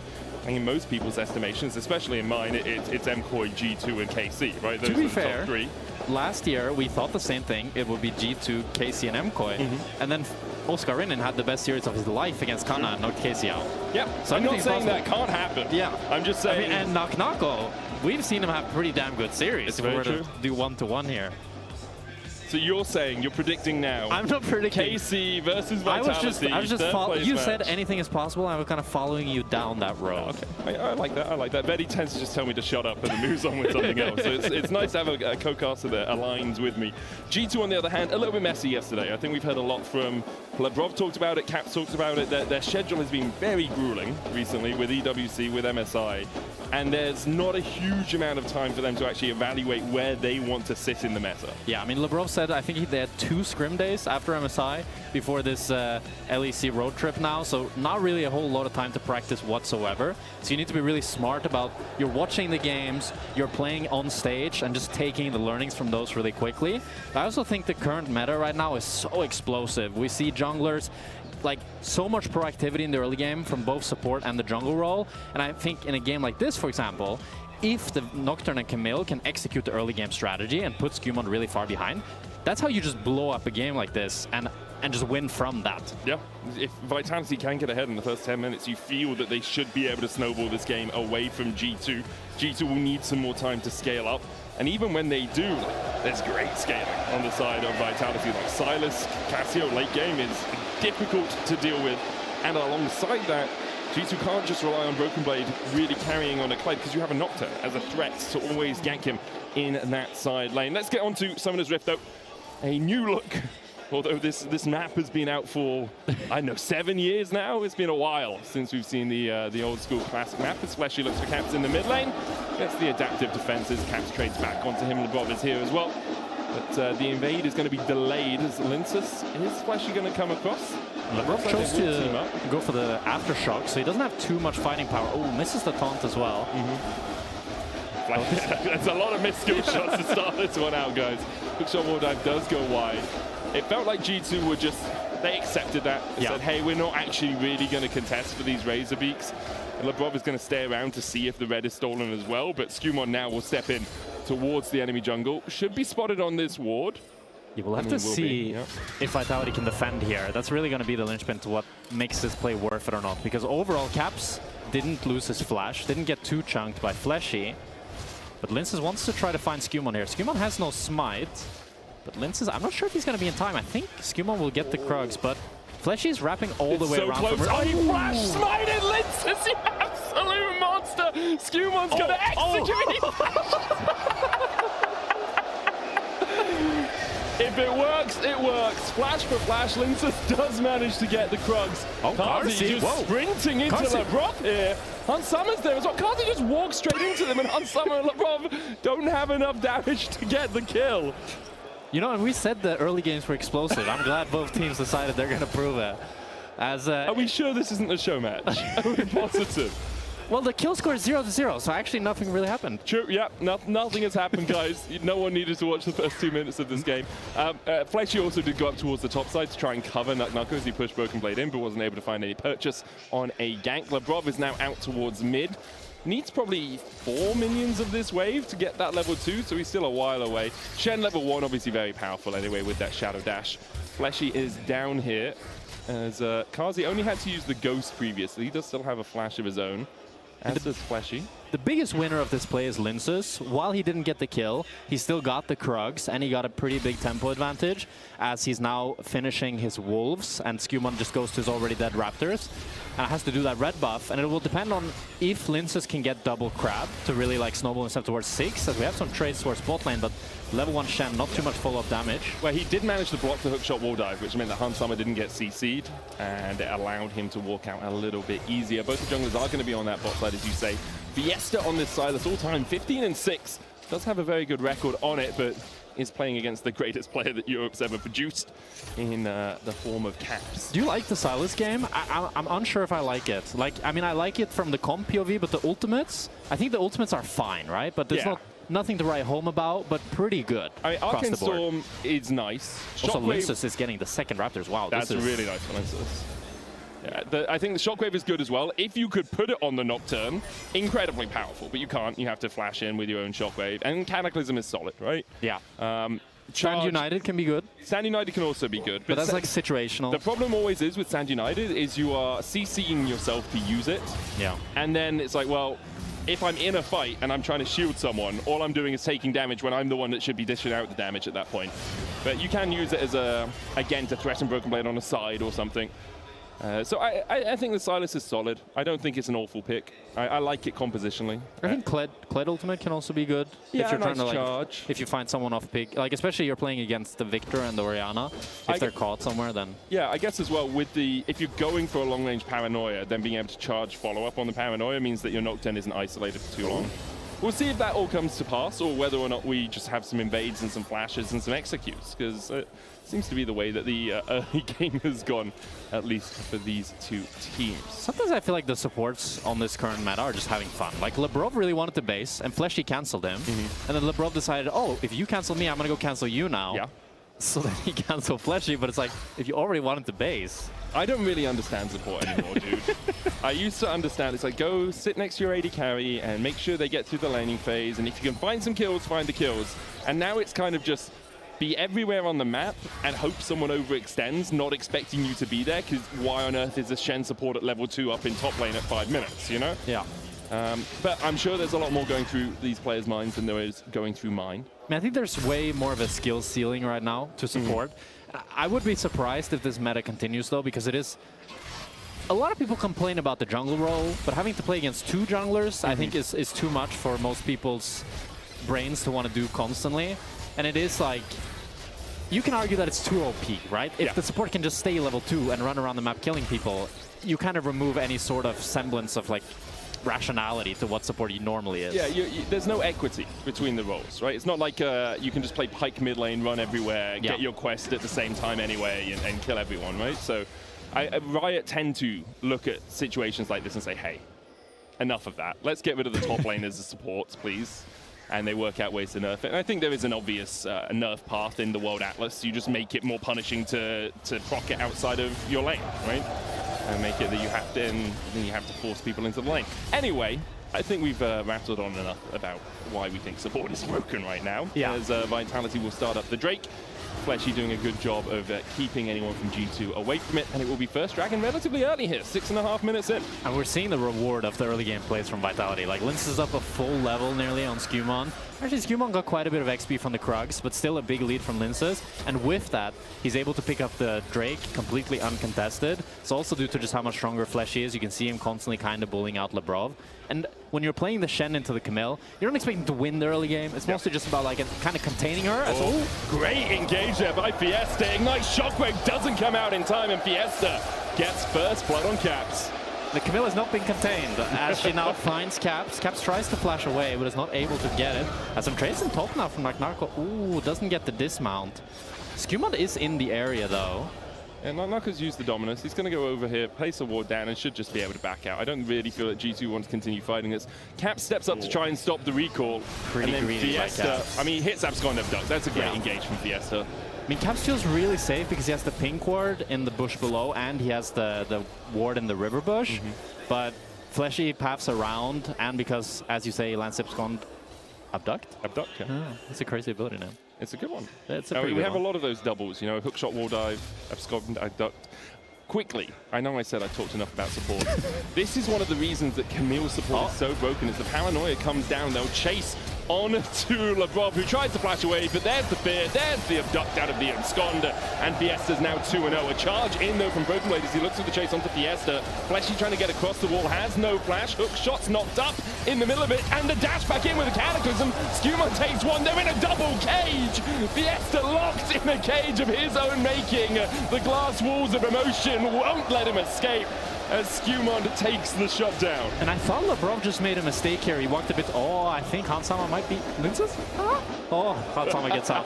But Labrov is walking there, I think, because they've already made the call that Hansama will move up towards the grubs. So that starts the fight for G2. And normally, if Labrov just dies like that, it would always be a losing fight for G2. But because Hansama's there, Karsi has the ghost instead of the teleport, G2 are actually able to turn the play in their favor.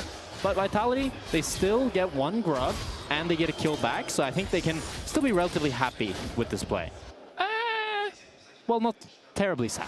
Not terribly sad, I'll give you, because they have the kill before the play really begins, right? That's true. Labrov is running away. You can see Hansama's currently at tier 2 tower. Yeah. That's where Skewmon is as well. So at this point, they have the kill. Yeah, Karsi's also not pushing the bot wave because they're really not expecting Hansama to open here. And then once Hansama is here, Kled ultimate is able to run them down, and Fleshy's super close. I was surprised he didn't get the hookshot over the wall there, which leads him to go in, and then Fiesta's like, okay, I'll try to avenge you, my friend, but he doesn't quite have the damage to actually take down Hansama. Yeah, Hansama flashing over the wall in the end as Broken Blade chased out here. So low HP, has to flash away from the Dominus and the Slice and Dice. And in the end, will escape. Nucko exchanging flashes with his enemy top laner. Fiesta's been everywhere on the map. Yesterday didn't have the strongest of starts to his LEC split and to his career here, but now 2-1 and has been roaming around a ton. I think the Silas pick makes a lot of sense for him. I played against him in 2024 a lot in solo queue, and he was a really, really aggressive player. He died a lot, but he also killed a lot. I think Silas is a champion that just like, you know, you want to constantly fight. You go pro to belt, you roam around the map, you look for kills. It's like the meta Katarina, kind of. Oh, sure. You just want to permanently fight, and he's showing that in this game as Nagnako chose to stay here at really low HP, but the whole team is here. On their way to no real escape for Broken Blade. Charges straight into the maw of that crocodile, and it's hard to navigate your way out of the jaws of a beast, but he does it well. As in the end, they don't want to use the paranoia to go for any further fight. I think they weren't quite sure where Skewmon was or where Labrov was. Broken Blade walking back up though. Skewmon is here, and Labrov is now finally moving up as well. Well, I wonder if Nagnako might get punished for the fact that he stayed for so long. I don't think they can go for a dive on either side because both top laners are so tanky. It's also the risk of a paranoia, right? That's you know true. Nocturne's probably in the area. If you go for a dive and immediate paranoia comes out, you don't have Stand United, you don't have much follow-up. So it's going to be tricky for them. G2 will just back away. Next rake up in 45 seconds time. Fiesta was hovering towards both sides, but takes the plant over the wall. Both laners basing. I think both teams are calling for the Drake. We'll definitely see a fight here. I would be surprised if not. Karsi now picking up the Rod of Ages. Blackfire Torch on Hansama as well. And Sundered Sky on Skewmon. Stridebreaker, first items across the board, really. Across the board, only Caps really short of it. Broken Blade as well, just short of getting his Titanic to start things off with that Tiamat. Maybe, actually, G2 decided to swap here. They don't want to contest the Dragon. I think mostly because of how strong the Silas is in comparison to Caps, with Caps not having the first item, as you say, Medic. I'm not sure if they'll be able to get much off the cross map, though. Nagnako has the Dominus, he has the Black Cleaver. Maybe they have the damage to just one-shot him under tower, but if Nagnako can clear the wave, I think this is a really nice play from Vitality. Yeah, Labrov was working his way up towards topside as well, but he's now started his recall, so it will just be second Dragon of the game to Vitality. A strong early start for them, and this is what we wanted to see from Draft. We wanted to see them accelerating these leads. Nagnako 500 gold ahead, Fiesta 700 gold ahead, and there's small leads for Skewmon and for Hansama, but nothing too substantial in terms of a G2 advantage. So, 2 Drakes on the board. We now usually see the map open out a little bit more. We still have first towers in every lane though. So do you expect we'll see this shuffling and changing more of the lanes? I mean, the thing is, I think G2 are kind of vulnerable with the fact that they have both Orianna and Victor. Like, both of them can easily get caught on side with the Orianna, or with the Paranoia and the hookshot from Fleshy. Sure. So I'm curious to see if they want to keep these lane assignments or just put Hansama mid. I think that's the side lanes is where I'm looking at. Like, if Nagnako is able to sneak into a bush and get onto Hansama, that can easily be a play now. We'll see if Hansama steps up here.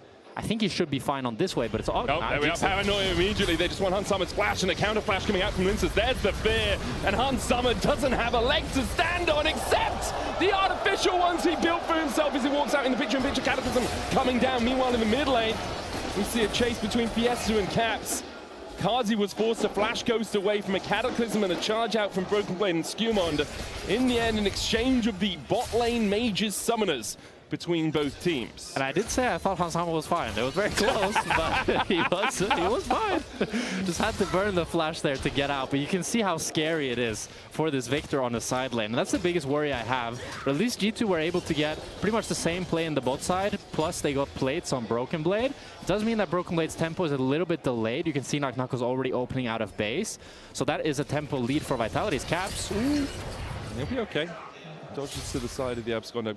I don't think Broken Blade's tempo matters as much because Hans did have the TP, so he just TPs back up towards the top side. He's going to push that out, which means Knuckle will catch it. And then if BB does want a path towards top, he can now go and catch the next wave. Instead, he's going bot, so he will lose a couple of minions down to that bot tower. Rift Herald, though, I feel is the next major point of contest between these two teams. In about a minute's time, still first items across the board. Nothing too substantial having been built above that, but we will have level 6 on both the supports for that Rift Herald fight. Finally, huh?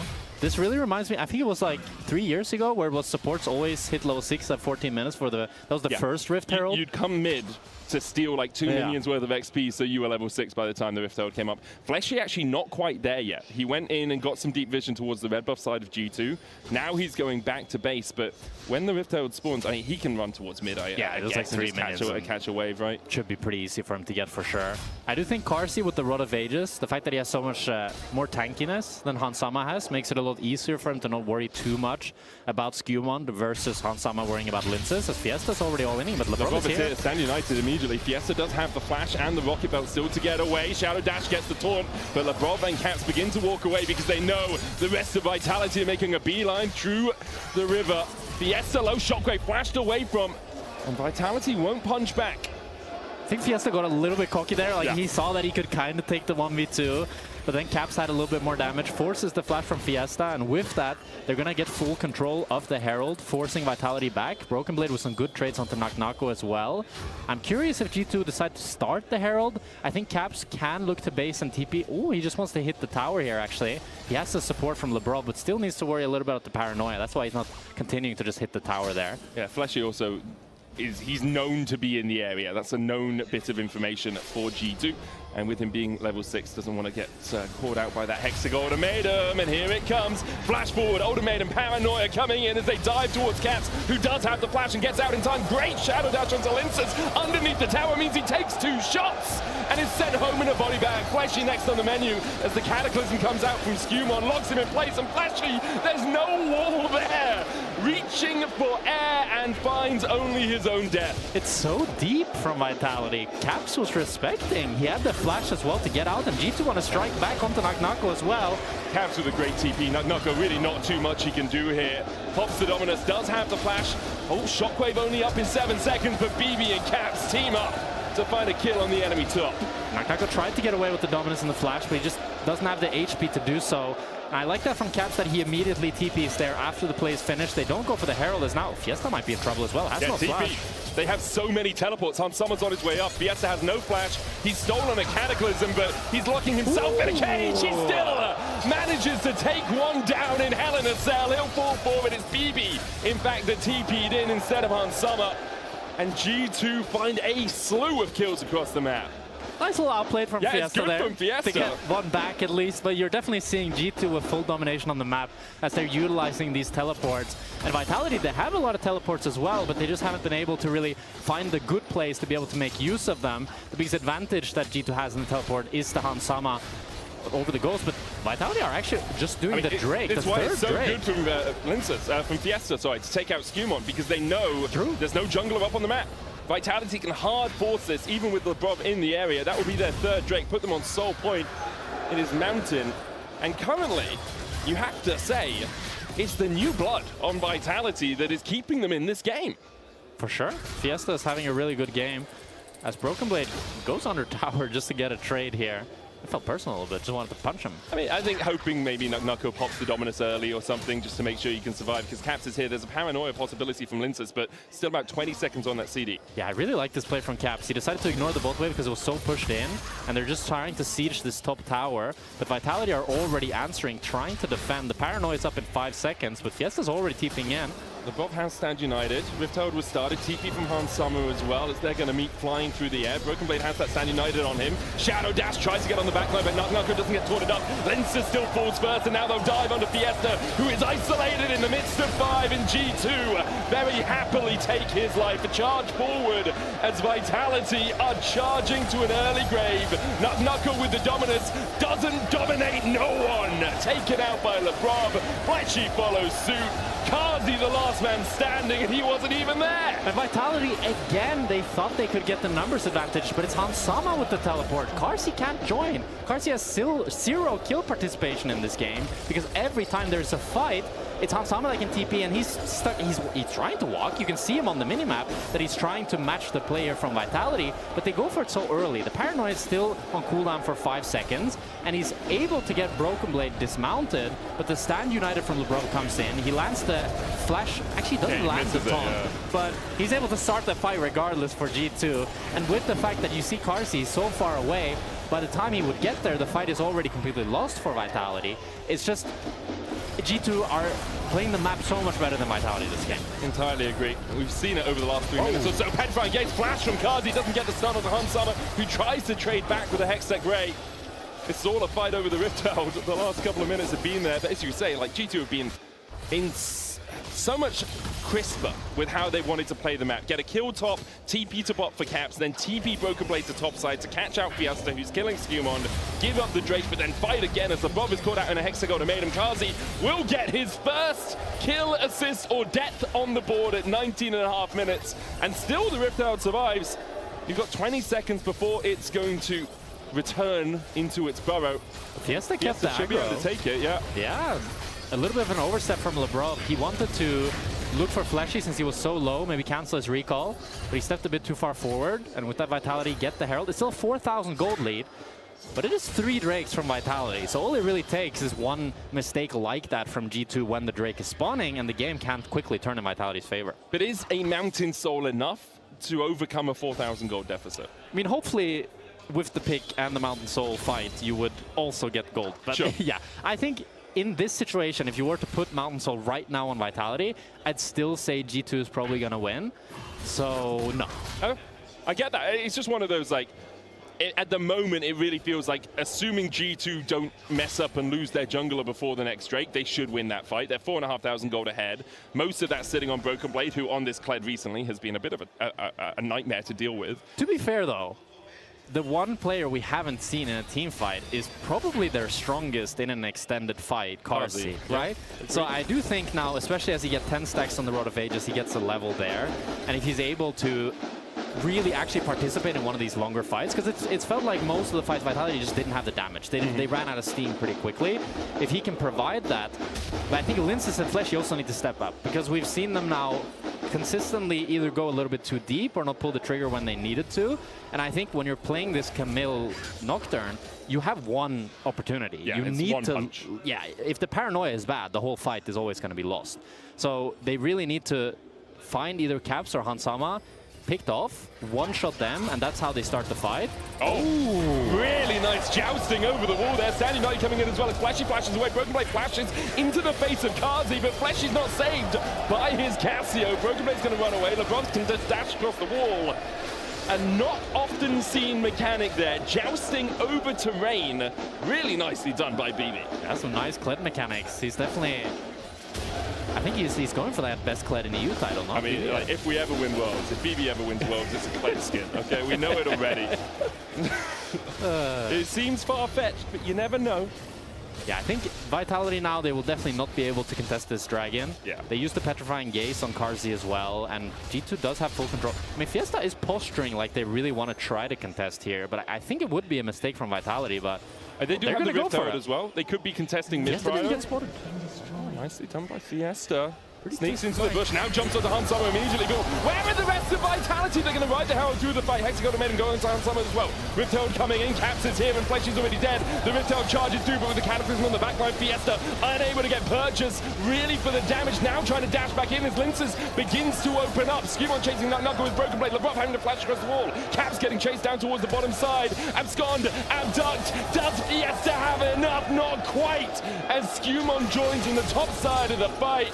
And even though Fiesta found a good engage, Vitality are just too far behind. That was a really nice creative flank, but Vitality weren't able to have a real follow-up. Hansama lived for so long, and the fact that they were able to take him down, but then didn't have enough damage to take down Caps. As the fight is continuing here, BB might have stepped too far forward. TP behind. BB needs to get the pocket pistol out, tries to remount, can't get there. Knuckle with a K in his pocket, a grand to the good. The question is, can he keep it and go back to Boris, or will he be sent home in a coffin? I think the answer's looking more coffin-shaped as the seconds go on. He tries to walk around the side here, but Caps is on the chase, a slice. Ooh, he does flash. There's the blast cone. The problem is if he dies now, that's match for G2, but Fiesta's TPing. Fiesta doesn't want to let a Crocodilian down. He said, see you later, alligator, and he's trying to make that happen as Cap splashes the wall. Ruthless Predator, but the Southern Shockwave does not connect, and now Fiesta running for his life. Lince is here to try and protect as Shockwave brings Fiesta back, and it's a party on the top side of the map as the Hextech Storm comes out. G2 take 2 kills.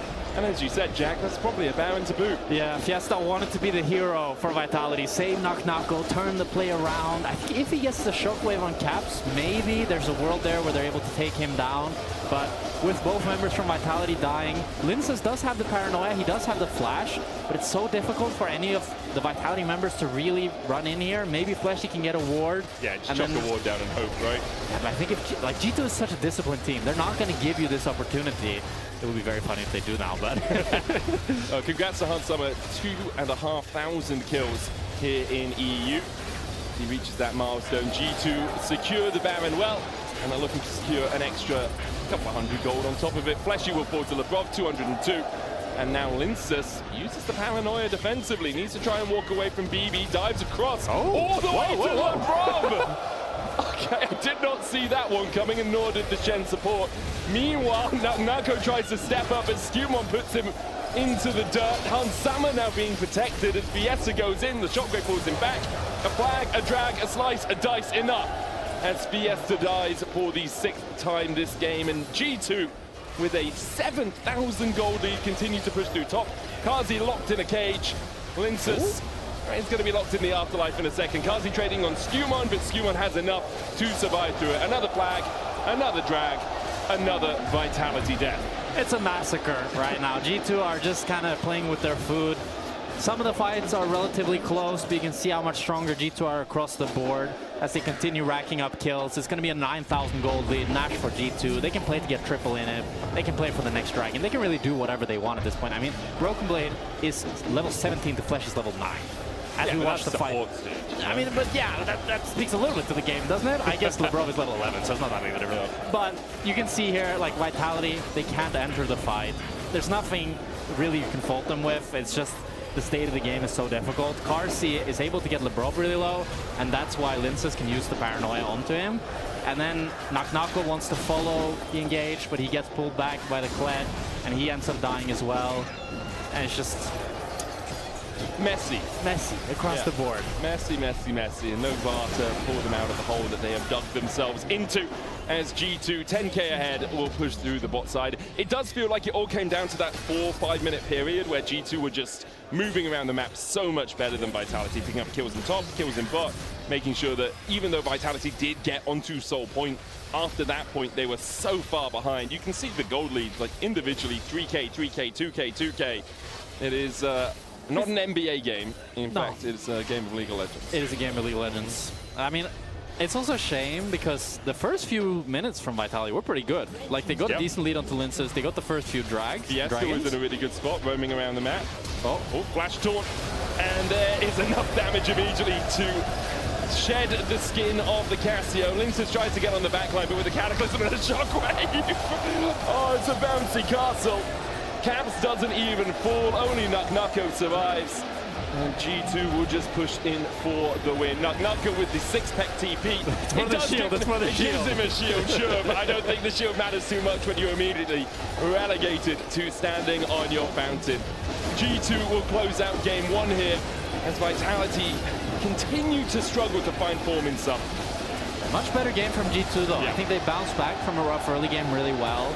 And Caps had one early death, but apart from that, he played against this full dive comp really nicely. He was baiting them in, playing on the edge really well.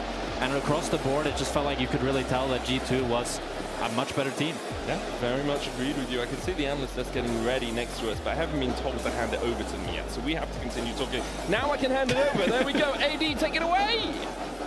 Thank you so much, Medic. Wow! So, Medic, I'm actually super surprised that you didn't flame Camille support more. We know that you hate it, and I'm joined here with 2 washed top laners who feel like they have a lot to say. Embrace it, bro. It's time. Come on, I mean, time. let it go. You're Let it about go. to be a dad, bro. That's true. To be honest, some of the things that Fleshy did on Camille this game, I did as well. At some point in my career, it just happens. It's one of the struggles of learning the champions because supports, some of them are just a little bit slower to pick up on them. Yeah, I mean, let's be real. Camille is a difficult champion. She looks really OP in a lot of these games, but she is a difficult champion. And here we kind of see the other part of the double-edged sword that is Camille.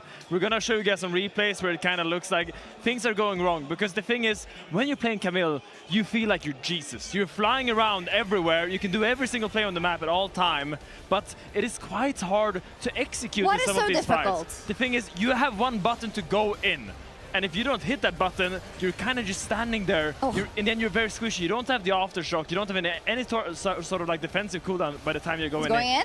Yeah, he's messing up that combo. Yeah, so what did he mess up? It looks fine to me. Yeah, he tried to do the bin combo where you E to the wall, then flash, and then reposition your E so you come from a different angle. But there he just ended up hitting the same guy that was in front of him anyway. So there's still 2 issues with the Camille gameplay. Obviously, the hookshot, you need to attach it to a wall before it does anything. But there's 2 issues with Camille. Execution is quite rough because realistically, you're just a stat bot, and you need to find these sorts of number advantages so that you can pop off. But when it comes to Fleshy, it was also the mechanical misexecution. And on top of that, with the level of coordination that Vitality has, especially now, ever since that roster change, I still feel like they have a little bit to work on. And that's why it was also very hard for them to get back into the game once they started falling behind. It was a combination of things for sure. We had a big discussion yesterday about it being OP. I feel like you have to take into account the fact that the supports are playing Camille. And this is not me giving off on supports. This is not what I'm doing as a support myself. But you're right, there is a barrier of entry to this champion, right? So do you think, hindsight, with this comp for Vitality, like maybe they should have thought about that, and maybe it would have been a little bit more balanced if they had something different? Look, I'm gonna keep it real. I don't think it doesn't matter what Vitality drafted this game. I think they were getting ran over either what, because no matter what. Because when I look at this Vitality play, it kind of feels like one of those lower tier teams that look a little bit soulless. Every single play is a Hail Mary to try to get a kill. It feels like they're very disjointed. And it goes back to the beginning of the year where they signed Humanoid and they were like, we brought in Humanoid, he is the leader of our team, he is shot calling. And then they benched him at the beginning of Summer Split, and you see the meltdown here, because I feel like no one is stepping up in this team right now. Exactly, and you saw it because they brought in Fiesta, and honestly, credit to his name, Vitality did bring a lot of Fiesta this game, but it just so happened that once they started falling behind, it went all downhill, and it just... That's what they were missing. Once you fall behind, Humanoid was bringing a little bit of that to get them back in the game. True. But Again, it was just snowball. We don't have any other context. We only know the facts, being that he's not on the team. I also think, obviously, we're going a bit hard on them, and I think we are because they showed so much promise in spring. They did so well in the regular season. Yes, they collapsed after, but I feel like that's why a lot of people will say, well, we are too harsh on them, and I would say perhaps that's true, but we had high hopes. I mean, in a way, it's like a parent, you know. We saw what they could be. They showed us their potential in that spring split, and they made us believe. So when they don't deliver and they look like this, it's just a little bit disappointing. It's true. Who did look good once again, and really always does Odoamne, was Broken Blade on Kled. Okay, listen. First, I was not a believer of BB on Kled, but he's starting to grow on me. I feel like he's just getting look at this. Yes, it wasn't even animation cast. It was a full-on follow-through, and this Kled pick was just absolutely genius because against a comp that wants to scrap so damn much on the side of Vitality, you have the Shen on the side of yours. Everything turns into a team fight with numbers disadvantage, and the Kled just scaled so damn hard, and BB was just so Bro, good. you know that sell me on Kled. I know the champion. I love that champion. love it. It feels like BB's No, you are not doing those things on Kled, so don't make it that you can play that champion as well. Okay. I did have swing to you in your career many times, but the thing that BB really has shown is his development on this set. It keeps getting better and better every single time we see it, and it felt like G2 at an international. You saw the comp, you saw the cohesion. This felt like peak G2. BB on Kled pushing in all the side lanes. Every single fighter's ended up and in their advantage, and I just love seeing him go back to this champion because it feels like he can't lose on it. He can't do no wrong. It's so nice. And I really like the fact that this is one of those off-meta picks where he just brings it out so damn much that he has a level of proficiency where before it was always, oh, I'm just gonna neutralize you, but this just hits so damn hard in mid-game. It's also so important when you look in the context of all the series that G2 will be playing this year, be it in Europe, be it internationally. The value, right, Finn, of a pick like that. Can you think of anyone else that has something like that in the LEC? This is a really hard question, but or used to, that you were always like, oh, of course you with your Kled, I know, but I think I mean, Finn on Irelia was a little bit of a demon. Although banned Irelia every single time against me, by the way. Hey, it was always a free win. Every single time. But I think back to players like, let's say Jankos. I remember one time where Jankos Olaf was just winning every single game for G2. He was playing Olaf, he was popping Predator and just ganking every single lane. Like 2019 spring, he was permaban against G2, and sometimes when the meta just hits for you and your champion pool, that's where you can show things like if this. there was Fearless, they never would have won MSI. No, just kidding. I think they would have won even harder, to be honest. That team was made for Fearless. You're absolutely right. So, entertaining game one. Let's see if Vitality can get back up off the ropes. We'll be going to a quick break, but when we come back, game two, G2 Vitality. Welcome to the European League of Legends Championship Series.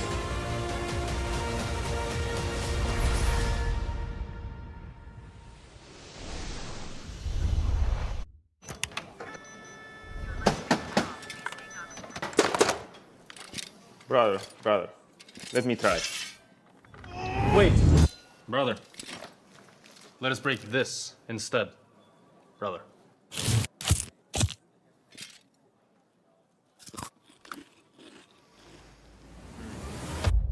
Have a break. Have a Kit Kat. What is this, brother? Perfection.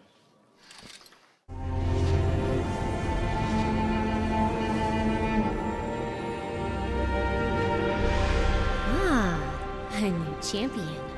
Welcome to my shop. You'll need the right build. Choose wisely, because every upgrade brings you closer to the next level. So tell me, how will you level up?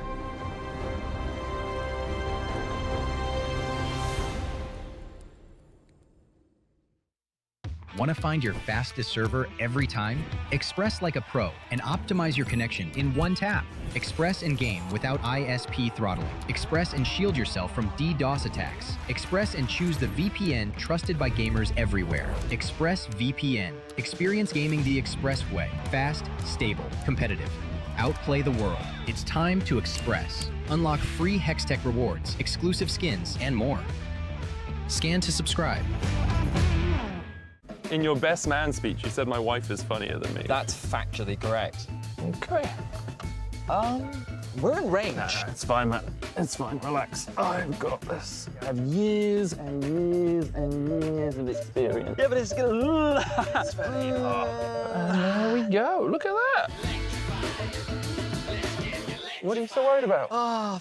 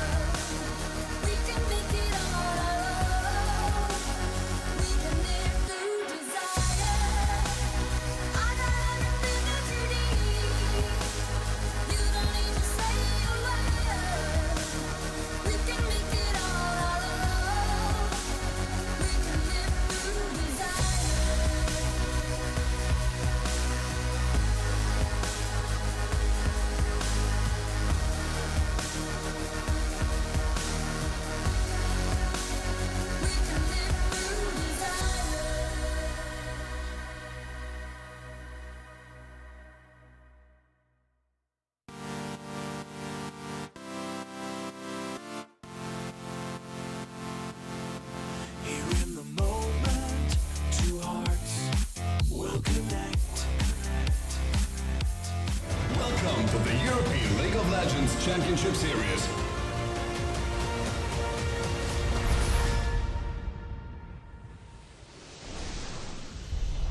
Hello guys, this is your captain speaking. Today we have 0 bans. We are doing random fucking bans and just drafting.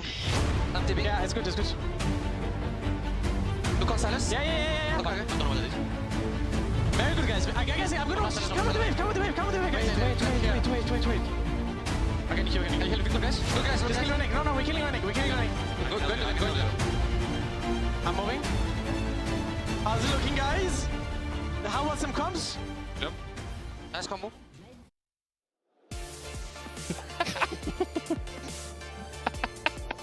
How about some comms? Yeah. Good job. How's it looking? Are we winning? Yeah, we Are you won. winning, son? It's over. And for Vitality, it was very quickly over in that game. 15 minutes in, it felt like everything just kind of collapsed around them. Their world fell apart, and G2 did what G2 often do. It's just, even when they're tired, even when perhaps they feel a little bit less than ideal in terms of form, they actually really do know mid-game really well. If you want to replicate some of MKOI's success yesterday, I mean, MKOI had really great early games that made it so that if G2 were to try to win, they needed to extend the game to 40 minutes. But if G2 is in the driver's seat, I think this has been true for nearly every single G2 iteration, every roster, that they just run away with the game. Yeah, especially in Europe. I mean, internationally, obviously, things are different. It's always hard to say. But that was what we wanted to see from Vitality. We wanted to see aggression in the early game via the Nocturne and via the Camille. We wanted to see them get ahead, and they kind of did. But they didn't really accelerate it to the way that you would want them to, right? They saw 1 second Razor beat camp, and then I didn't really see much jungle intervention at all. It came down to misplayed skirmishes, I'd say, from Vitality. They tried to go for caps in the top lane. That didn't end up working out. And then once you fell behind on the Camille and the Nocturne, and you lose some of that firepower, all it really takes is one more play after that to go wrong. And it's just so difficult to get back into the game because you really need to have a really strong one-shot with that ultimate, or with both ultimates rather, the Hextech Ultimatum and the Paranoia, to make it work. But now Vitality, going into game number 2, they get a chance to have a whole new draft. Yes. Whole new possibilities. And they've chosen second pick this time. As the first pick. G2 have chosen blue side, which was the way of the world at MSI as well. I think blue side ended up having about 58% win rate at MSI, and we will get into draft in just a couple of moments. We already see a few of the bans, so it's hey, funny. Jack, do you want to predict some of the bans for this game? I think they might ban Lucian and Vi. Vitality. Okay, I'm not sure. That might be what they're banning here. And it's actually G2 banning the Lock. So maybe they're taking that away from Caps after his performance yesterday. Look, Locke is one of those champs where I'm sure he is very strong. And G2 have first pick as well, so they could have first picked for Caps. Yeah, and they don't even have to do like a Locke Camille trade or anything. True. It's actually a surprise that they've decided to ban it on blue side alongside the Poppy and the Bard. Lucian Vi already taken away by Vitality, as you say. So, if I was Vitality, what I would assume that they want to go for is just put Carsey on something like the Ziggs, put Nagnako on a counter pick on top. Yeah. Because last game, he blind picked the Renekton. I think G2 had a really nice answer in the Kled. I mean, BB never fell behind the lane, had a great game on it. But now you can maybe put BB in more of an uncomfortable position, set Nagnako up. I don't think Nagnako is going to be able to pick something like the Vayne or have like a crazy counter pick like that. Sure. But if he can have a winning, really hard winning matchup, I mean, that was like half of the success of Vitality last split. Yeah, agreed. And yesterday as well, Nagnako with like 5-8 kills on the Cassante. Leona locked in to kick us off. That is strange. Yeah, that is an odd first pick. So Vitality banned Leona last game, so I feel like we missed the memo. Maybe after yesterday, everybody just decided Leona is now the best support instead of Camille and Shen. I'm not sure, but that seems to be what G2 is thinking. And with that, Vitality will probably lock in either the Rel or Alistar into it.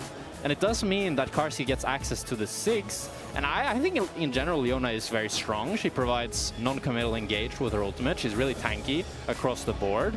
And she's just like, always has CC. The only real downside is Murktreads is really strong into her, and Cleanse. But now with mages being played on bot lane, like 6 is never really going to go Cleanse. Yeah. Unless you have like 50 CCs. Also, you need the teleport. We saw it in the last game. Carsey not having TP cost them a lot in those fights. So wouldn't be surprised if we see that TP down towards the bottom side. I'm trying to think of why, like what else you could pick into the Leona that works really well. Sometimes you used to see Janna's into Leona because when she tried to engage, you just like Howl and Gale her out. Thresh as well was a counter pick for a little while, but I'm not sure Thresh works in the same roaming style as a Leona would do. I mean, the thing is, I think you probably go the Rel because like Alistar has no power level 1, so then you you have to start in lane. While with Rel, you can still do things. But I think you can also just say, okay, because they have Leona, probably the game is not going to be that proactive, so we can kind of just pick whatever support.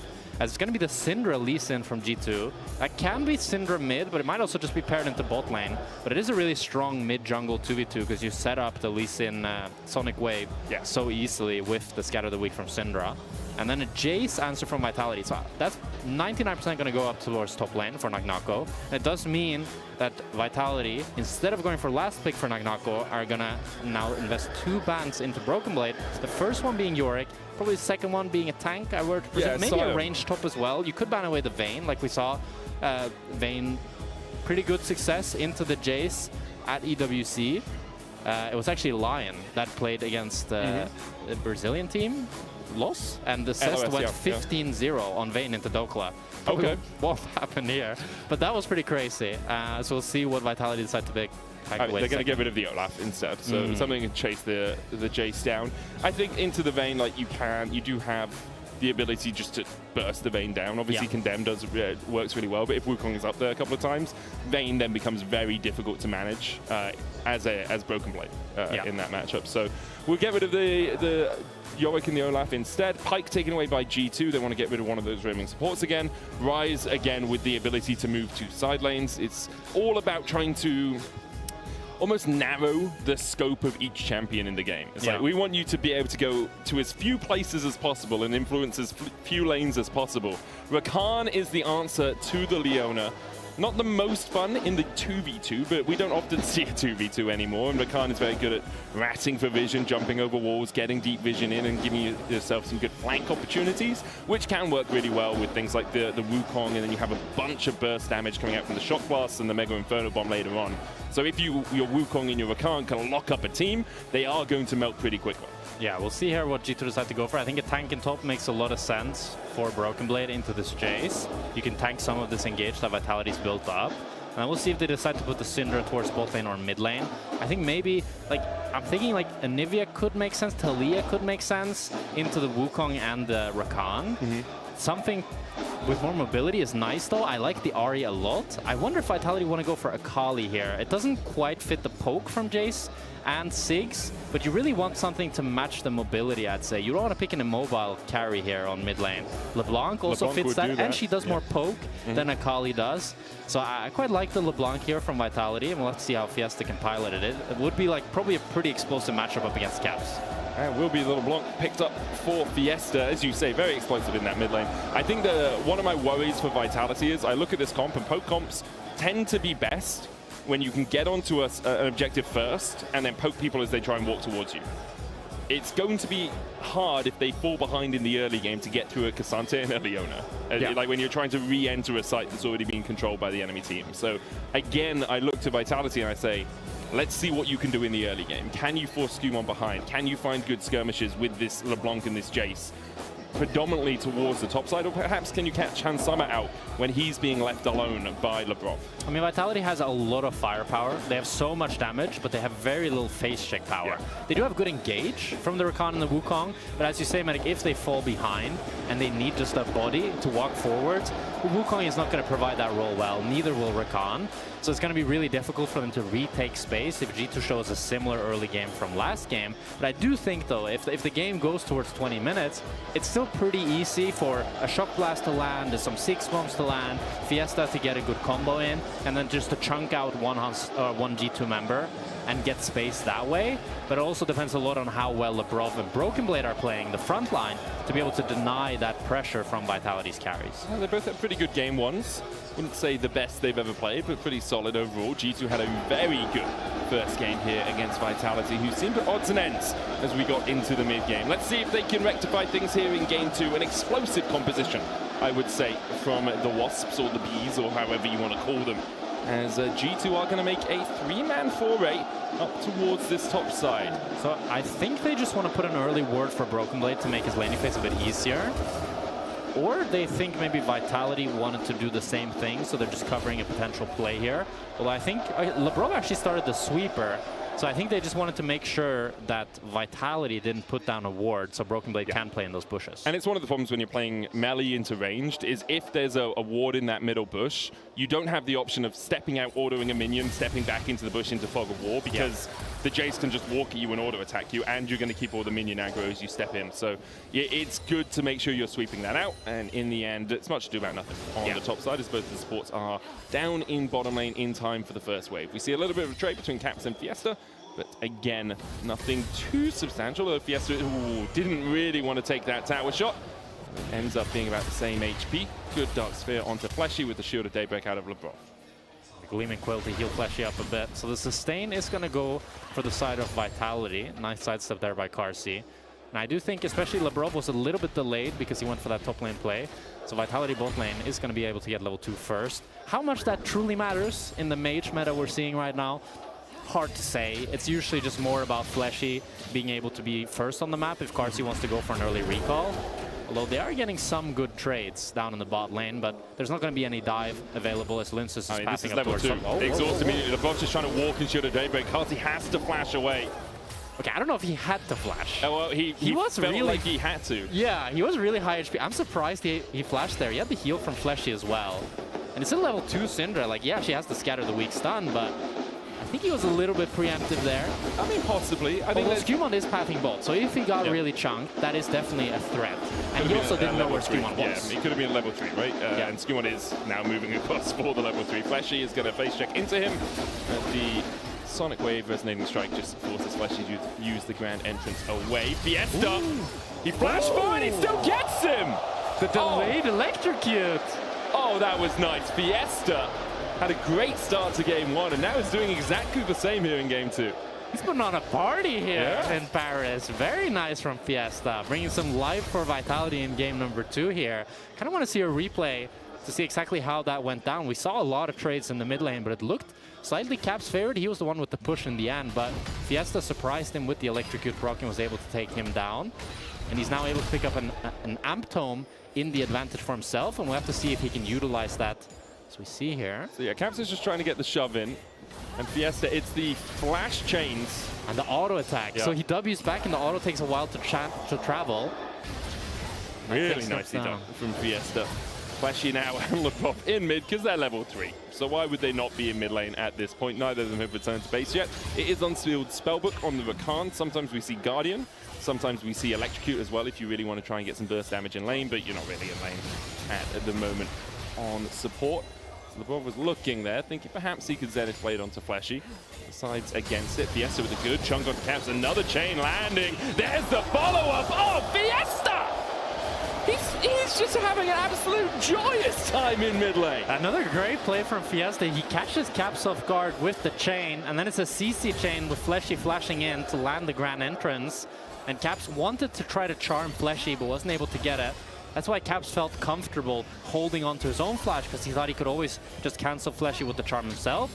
And Lebrov, he holds the wave a little bit for Caps. So Caps is not going to be down too much in CS, but it's still 2 kills for Fiesta and a fantastic start for the LeBlanc. Hey, it's exactly how game 1 started as well. Fiesta had 2 kills on that Silas.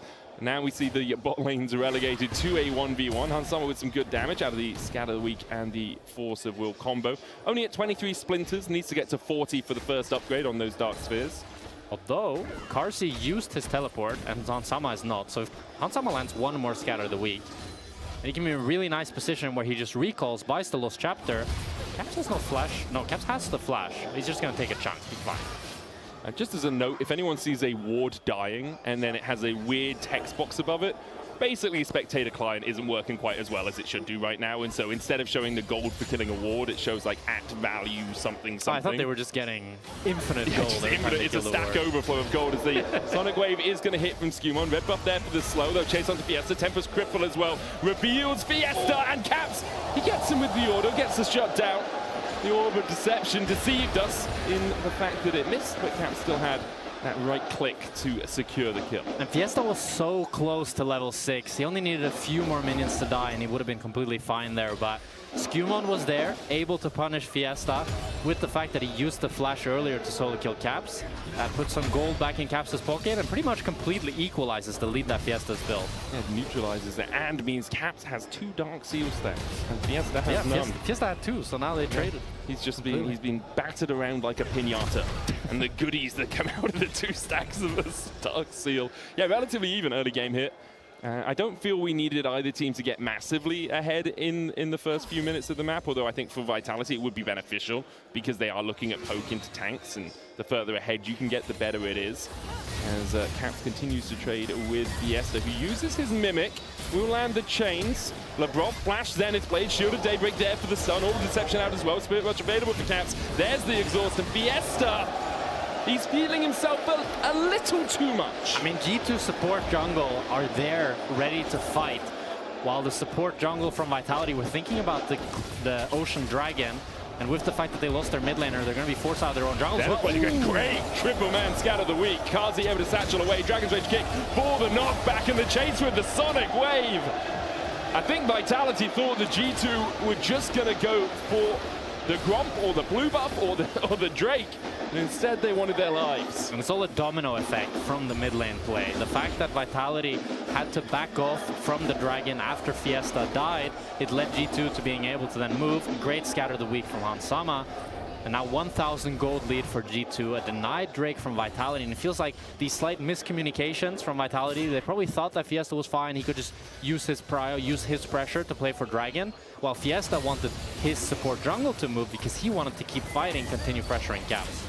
That was a minute and a half ago. I said relatively even early game between these two teams, and then an 800 to 1,000 gold lead extends for G2. Fiesta still winning out on some of the trades in mid with the Lost Chapter. Caps going for the Blasting Wand Doran's Ring. Not a huge amount of mana regeneration on top of the ring for him as the Rob misses the Zenith Blade. Skewmon went in and stole away the Razor Beaks, I believe, and now he's going to go and do that topside Scuttle Crab. EB gets the base there right in front of Nagnako. I thought he would get cancelled.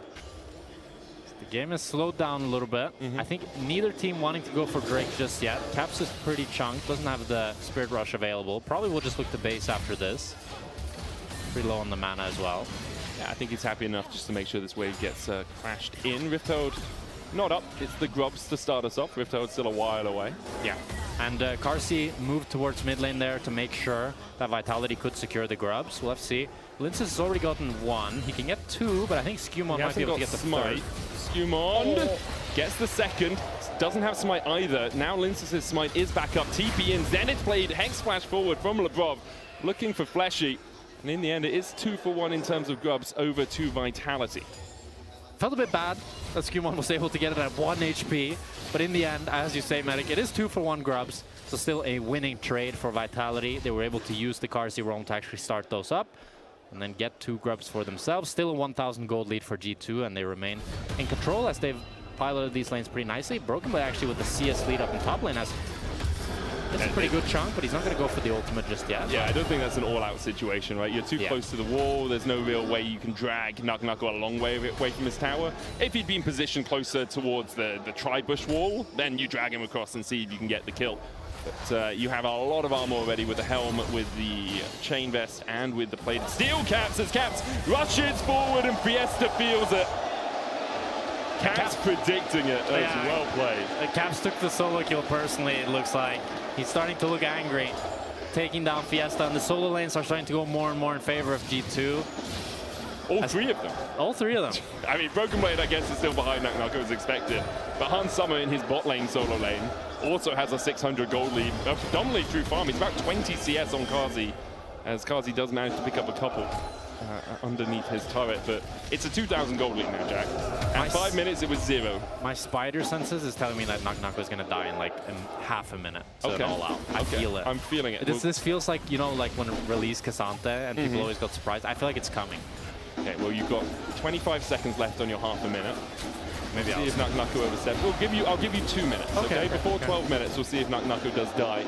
And it's one of those moments as well where you start to see the rest of the map bleeding, and you feel you have to push a little bit more. You have to go from the 50% plays to the 40% plays, to the 30% plays, and it becomes harder and harder for you to feel like you can have enough of an impact in a game. So I wouldn't be surprised if Nako tries something hard.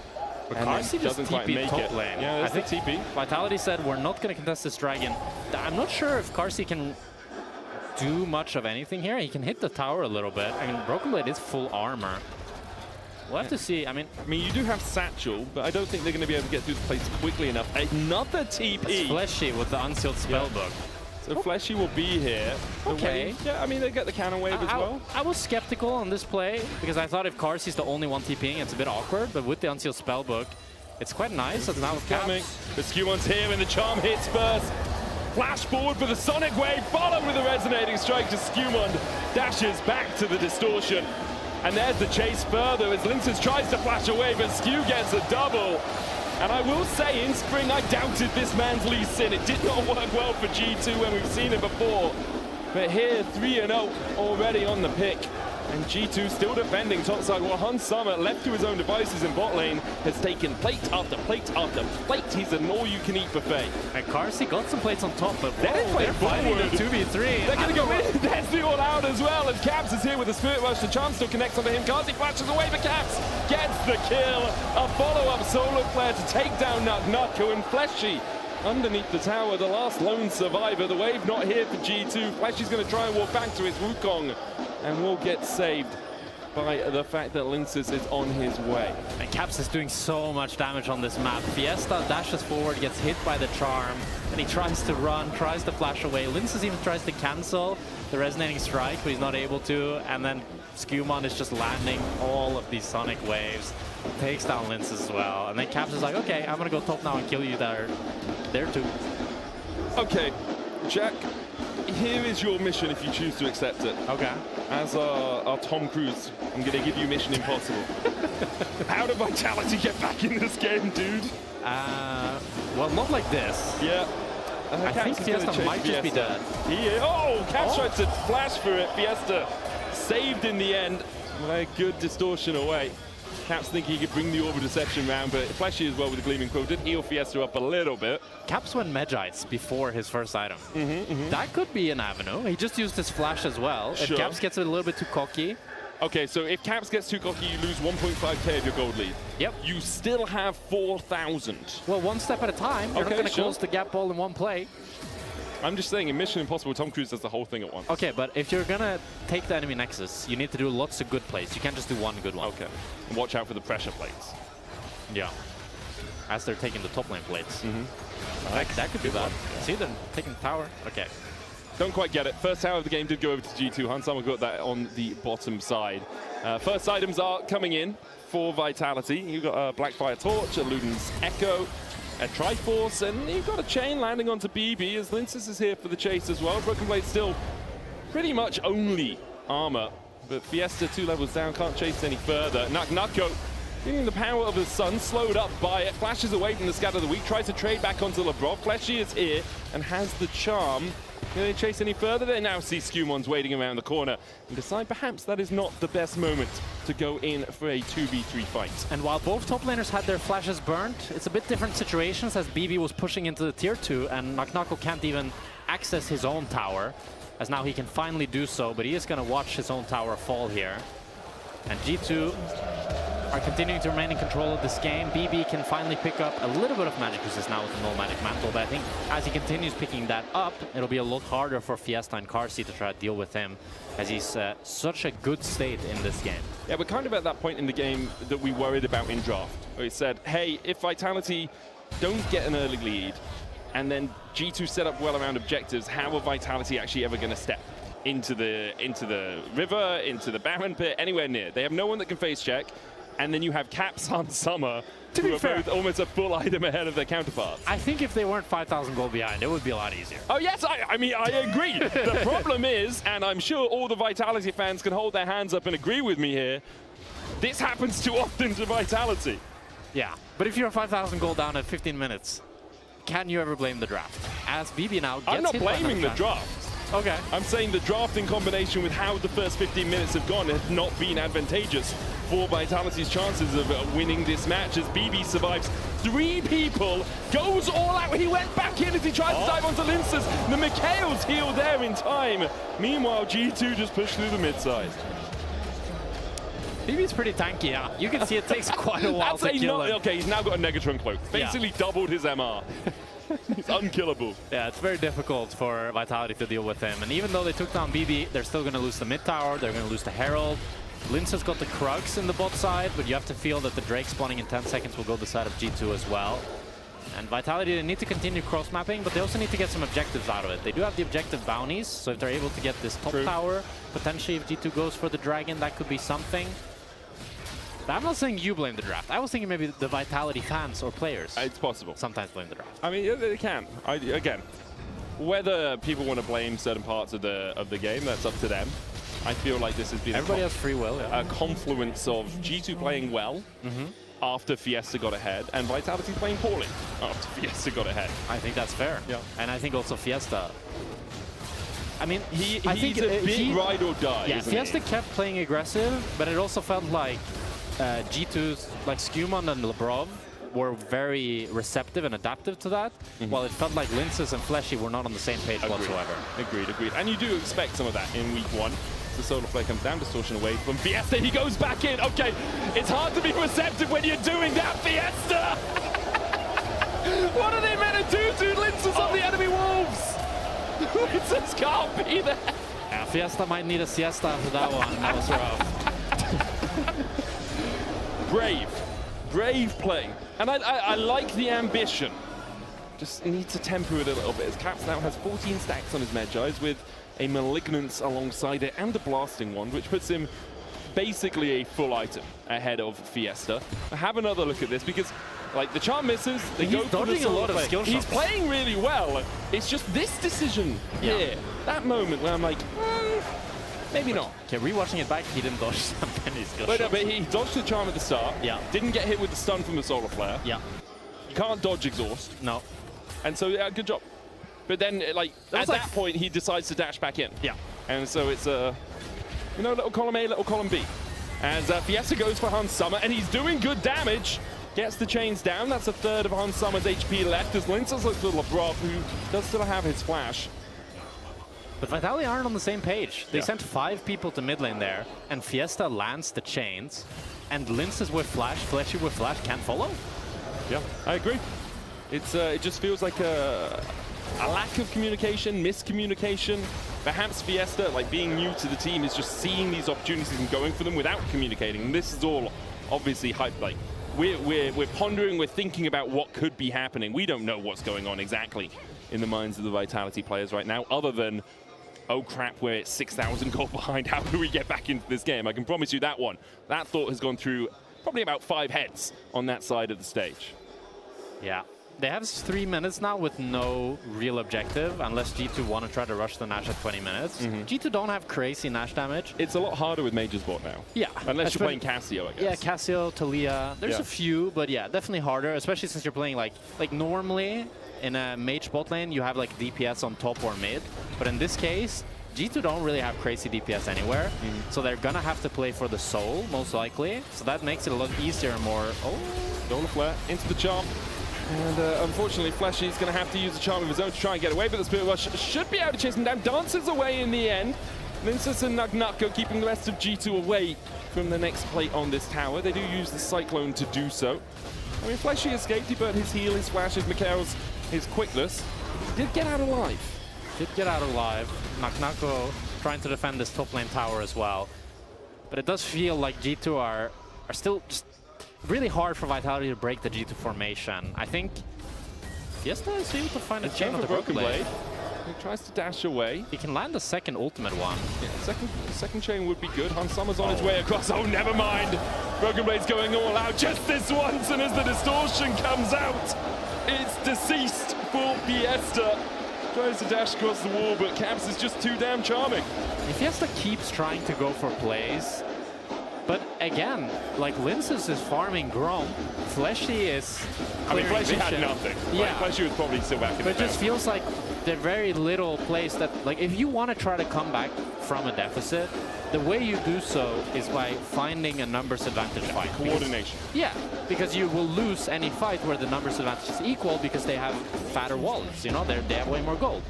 But we keep seeing Vitality, the ones that are actually down in numbers, because one member wants to go for a play while the rest are not ready. Yep, agreed. And it's disappointing, right? Like, we'll call it out. This has not been good from Vitality. They went from being even at 5 minutes to like 5,000 gold behind at 12 minutes, and since then they have not looked like coming back into the game really at all.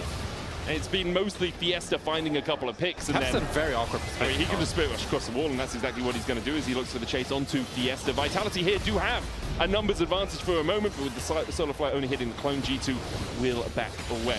As you say, Caps was in a compromising situation to start it off, but when you've got the Spirit Rush... Yeah, you really needed to make that into a real fight, but it's so difficult into the Ahri with so much mobility, and Caps able to just get out, and you can see how strong G2 is with the fact that they can still Sorry, push I totally them back. interrupted you there. No, that's okay, man. Oh, I saw the Lich Bane completed, and I was like, Caps just has infinite damage now. That is Lich true. Malignance, 18 stacks, and a Blighting Jewel. And Jack Show for BB, so he's way harder to take down as well. That's named after you, by the way. Oh, thank you. Oh, do you have an item named after you? No. They used to have healing items, like Redemption, and I asked them to call it the Medic. They said, nah, man. That's too close to TF2. Yeah, exactly. That's the problem. Not that I'm not famous enough to have an item named after me. It's the fact that it's so close to TF2. Okay, so Vitality, they want to cross-map the Dragon. Unfortunately, they cannot, because BB hovers up towards top lane, Knock has to back off, so it's just a free Dragon for G2. And now G2 have 5 minutes to try to set up this Nasher. Due to what we talked about earlier, they can rush it, but is it a rush if it takes like 15 seconds? That's more like a take. I mean, it probably takes more than 15 seconds as well. So, right? Like, so Vitality will have plenty of time to react, as Fiesta... Ooh, distorts away, blind there, as he gets Tempest crippled as well. Once it's on his way across, good chain out of Fiesta, canceling for Kazi in the mid lane, Orbital Deception coming out, there's the charm, and Kazi isn't quite gonna die before the quickness comes out from Fleshy to save his AD carry, but Caps flashes forward and gets the kill anyway. Meanwhile, Skewman was able to extricate himself. LeBron goes over the wall onto Linces, not sure that's where he wanted to end up. It's a double for Caps. The chase comes in with a Dragon's Rage. It's a triple for Caps. And after it looked like Vitality had been able to get themselves out, in the end, Caps just chases them down. And Caps had a rough early game. Yeah. But he has bounced back so damn well and just taken full control of this game. He starts the fight off, taking down Carsey, and with that, the rest of the lineup can just run them down. They're going to run towards the Nash. BB might be in trouble, but I don't think so. Yeah, he's really not. Maybe 5 more chains and Fiesta can take him down, as G2 will be able to pick up the Nasher, and with that, they're up against the Ziggs, so Vitality does have pretty good wave clear, but you have to feel that this game is just on them. Well, maybe the Mega Inferno one seals it. Kazi's got it. Is he going to yeet it towards him? No vision on the Baron right now. Chains go down onto the Mega Inferno bomb. Very early. I mean, he also only did 500 Yes, damage. Oh my God! He got it! Kazi got it with the Leandry's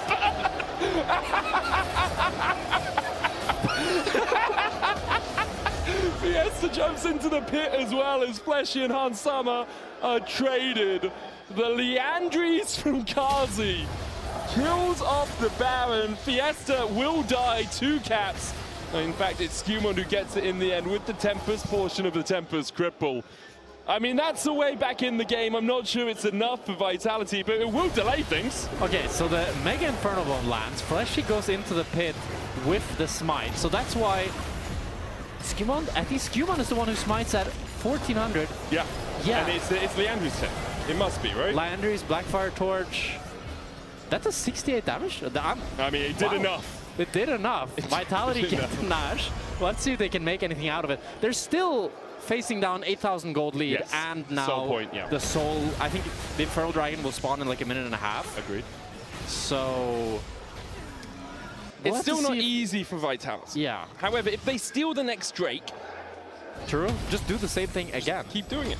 If you did it, they have 100% steal ratio this game with Mega Inferno Bomb. They should not, but they do. Yeah, I also think G2 might be a little bit more particular in how they set up the next Dragon. If we get there, I think there might be a little bit more dotting your I's and crossing your T's. Yeah, Caps is at 4,000 gold with 25 stacks of Medrice as well. If he lands a Charm on anyone, they are just dead. Yeah. So any fight is still going to go in the wave of Vitality, but it does mean that they can buy time The thing is, you're buying time to eventually teamfight them at the Dragon. So you really need a pick. 100% steal rate. He stole it with a shock blast. He stole the red buff. I mean, Skimo might be like sweating right now. Yeah, he is. So Kazi's done one. Yeah. Nako's done one. Now Linces finished the job. Fiesta, and Fleshy. We're looking to you. I think if you steal 3 more objectives, game is winnable. G2's Nexus just automatically explodes. No, but like at that point it is winnable because you've stolen a Drake. Yeah, I just thought it would be funny. And then a Baron. I mean, if a jungler, like, their game just gets terminated. It's a if every win con. single enemy player can steal an objective from you. Yeah, I like it. Do you then have to play 4v5 or do you just auto lose the game as a 5-man? The rest of you get like loss prevented. Like, Bryant is like, sorry, you guys got. We'll have Skewmon separate to G2 in the LEC standings. Give everyone else ages. It's fine, guys. Okay. 45 seconds. Infernal Dragon, probably the last fight of the game, unless Vitality are able to create something crazy, which they just did with the Nash. So it is possible. The thing is that I think they really need to pick before the fight starts, because still a straight 5 versus 5, they just don't have the damage or the survivability, really. And the problem for them is as well, they have literally no vision in their blue side jungle all the way down through the river. And they're getting pushed in every single lane. There's not a whole lot of bright spots here for Vitality. But Caps is a player that I feel like he can get a bit frisky. He can get a bit too cocky. He can get frisky. That is true. We've got Lebrov. We're really grasping at straws here. But that's what you have to do. I mean, 5 seconds for the Dragon. You know how you have Lebrov James, which is LeBron James? Yeah. We now have his name's Lebrov. James Lebrov, because he's 007. Yes, it's solid, right? Yeah. Anyway, there's the Infernal Soul. Yeah, Vitality chose to not contest it. Yeah. Which I don't blame them. Oh, Mega Inferno Bomb. Okay, if he steals this one, that would be so crazy. Smite. There's no way. Smite. Nice. Good job, Skewmon. Waited for it to be at 1,200. As Linces look for a steal. Should be able to decoy across the wall here. Caps can chase him down, and with Infernal Soul, Linces is not going to last for very long. Caps pretty much just killed him with Spirit Rush and 2 Ws. Like, the Orb of Deception did the last 5% of damage. I think Skewmon can 1v1 this Dragon's Rage. Skewmon only has the Sunder Sky and the Black Cleaver. Will chase into Nako. Broken Blade's on his way across as well. Here comes Kazi. Dash forward from Skewmon. Hard to make it in from Broken Blade as he's just standing in the middle of 4 members of Vitality, and they can barely chip his armor. Unsummer's pushing through mid, Caps is up towards top side. Those are the damage dealers, by the way, for G2. With Vitality trying to defend a 3-pronged approach. TP behind by Nako. The flanking Jace is not a tactic I have often seen. Fleshy going in with the charm. That's going to run out before he gets to Caps. Nako is now here. Caps is the universal taunt, and they can't get close to him. He just flashes away. And Vitality abandon their base for bare bones as the charm goes in from Caps, and he will foxfire you down. Chases onto Fleshy as well. Vitality invested everything into trying to kill Caps, and they couldn't even do that as Caps rushes across the wall, has another orb, gets another Spirit Rush, Fiesta steps forward, Caps gets another triple. As in the end, there's not much Vitality can do. You know what, Medic? I thought yesterday, G2, they looked a bit sloppy. Agreed. But maybe MKOI are just a really good team. I'm really looking forward to KC versus MKOI now. Yeah, it's going to be a great series. G2 look really, really good throughout this game. Caps decided to put the game on his back after a tough early game. They're taking them down in the base. I mean, Linces, oh my god, he dies in the fountain. What's Caps AP? It must be like $1 billion at this point, dude. The guy's hoarding all the AP for himself. We were told it would trickle down Caps, but apparently it all belongs to him. As G2 will clean it up, 2-0. Great performance by them on the day. A big step up, I think, from yesterday, because as you say, they were messy, and they will play with their food. Fiesta, the one bright spot for Vitality, I will say, but his aggression in the end was his downfall. He tried and tried and tried, but it didn't work out for them. And Vitality, they have to be kicking themselves after such a tough start to the Summer Split. After they made a change to a roster that was so good in the regular season, they were what? They were 8-1, right? Yeah. Last regular season, they're already 2 losses now. Yeah, and it's a struggle. And they're playing against some very good teams to start things off with a new lineup, as you say. We'll see if they can bounce back tomorrow. It will be a tricky one for them because they will be playing up against MKOI. G2 taking a bow, as you can vote for one of them in your Kia Player of the Series vote. Broken Blade, Skewmon, and Caps are your options. Caps, the only one to not be part of the bow, but also the one I think most likely to win the vote for Kia Player of the Series. He had an absolute stormer as we get ready to have an interview with him on the stage. And I will say, yesterday, G2 lost their first game to MKOI. Yeah. I heard millions of voices saying, perks out, perks out, perks out. What are you saying now? Weren't you one of those voices? 4-0. Hey, I'm a fair weather fan, okay? I just support whoever I want to support in the moment. If you're winning, yes. 4-0 now, perks. Over the last four games. Caps LeBlanc. Well, that wasn't Caps LeBlanc. Caps, sorry. I mean, Caps did own LeBlanc. Okay, so I guess that counts, right? And we're going to hand over to an interview as Caps is standing by with Law.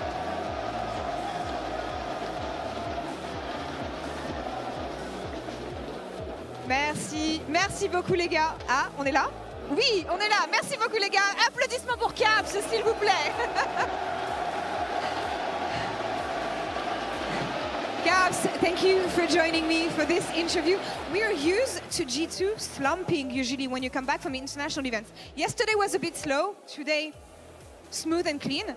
How do you explain the fact that it looked so easy for you despite the fact that you've been traveling so much? Yeah, I mean, I think still early. It's fine, just take it out. It's fine, yeah. I think still early game was definitely a little bit sloppy, so just for my part. So I think we still had those parts, but I think we were very good at bringing ourselves back in the game anyway. So I think, of course, the fact that EWC was just like a week ago also helps us because we have a lot of the strategies still the same for the similar patches, so that's nice. Le fait que les patchs soient assez similaires et qu'ils étaient sur la scène pour l'EWC, forcément, ça a aidé pour l'instant. Des early games qui sont peut-être un petit peu shaky, mais c'est pas grave, ils sont confiants sur le fait que c'est le genre de choses qui vont s'améliorer. En interview récemment avec Chibi Sport, il expliquait le fait qu'il pensait qu'après le MSI, leur technique, leur pratique n'était pas forcément la bonne. J'aimerais savoir comment est-ce qu'ils ont réajusté ça. You said in an interview recently that you think practice hasn't been the best, especially facing off against Asian teams at MSI. How did you refine this? I mean, I think it hasn't been the best in like some sort of results, and like sometimes they are doing better in a lot of like the macro aspects. But I think we honestly are learning a lot from it, and I think that's what makes scrims good, right? So as long as we are taking away the tricks they're doing, and I think we are, and it's helping us come back in a lot of these games. I think now we just need to make sure our early game is clean as well, and we'll be a very strong team. Ça vient à des petits ajustements de macro surtout, et c'est des choses qu'ils ont appris justement en faisant des scrims contre ces équipes, et c'est le genre de choses qu'ils ont implémenté dans leur pratique. Quelque chose qu'ils ont implémenté aussi dans leur façon de s'entraîner, c'est le fait d'avoir Perks avec eux. Perks qui était son allié il y a longtemps sur la faille de l'invocateur et qui est aujourd'hui son coach. J'aimerais savoir ce qu'il retient justement de ce qu'il arrive à lui enseigner maintenant qu'il est à côté de lui en tant que coach. You've been playing with Perks, now you're coached by Perks. How is it for you? Actually, what do you think of the way he's coaching compared to the way he was playing and when he was your teammate? I mean, I think it's very similar. I think both as a coach and as a player, he is someone who has strong opinions, but he's also very lighthearted and likes to bring a lot of confidence and test us a lot. So I think it's been a lot of fun. Il apporte beaucoup de confiance pour le reste de l'équipe et finalement la façon dont il jouait et la façon dont il coach l'équipe est assez similaire, donc pas énormément de changements de ce côté-là. On entend les joueurs Carmine qui sont derrière en train de se set-up et qui vont affronter KOI. J'aimerais avoir son pronostic sur ce match-up puisqu'en Espagne il donnait avantage à KOI. Last time these two teams faced off against each other, I had an interview with you actually and I had your prediction. You said KOI was going to win. Who do you think is going to win today? And give me the scoreline. I mean, definitely KC has been looking a lot stronger, especially from EWC and yesterday. But I think they will 2-0, but we'll never see. We'll see in the series. On annonce un 2-0 du côté de Caps pour casser pour le match à venir. Caps, thank you so much for the interview. We're going to send it to break now. Kamel, on se retrouve tout à l'heure, mais pour l'instant, on part en pause. No break, you're coming right to us, Lore. Good job on the stage with Caps as we are joined by Skewmont. Congratulations, how did the series feel for you? Thank you. I mean, it felt nice. I guess like pretty quick. I mean, yeah, I guess there was like a lot of kills. It was like pretty bloody games, but I'm happy that we were able to actually like bounce back because the other games were like actually not going in our favor. But we managed to just like find some good comeback plays, and yeah, I'm just happy. Yeah. It felt like you guys were really, how to say, it was quite easy for you guys to come back in the game because I feel like the first 5 minutes were a little bit wonky from the side of Vitality where they were catching you off guard, but I felt like once you were going after that initial hurdle, None of that. You were flaming his Lee Sin. Okay, so I was flaming your Lee Sin. Okay, so just for context, I think you're one of the best junglers in EU. Maybe the best, I would say. Maybe at least top 2. But your Lee Sin, for a player of how good you are, I just feel like it's not it. But yeah, I dropped a random pink water on this one. Just like you don't even see the replay and it's just the pink somewhere around. I always like it. Yeah. But you just keep playing it, because I think at this point you are 3-7 on Lee Sin. Yes, and for how good you are, it feels like, is this one of those challenges that you're just imposing on yourself that, man, I really need... Okay, I thought you just flash queued and it would get cancelled by Wukong, but you waited, so that was good. But are you just doing this because you feel like this champion is super OP in the meta, or is this a personal challenge for you? Yeah, no, I mean, honestly, like, first of all, I'm happy with the criticism, right? I really don't think I'm, like, by far, like, not the best listen in Europe, so that's completely fine. But yeah, as you mentioned, I think, like, the champion is, like, pretty strong in the current meta, so, like, being able, to, like, play it is, like, pretty, like, crucial, in my opinion. So it's definitely like one of the picks to like just that we want to keep practicing, right? Because if we don't play it, I think we'll just go in drafts with like a big disadvantage. So I mean, we take like most of like our chances that we can to just practice it on the stage. And yeah, I mean, so far it's been going so-so, but we won today, so that's kind of nice. Yeah, to add to you though, Odawamne, there's another clip that you might want to show Skewmon. Let's take a look.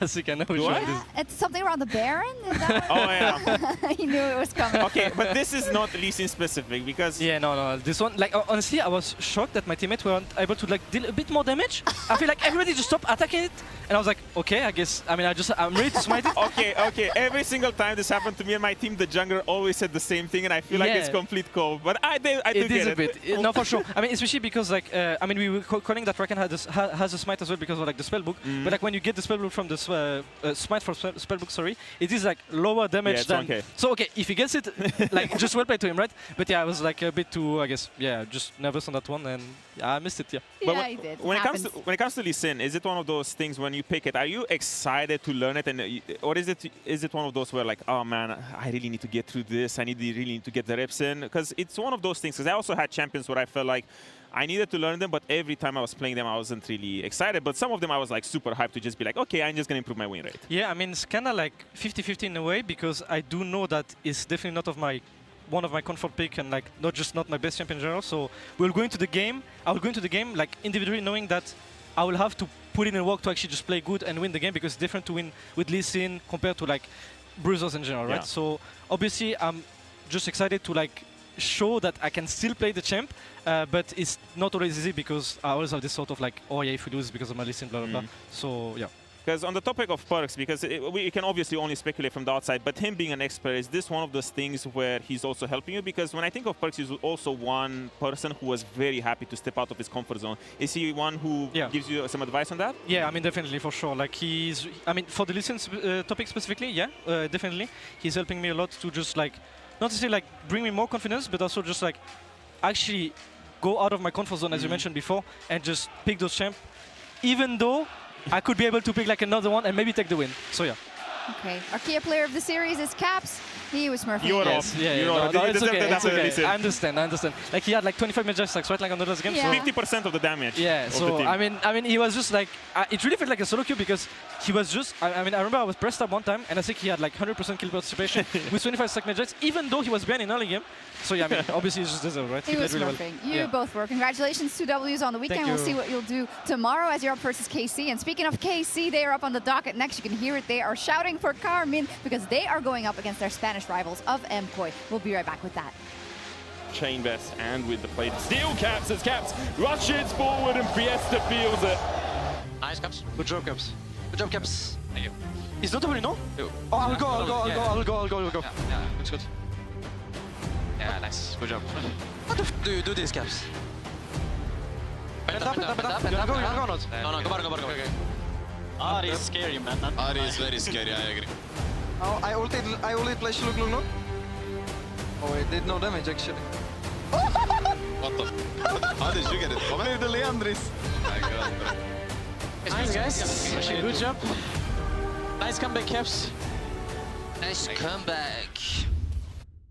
On to 5! What an ulti! What an incredible play there from... Oh, that was incredible! You love to see it. Right, yeah, let's really What a move! He's just so good. I mean, the persistence, the patience to find the angle. You just don't see that from rookies. I think he's got it all. Have a break.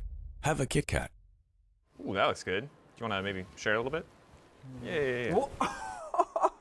What a move!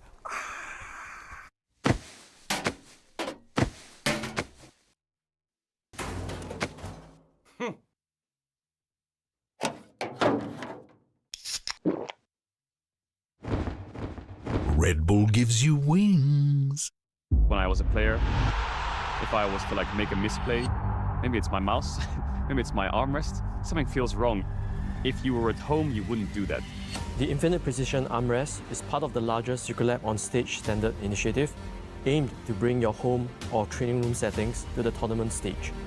이제 저뿐만 아니라 다른 선수들도 세팅을 더 원활하게 할 것 같고 가장 편안할 때 더 강력한 플레이가 자연스럽게 나옵니다.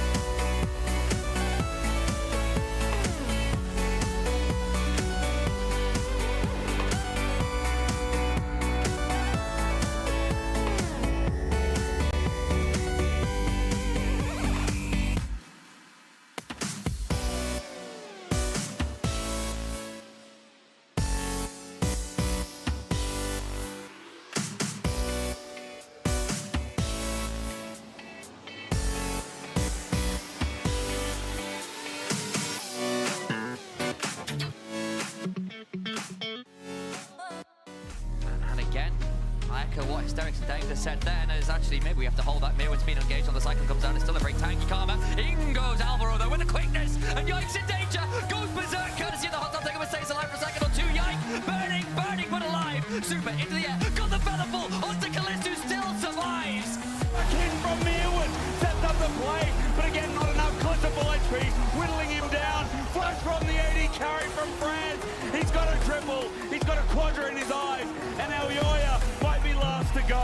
It looked like a Game of Thrones, but it's Calist who wants to sit on it in Madrid. It's a pentakill!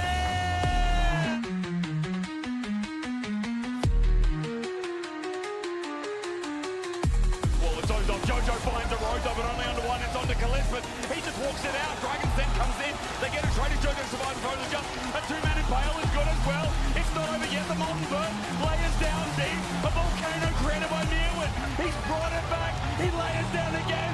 I knew it. I knew it. Fusroda!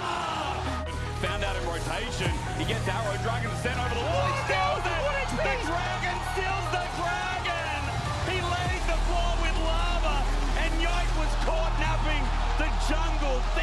king. TP, a flip for the Baron, going into the pit, the 50-50 in game 5 stunned up. EULCS makes him his boy. Minute 15 timer on Baron. MKOI going to try and turtle it out. They're using Hexgate for now, trying to get these recalls. They do. They find Khalid. He's a little bit low. Everyone from MKOI jumping in. Isn't enough with Crashdown. Yike. Oh my god, it's a massacre. It's Reset City for Yike. I wish Rivington was here. The noise he would make would be Yike jumping and jumping and wallowing everywhere. A triple kill again. Nous le savons tous, cette rencontre a un goût particulier. Pour en parler, je pourrais faire une longue liste inutile des sports gagnés. Mais une seule victoire compte, c'est celle sur League of Legends. Et dans ce domaine, nous savons très bien qui a dominé qui cette année. Alors, place à la première équipe et faites-leur ressentir la fureur de la foule, la puissance du public français et accueillez les Movistar Coy sur la top lane, évidemment. Mais oui, dans la jungle, EULCS sur la mid lane, champion sur la décarie, Soupa. Et enfin, ses côtés le supportent, Alvaro.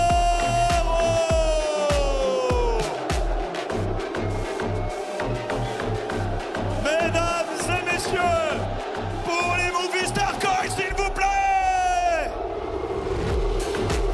Leurs adversaires ont triomphé haut la main hier. 2-0. Ils viennent de nouveau se présenter devant vous. Ils sont parfaitement instoppables. Veuillez accueillir la Carmine Corps. Et bien sûr, entrant premier dans l'arène, sur la top lane,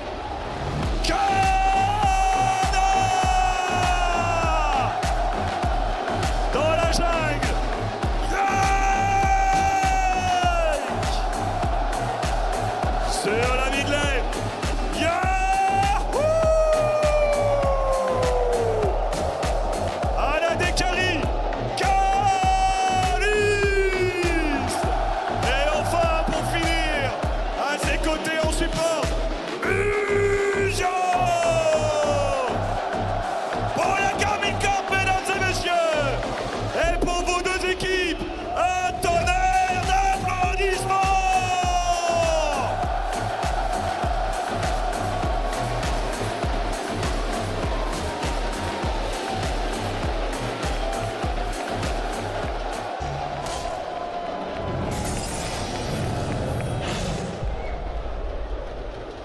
Welcome to the European League of Legends Championship Series.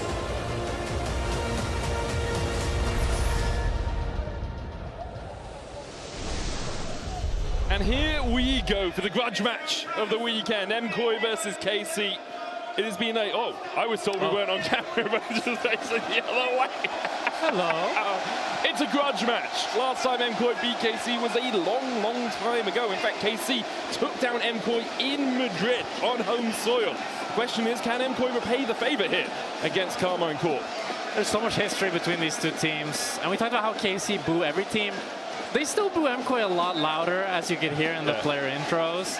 And it's not just France versus Spain. It's also Supa versus Kalis played against each other in ERLs. And then both ended up now in the LEC playing against each other. We've seen them in the playoffs up against each other so many times. It's gone both ways. But this year, it feels like KC has been one step above the whole time. And I was kind of ready going into summer that it would be more of a clear top 2 rather than a top 3 that we've had throughout this year and throughout last year. But MKOI had a really, really good showing against G2 yesterday that was very, very close. So now I'm starting to think that this matchup up against KC, they can show a lot more of what they showed yesterday.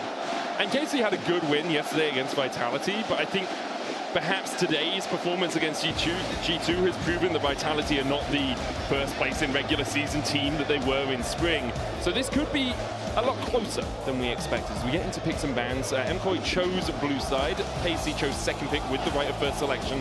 They're going to get rid of the Vi in the lock, and we'll have Poppy and Jace removed by MKOI. I'm curious what the top lane situation will look like for KC and MKOI. I think Mirwin has had it was really good actually yesterday up against Broken Blade. I still though do think if Kana is able to get a counter pick on this second pick on red side, as we usually called it, but with second pick, then he can make a lot of work with it. Kana had a really, really good EWC, and in general has felt like the most stable player on KC. He's just so strong every single game. As now we'll have to see if MKOI, they want to maybe go for either jungle or for the support. They're going to go for the Nocturne first pick. Instantaneous Nocturne pick. We've already seen that from Vitality earlier today. Gives you good side lane pressure, allows you to work really well with the Camille if you do manage to get your hands on it. The final two bans were Victor and Orianna. You did mention Kana, and I agree that he was very consistent for MKOI, for KC, sorry. But I think actually Yehu really impressed me generally. I think he had a very solid MSI and played really well in playoffs as well. So I would like to see more being put into Yehu for KC and whether they manage to play through him a little bit more. There's the Cassio. They get locked in for KC. Now, Cassio these days, predominantly a bot laner. However, can still be mid and can still be top. Although we haven't seen it as often, Cassio top used to be a really good answer into tanks because you are able to actually spam through them quite a lot with your twin fangs. I'm not sure if we've seen Kalist on the Cassio, but I don't know if, like, that doesn't really matter anymore, you know? Like, we saw Carsey first time Cassio now in the last series, and it wouldn't be surprised me at all if they decide to send a bot lane. It's going to be the Jarvan, so the kind of two premier jungler picks are taken away. I kind of prefer the Jarvan personally over the Nocturne. I think Nocturne, while he has so much power, we've seen that he's hard to execute. You really need to have a great paranoia, have a great start to the fight. While I feel like Jarvan with the Cataclysm can just have so much value.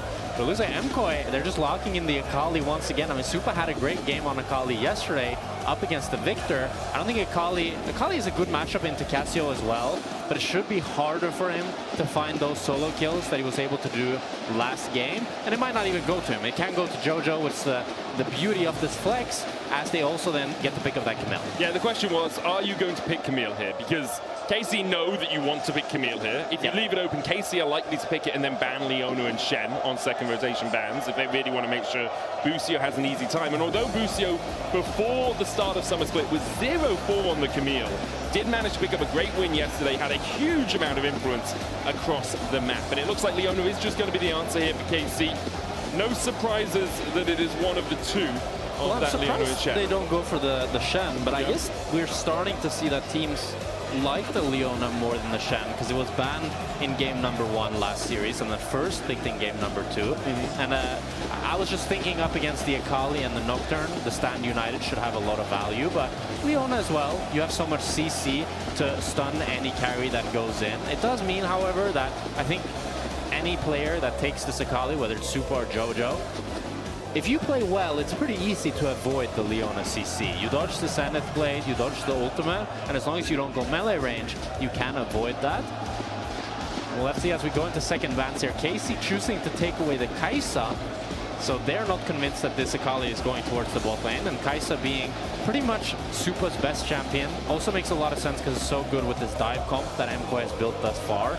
All of their champions just want to dive in, and that's what MKOI want to continue to draft here. I wouldn't be surprised if they also look for an Ambessa top here that can dive in with the rest of the team. And Mirwin will be picking that top lane up blind, remember. Most likely, we assume KC will leave top lane for final pick and likely pick their mid laner or their bot laner, depending on where this Cassio is going on R4. And get rid of the Vayne as well, trying to make sure that Mirwin has an easier time in top lane when he does have to get that pick through. Kana's Vayne, good, but we did see a couple of stumbles from it at MSI, tumbling towards a Mega Gnar, which was not usually the best advice. And you can see KC actually agreeing with your evaluation of the situation. Yeah, they're going to get rid of the Ambessa. I think Gnar is the next one on the list for me for MKOI, probably. We did see the Renekton blind pick from Naknako last series, but I just feel like Gnar is so much better scaling, and you can also play that dive threat once you get the Mega Gnar. It does have some more trickier matchups, But I think with the Jace being out, with the Vayne being out, with the Tristana being out, really Olaf is the one that I'm thinking of that they could go into the Gnar, but even that, I feel like a Gnar can easily kind of survive. Maybe you get solo killed once, but not really the end of the world. Could always look towards something like the Varus as well, but with like low mobility can struggle a little bit into the Gnar, especially if you get some top of you. Ezreal is the lock here for Kalist.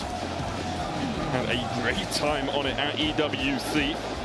Yeah, Kalist has shown a lot of prowess on this Ezreal champion, and it makes a lot of sense to get some mobility going into the dive comp that MKOI has. It's also makes sense with the Kai'Sa ban, because Kai'Sa is pretty nice into the Ezreal.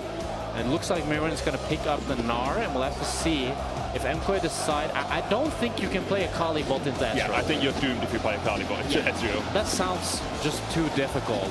As we'll see what possible Caitlyn. But Caitlyn Camille doesn't really line up that well. Okay, they go for the Rumble, so you have Equalizer now with the Nocturne and the Camille engage. You really need an ADC now to get some more physical damage. Agreed. Caitlyn does give you relative safety because of her range. And you can threaten the Leona early because you stand outside of Zenith blade range and then you just order her down. And you have the Camille there for follow-up. But it's not... Caitlyn is not a match made in heaven. Yeah, because Camille wants to roam, while Caitlyn really wants the support to be with her, hitting tower together. Yeah, pushing. And Camille can do that as well, but the trade patterns as well is Caitlyn really wants someone to set up either her Q or her traps. And Camille doesn't really do that. Her CC on the hookshot is so short. As KC is looking to lock in Galio last here, put that up towards top lane into the Rumble, have some more receiver kind of energy for MKOI's all. Galio into Rumble is something we've seen a few times, right? Like it's very good at neutralizing the top lane matchup. If the Rumble decides to go for something like the first strike, he can still print a little bit of money, but there's always the risk of Rumble walks towards you with a flame spitter, you put down your taunt, and then Jarvan comes over the wall. It's like, okay, as Rumble there, you're pretty done for in those situations. Let's have a look at these two team comps holistically, because, and this is not something we often get to say these days, Jack Spectra, AD carries in the bot lane. AD carries in the bot lane. More traditional supports, although Camille is, a little bit out there. Mages in the mid lane, and normal top laners. Well, Akali's not a mage. Okay, magic damage in the mid lane. Yeah, magey, assassin, typical mid lane champions. Not 80 carries in mid or something. That is very fair. And then normalish top laners. When I look at these two drafts, I think to myself, if MKOI get ahead, they have a really easy game on their hands because they have the consistent damage from the Caitlyn, and Caitlyn will just do so much damage that she can clean up any sort of fight. The one thing, I feel like Yike on this Jarvan can do a lot of damage to this Caitlyn down in the bot lane. If he's able to find a cheese gank, put Supa behind, and how much skirmishing power is on the side of KC, I think if Supa falls behind, he's already kind of...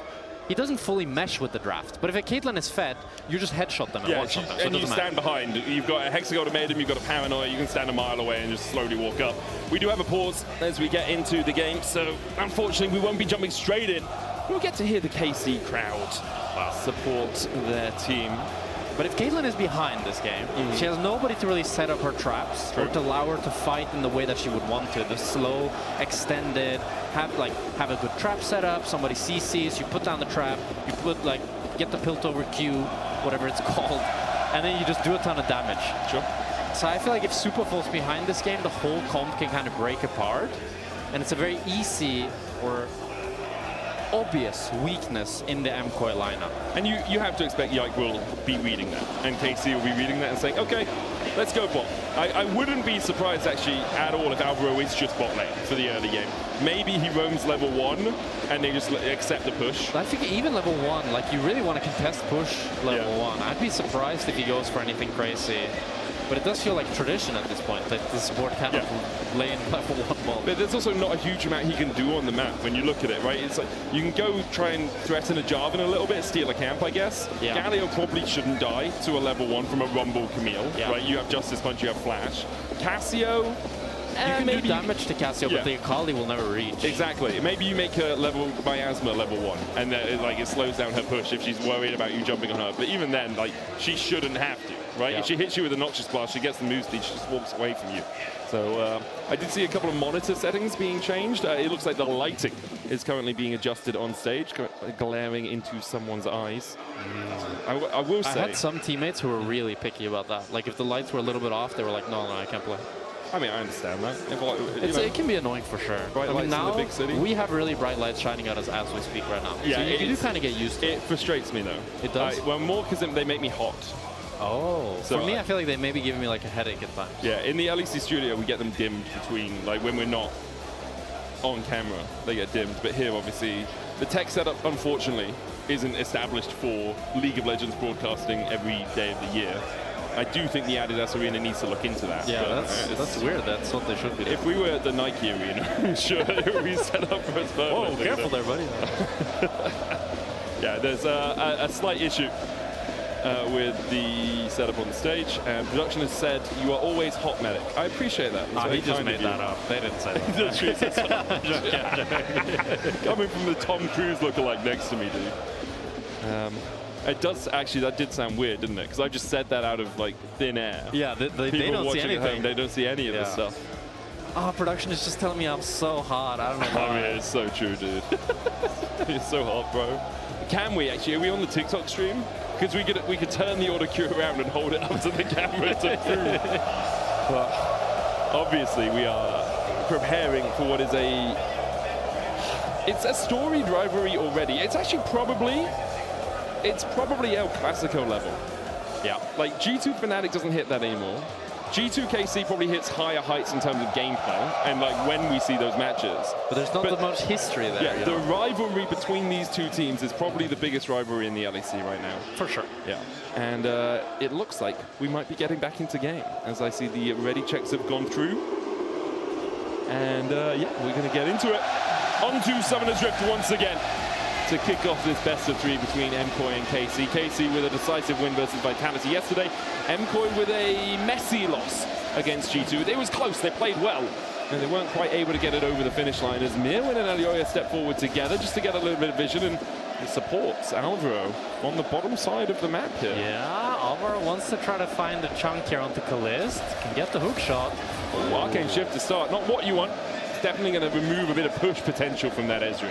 Yeah, that does mean that the MKOI bot lane now can play really, really aggressive level 1. Leona already being quite a bit weaker than the Camille, but Ezreal is really the carry in this lane with how much damage he can do once he stacks up that passive. But without having access to that Q, you can see they can't even access the... Maybe they can even stone them off XP here. Trying to, but because Alvaro and Super were slightly disconnected, and Kalist and Busio walked up together, it's hard for them to fully zone them off. Good poke though from Super onto Kalist. And Alvaro doesn't want to EN because then Kalist can just Arcane Shift backwards and Alvaro will take a lot of damage. As Jojo is losing a lot of health in this mid lane as well. It's ranged into melee, right? Like Yehu punishing very well with the Twin Fangs and the Noxious Blast. Takes Jojo down to about half HP. I think he warded over towards those Razor Beaks as well, so Alioya will be spotted if he parts down towards the bottom side. We have seen some junglers doing a 3-camp into Longsword clear, resetting and then coming back up as Busio is jumped on. Uses the exhaust early. A headshot out from Super after he hits that 90 caliber net. Some good trades here for MKOI. This is how you want this Caitlyn lane to look. Yike is a little bit ahead in pathing here. Alioya is looking for a mid lane gank, but just wastes quite a bit of time here. I wonder, I mean, he knew that the Raptors were down, so he was just looking for a potential mid lane gank. But that does mean that Yike has quite a big tempo lead, as Jojo's equalizing the mid lane trades already. Yeah, my other thought was, is he going to try and path through mid, push out mid, and then go for like a blue invade? Because they already have pressure out of bot, and Alvaro was moving up to cover that area, but as you say, he just wastes a bunch of time. They'll go for Yehu, flash in from Alvaro, and Jojo connects with the Shuriken. Alvaro will get it with the Ignite in the end. Great roam from the MKOI support. You know, I'm going to say it for you, Medic. What is this Camille champion? I was so surprised that Yehu just dies there. Well played to Alvaro, but I thought Yehu was respecting. He was hugging the complete opposite side. He knew Alvaro was roaming, and he thought he was fine, but so much damage comes in, and Alvaro flashes in a way that he knocks him towards Jojo, so Jojo can land the Shuriken. And that's first blood going for the side of MKOI. It's been a great run from Alvaro. And it alleviates some of that pressure on Jojo as well. The good thing for Yehu is he didn't burn his flash. Yeah. He did have to use TP to get back into the lane. Yike and Busio here to cover to make sure that Yehu can get this shove out well. And he will manage to do that. There was a risk of a repeat gank onto Yehu after he's used his TP, then forcing him away, putting him massively behind. Alioya was able to take the topside crab while Yike and Busio walked through mid. In the end, it will just be one crab apiece. Leads in support and mid for MKOI. where that kill and assist came out. Alvaro, oh, he tries to get away, but he's interrupted by the flag and drag. And now Busio blast comes them back. Alvaro will be able to walk back to the safety of his tower with the TP coming in as well. The miasma going down though. They'll chase EULCS as the wolf sinks his fangs deep into the Nocturne. And Jojo had to base so much later that it was a 2 versus 3 for KC, as now Kalist ease forward. He uses the barrier as well proactively here, chasing onto Super, who only has the cleanse. Super only has the cleanse, and you can't cleanse death. And Kalist, he's solo killed Ruler, he's solo killed Pace. Super, you're just another name on the list. What a play from Kalist. You could see he was on the back foot thinking, I don't want to take this trade, and then Arcane shifts aggressively forward, goes in for the play, realizing that he has that summoner spell advantage, and after what was a very nice start for MKOI, a lead for Alvaro, a lead in the bot side, you can see red, down towards that bottom of your scoreboard now. But this is the worry I had about the Caitlyn, because Caitlyn is a really obnoxious champion, but mostly in the 2v2. In the 1v1, in the full duel, she doesn't beat most champions. You can see Kalist there, like both of them hit pretty much the same amount of skill shots, but Ezreal is just stronger, especially with the barrier advantage that Kalist had as well. So that's the worry I have, is that now Super, when he falls behind, he's not able to get the lead. Alvaro's getting pretty chunked. If Alvaro continues to roam, Super's never going to get ahead on this Caitlyn. And even if Alvaro stays in lane, at this point, are you even winning the 2v2? Yeah, it'll be tricky. I think the good thing for them is that Kalist has gone tier dagger.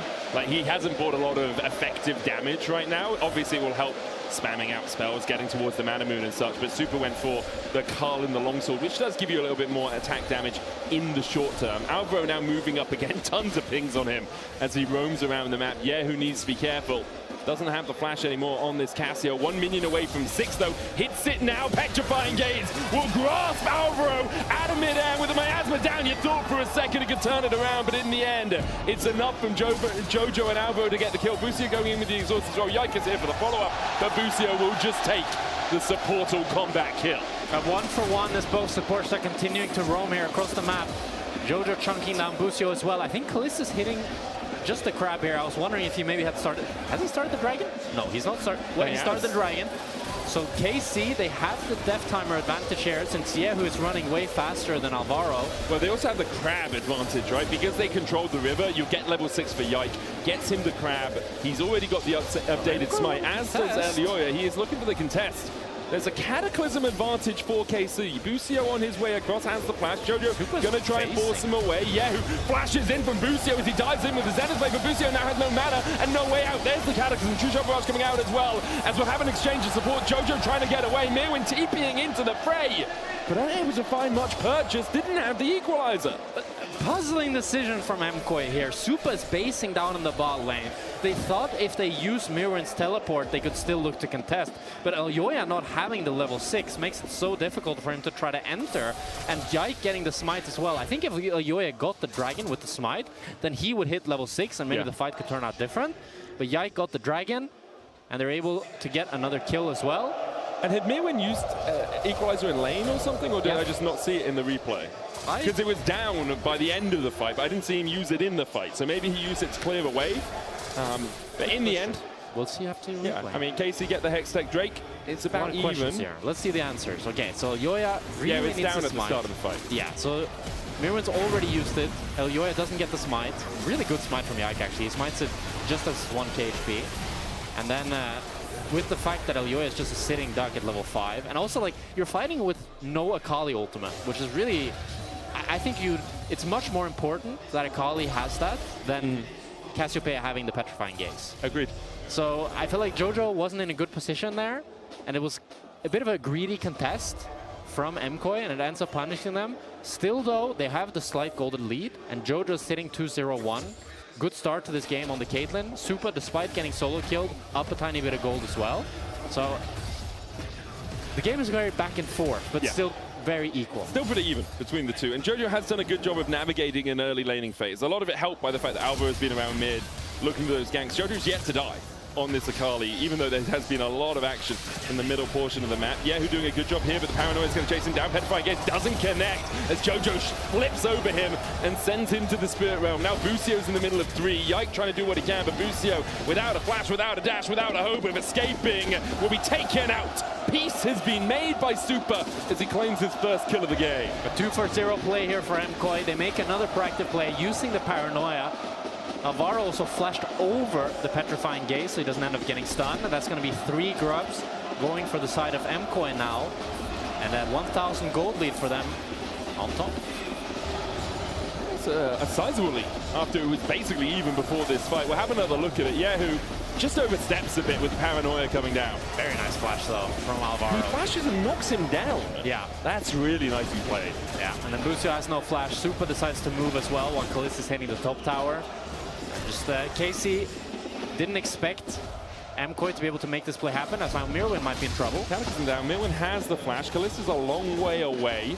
We'll shift forward now. Mirwin's still holding on to that flash, and in the end, Mirwin is just able to walk out. The wave pushed up means that he doesn't have to worry about staying around to catch it. He even has the equalizer if the wave was pushed in. I want to come back to something we talked about in Draft, Jack. Saying if MKOI are ahead through the early game, it can actually be quite an easy game for them to play out. Would you say they're adequately ahead to make this game simple for them, or do they still need advantages in certain places? I think you want a bit more gold on the Caitlyn. I think Caitlyn is really the champion that I'm looking at to make it really easy to play, because I feel like if Caitlyn is behind or equal, then so much on the burden of execution is on the Akali, on the Nocturne, on the Camille. But if Caitlyn is pretty fed, then they just need to go in, get the enemy low, create some chaos, and Caitlyn can just right-click them to finish off the fight. Because the side of KC, like Galio and Jarvan... Oh, Jojo. Oh, okay. Just having a bit of fun there. Heart in my mouth for a second there. Sorry. The side of Galio. Yeah, they kind of have to choose whether to peel their carries or to pressure Supa. Sure. And I think in a game like this, it's going to be really hard for them to apply any real pressure on Supa because they have to deal with the Equalizer, the Paranoia, the Kali Ultimate, the Hextech Ultimatum. There's so many tools on the side of MKOI, and I think I feel very confident in Alvaro and Alioya and Jojo to create that chaos for Supa to actually play around it. So overall good, as long as Supa's able to continue picking up more plates and snowballing himself. Yeah, they've done a good job of getting Supa to a position where he's not really under much threat in lane, right? Like he was laning into a Galio, assuming you play that well, you shouldn't be dying at any point. Now he's coming down towards the bottom side. He's going to be matched by Kalista in a moment, but he's almost got his cull complete. 22 stacks away from finishing that one up, which will be another gold injection for him.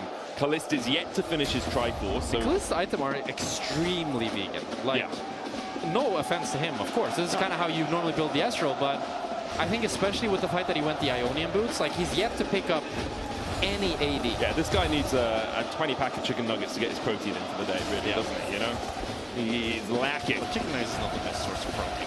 Okay, he should eat a bunch of beans. He should eat some chicken breasts. Oh, eat some chicken breasts with some cottage cheese, please. And the broccoli has no protein in it. No, but that's just a stereotypical meal. Yeah, you chicken need the broccoli and fiber. rice. Unseasoned, please, because apparently spices add too many calories. We're going to see a fight around the second dragon of the game. It's something KC have got in their favor is the fact they managed to pick up that first with a good smite. Equalizer down, doesn't really clip onto too many people. Kalista's able to walk away. Solar Flare as well used on that front line, and Yehu already takes down Mirwin. MKOI now all on the retreat, but Alvaro not given that luxury.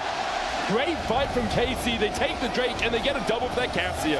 And KC, they played it super slow. They didn't give the advantage, the opportunity towards MKOI.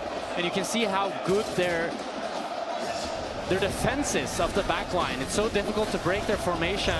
As the Equalizer goes down, Mirwin goes too far up and he gets CC chained and just ends up dying. And then after that, Alvaro's already used the hook shot, so he can't really go anywhere.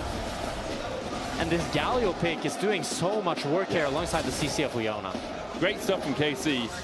Over-eagerness from MKOI. Like, the Drake is gone and your Rumble is walking into 5 players of the enemy team. Yeah, I think like the way to play this MKOI comp is you need to find the window where one player missteps, one player's... There's a good engage to be had. And that's exactly what KC are happen. looking for. As Yike goes in, flag and drag out. Now Busio needs to retreat, does still have the flash. Jojo on the chase, dashes across the wall for the chase, and they manage to pick it up with a Dustbringer. Kana flashes in, gets the double taunt, super cleanses away, and Alvaro's got a full second in exchange of support. Petrifying Gaze did come out from Yahoo, but didn't land the stun on anyone. It's a 1-for-1. Jojo showcasing some nice Akali mechanics there, choosing to put the shuriken over the wall so he could go back when Busio flashed over. Mirwin didn't end up joining the fight, so it was a 4 versus 5 in the end, but he got some plates for himself in the bot lane. So MKOI can be pretty happy about that 1-for-1. Yeah, but the gold leads that MKOI had have disapparated. They've disappeared. They were 2k ahead, now it's 0.5. And they had a lead in mid, they had a lead in jungle. Those have just disintegrated entirely. So have another look back at this fight. Yeah, it starts off with both just the KC support jungle wanting to fight each other. And I really like what Jojo did here, the fact that he puts the shuriken in the shroud so he's able to go back. And then Kana, really nice flash taunt here to force Supa's cleanse, take down Alvaro. Elio is forced to flash as well.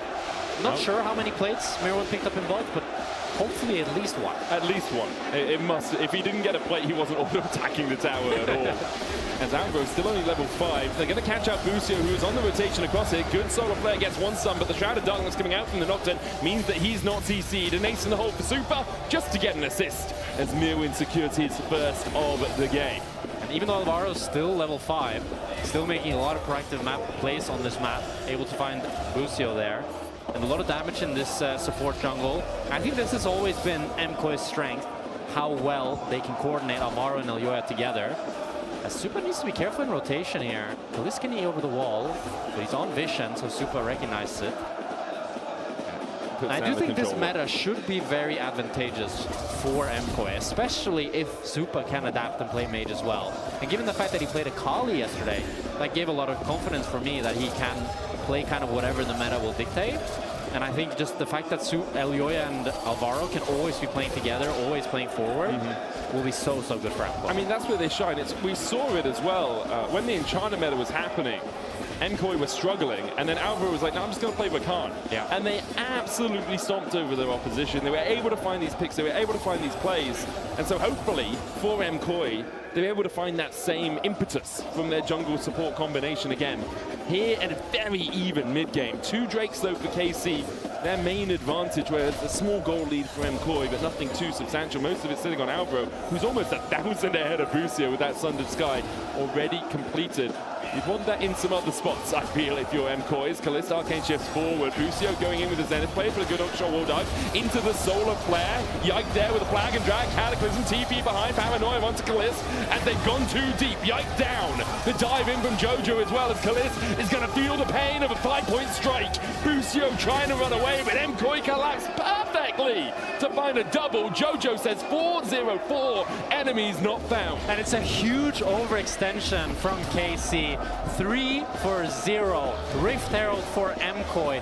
Busio thought he could just one-shot Alvaro with Yike, but he didn't expect the Jojo TP. He thought they had more damage, but Alvaro with the Sundered Sky was able to buy so much time. Super got the traps as well, and it's just easy pickings for MKOI. As we watch it back here, Busio was thinking, oh, Alvaro, he's caught. I can cancel the hook shot. He can't move. Yike, you can come and one-shot him. But Super gets the traps. Alvaro lives so long, and then the TP from Jojo to finish the play off as well means that Kalis dies, and it's a 3-0. Big double as well for Jojo. Accelerates him through the game. KC unable to react in time. Yahoo unable to get there. As you can see on the side of your screen, the LEC summer schedule is going to be Fridays through Mondays. 4 days a week will be on your screens, and then week 6 will go to Friday through Sunday again. KC here, going to get a pretty uncontested third Drake. Puts them on Mountain Soul point, which is pretty substantial in this game, you have to feel. A Mountain Soul into what is a relatively high amount of burst coming out from MKOI could be pretty advantageous. Yeah, Mountain Soul would be devastating for MKOI. Elioya and Jojo, both of their ultimates were on cooldown, so that's why they decided not to contest. I think their tempo was a little bit slower as well, because they decided to push out the lanes after they took the Rift Herald. So, despite the fact that KC ended up dying in that play, you can kind of be happy with this consolation prize of the Dragon, because you do have such a tanky team. If you're able to get that Mountain Soul, the Galio, Jarvan, the Leona, they are going to be so tanky. Even Kalis can decide to opt into a little bit of tankiness as the game progresses later on to try to survive the onslaught of MKOI. Even something like a Seekers is buffed by Mountain, right? Yeah. You have that armor in it, or you could go down the Frozen Heart route if you're going really old school blue build Ezreal. MKOI do still have a 3,500 gold advantage because of that sequence, and now with the Rift Herald going to look to make a play. Jojo trying to take out Yehu. Needs to dodge away from the Petrifying Gates. Rift Herald comes down in the mid lane. Solar Flare there for the follow-up. And I don't think you wanted to take that right, Alvaro. Has to flash away, but with the Cataclysm following up, he's just going to die. Super puts a couple of headshots into Yike, but not enough to get through the helmet that he's wearing. This MKOI was a bit of a disheveled play, you have to feel. Didn't even take the tower down. Was it a Herald? He popped out that ended up in... Herald Okay, across the they're just wall. The keeping going. Paranoia comes in with the equalizer as well. Super trying to get in range for an ace in the hole. I don't think he's going to be necessary to this. Elioya gets his second. And MKOI, I mean, they could just take the tower. Yeah, Mirwin is going to stick around to make sure that that turret goes down. Casey trying to answer on the other side of the map with Alvaro coming out of base with those death guards. The extra movement speed will be here in time to protect Jojo. It's a very high-paced game, and I think the viewer might think, oh, both teams are making a lot of mistakes just getting perma-caught. But this meta that we have right now, there's so much tools on both sides to force fights, to make things happen. You have the Camille who has a ton of pick potential, but it's very squishy. Like, when a play happens in mid lane, like if you swap supports here, and this is Leona, or a Rail, or a Nautilus, most of the time you're going to be fine here. Although he does end up popping at a very awkward spot. Yeah, and so maybe that was a mistake, because he also didn't have to ride it. That is true. You could have just had it charge into the tower. It does charge for you. Yeah, that's true. He could have just done that. You do get more mites come out of it if you ride it when it charges in. So having 3 gloves, you would get more spawn, but I believe the damage is still the same. You just get more mites. I don't think he wrote it thinking, we need more mites. Yes, and then at a 90-degree angle, making it easier for Yike to catch him out of midair. Well played from KC to punish, but they do still lose 1,000 gold out of the play. 4.5k now the lead for MKOI. He actually had a very similar situation to this in Series 1 of the day, where it was G2 who were 4,500 gold ahead, and Vitality was sitting on Mountain Soul, and I said, well, who do we favor? Would you still agree with the sentiment that even if KC gets Soul, MKOI should still be favored? The thing is, I feel like, MKOI are just starting up the natural matter to the layer conversation. True Shot's going to spot him out, and they should back away after that. They're continuing it. They're going to stick on it. Okay, Yike trying to come in from the top side. Jojo's going to keep him at bay for now. Alvaro there as well. And Yoyo is very low on HP. Equalizer down. Yike steps to the side of it. You don't have to stand on the coals if you don't want. And with the TP coming out from Yehu, feels like that's enough of that for the play. That play felt a bit awkward, but all things considered, they get the TP from Yehu, and all they will really lose is the Nash vision, as KC should be able to clear some of it out. They might actually not even be able to clear out the pink ward that's on the Nasher. I mean, there was also a net 700 gold swing during that. I'm not quite sure where it came from, but they were 4,500 gold ahead, and now they're only 3.7 ahead. So they did lose something more for spending their time around the Baron. They get the TP out of Yehu, and now pushing the wave out and get themselves a little bit more gold. Yehu and Kaliss looking for Jojo. Jojo's on the Miasma. Kaliss Arcane shifts forward. Jojo uses Twilight Shroud to walk away. And even with a True Shot Barrage coming down, he has the safety of his tower here. TP out as well from Kana. With Drake up in 40 seconds, you can see KC investing a lot towards this bot side. Mid-tower just has minions dying under it. Meanwhile, Mirwin gets to push out top side. His equalizer will be back up in time for a final dragon fight. This is really awkward for KC now. They invested both TPs from the solo laners, while MKOI have been pushing mid and top. And it means that nobody's going to be able to answer this top wave. And Mirwin now being able to TP towards this Drake should have first move, unless KC decides to collaborate on this slight opportunity. TP out from Mirwin, now has the Bloodletters completed as well. 2 items on this Rumble will begin to burn pretty rapidly in fights. It is KC that have positioning on the Drake. They've started up, no real vision for MKOI. They gave it up for the push in top and the push in mid. Super trying to walk in here. Jojo looking for a flank position. Kana's going to mark him. Drake down to 5k. Soul on the line. They go in with the taunt onto Jojo. Yike there for the follow-up. Flag and drag. Cataclysm. Jojo tries to dash away. Meanwhile, on the top side of the fight, Heroes Entrance coming out with Jojo with a perfect execution of an escape into an assassination. Will take one. Callista's down, but so is Elioya. And now MKOI on the retreat. The dive in from Alvaro. Busio, the one locked up. Kana trying to get in. The Justice Punch is blocked. But now Super can't escape. The fangs of Yehu as KC KC clean up the fight. KC clean the fight, 4 for 1. They'll get the Mountain Soul, and the gold lead that MKOI held for so long has been diminished. Jojo tried to go for the flank. He's able to take down Kalist, but it's just not enough to actually win the fight. KC, they could even go for the Nash here. It's still 20 seconds on Supa, 25 on Mirwin, and that's what they want to do. The risk is EULCS is up. No paranoia on him. Cassio will take this quickly, but Alvaro is here to try and body block. Jojo's run towards the bottom side, though, and I think MKOI are not going to contest this. Yeah, Jojo has no TP, has no ultimate as well. So it's going to be Nash Soul for KC, and the game is completely shifted back into their favor. We'll have to see how they're able to use this Nash. A lot of sitting goal on the map with the outer towers. Yeah, that goal lead is going to shrink incredibly fast. You can start to see it swing in Yikes and Kana's favor.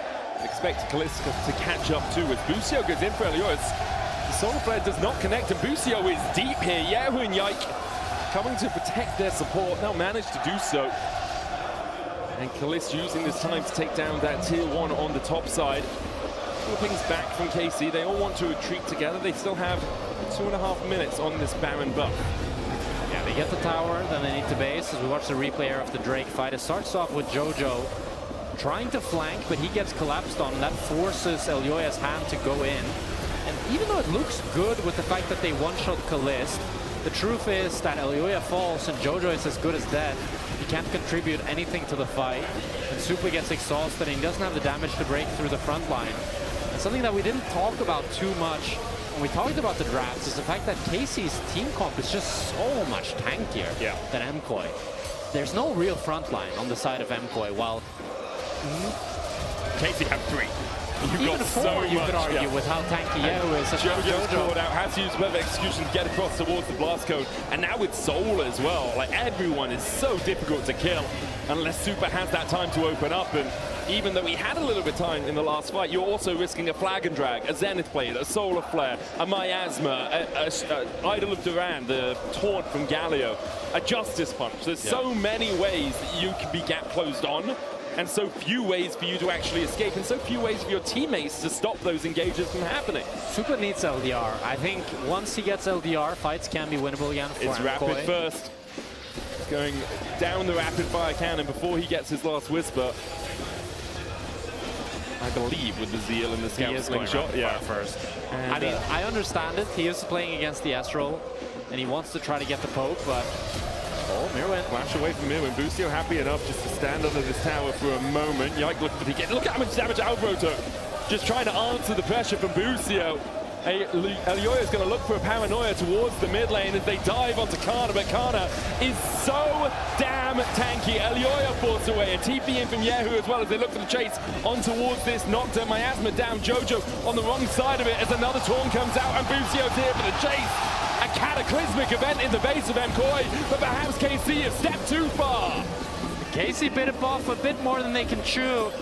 2 for 1 here as they're able to take down Super, but they wanted to go for a bit more.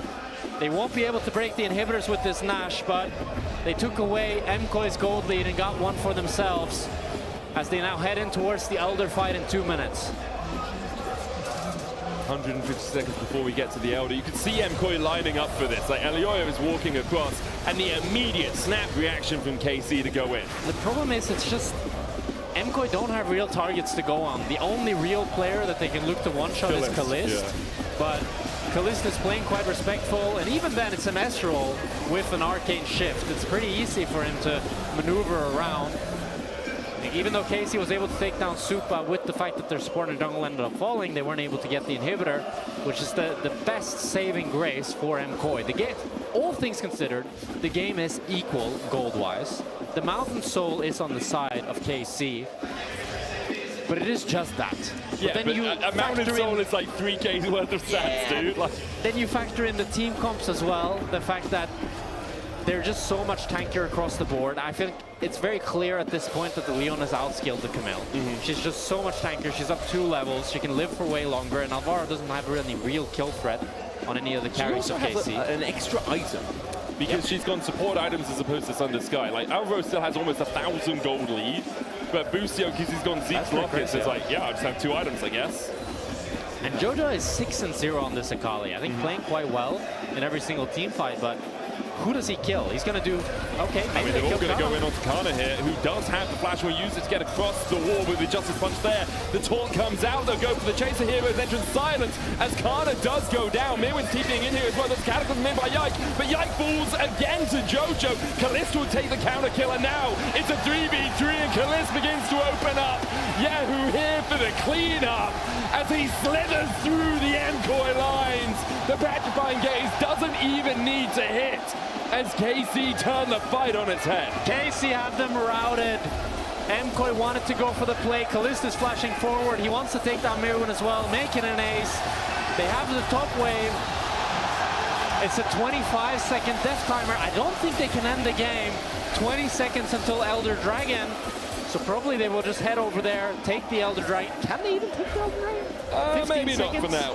They're going to have to base. We might just have another fight as we watch this one back. It starts off with MKOI wanting to go for the pick, but Kana buys so much time with how tanky is flashing away that KC is able to have their carries join them.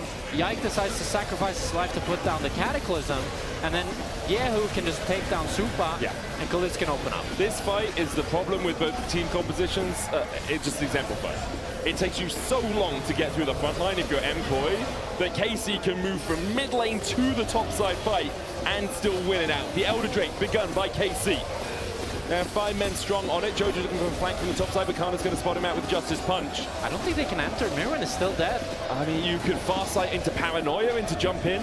That's the one play I see you having. There's the Farsight, 5k on it. Elyoya has one, Mirwin has another Farsight. Okay, so second Farsight, Paranoia, just too slow. A Solar Flare onto Alvaro means that Kalist is able to take the kill, and the Noxus is going to join him in the Death Chamber. KC now with the Elder should be able to just march down mid. There's an inhibitor there for them. They could go for Baron as well if they want to make sure their siege sticks. But I think they're going to crack open the base of MKOI. Yike goes in with a Cataclysm. Doesn't win that trade, but does have a Guardian Angel to resurrect him from the dead. The True Shot Barrage! And once again, Yahoo shows that he's the King Cobra on this rift. Takes the kill. Jojo tries to get onto Kana, but you don't win those, Jojo. He might get the wave. A 5-point strike could clear some of this out at least. Not that much. It takes a while for Akali to work her way through a minion wave. But there's a big wave in the bot side as Jojo falls to the laser of the Elder. And KC, only faced with Alvaro and Mirwin, should be able to close this one out. KC made the comeback happen in their own arena. Lucio down, and you're here as well. Alvaro is going to die. Yike on his way across. That's the first Nexus Tower down. Yeah, KC in their own arena, Jack, are not going to lose to MKOI today. 1-0 up in this best of 3. And even though MKOI had the advantage in the early game, it was all KC from 20 minutes on. MKOI showed some great signs of life. They showed some great team fighting, but all the dragons went the side of KC, and that ended up being the thing that decided this game. With the Mountain Soul, with the Elder Dragon, and KC makes their fans happy for game number 1. Great play all round from KC. I can see Sally setting up on stage with Busia. We're going to hand it over to her in just a moment's time. Give us a quick sideline interview. And yeah, it was very much a, we just wait for our spikes, we wait for the soul. We talked about the power of the soul in this composition and how tanky, I mentioned it a few times, KC were compared to the damage that we can actually see enacted by MKOI. And let's send it to the stage to hear from Selicats with Busia. Extrêmement bien accompagné par Busio. You took down Koi in game 1, and since you're a Camille player yourself, what did you identify as the key to countering Alvaro's pick? Yeah, I mean, Camille's just really good at engaging a range, so Leona's a decent answer because she can start fights herself, and even numbers, she's unkillable. So if you lose even numbers with Leona, there's a big problem. So yeah, you just go and fight, and if you win the fight, then you're useful. Tu as besoin de te battre forcément. Je lui demande comment on a counter le pick de Camille cette fois-ci d'Alvaro, et il dit forcément Camille est très forte dans les jeux de range dont on doit aller chercher. Le combat est en ordre. Thank you so much, Busio, for this interview. I'll let you gonna rest with your team, and then we're going back to the game 2. Koi against KC. We're going back after a big break. Thank you so much, Sally, for the check-in. The Camille really has a developing story here for it's a hot topic for sure. It's a hot topic. Well, she's hot. It's a hot topic. Hot topic. Welcome back to another episode of Camille Hate Watch here at the LEC. Successful. Medic's not here. Hate Watchers are feeling good about this one, praying that one day she returns to the top lane. But Alvaro I can only wish. Yeah, I mean, Alvaro had some fantastic moments that game, but in the end, I would love to bring out the draft because the draft was so interesting this game. Of course, the Camille is one hot topic, but it's really the concept of MKOI right now that they are pushing.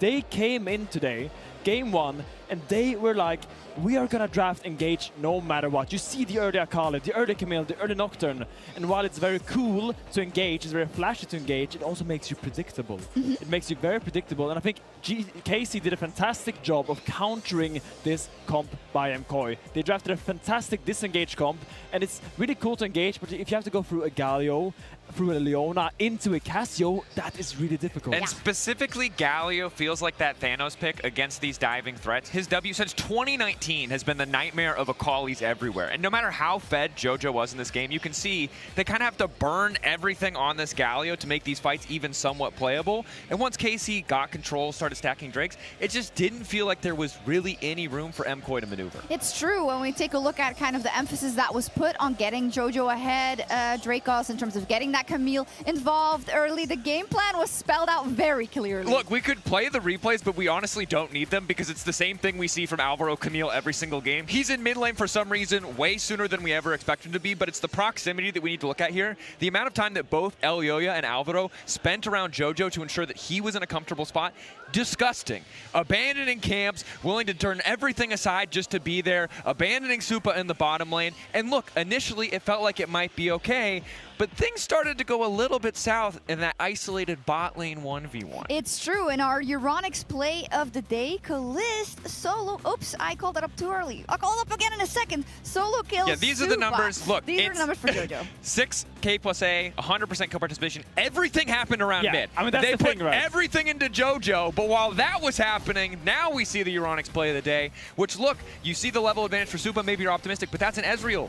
He's a real champion. He has actual spells and abilities. It's about the context. I mean, you always lose something by sending things mid, right? And here, I think it made sense, but you gotta remember, he had cleanse. There's a Leona enemy team, you need to go cleanse. You can't play like that if you don't have a combat summoner. But what this spiraled for MKOI was how KC was able to set up the ring condition. This singular kill from Kalist set up this giant dragon stacking. One of the fastest soul points I've seen in a long time. Caused MKOI to be really, really, really in a pinch. Because suddenly you're staring across a KC team, they're sitting in river, and the 4th dragon is spawning, and you now have to engage through all those things that we talked about before. The Leona, the Galio, straight through into the Cassio, and that is a dire position to be in. And it's a reminder that gold leads aren't everything. It was almost 4,000 gold in MKOI's favor when this fight starts, but KC do a really good job of marking JoJo on the side. He is so fed that he's still able to play the cleanup kill here, but it's essentially just an ult, a little bit more damage. And now watch how disgustingly annoying Kana is in this fight. Walk in, taunt, taking no damage, creating space as exhaust, keep walking forward. Nothing you can do to stop this frontliner. Oh, your Rumble doesn't do any damage. Your Caitlyn doesn't do any damage. You know who does? It's Yehu. Really easy cleanup when he sees so many cooldowns burned just to chip away at Kana's health bar. And this is the problem when you over-invest into an Akali in a game like this, because she can only do so much. Sure, she's rich like a lord, but in the end, if she cannot kill all of the enemy team, there's always a carry left. If you can't, sure, he killed Kalist this fight,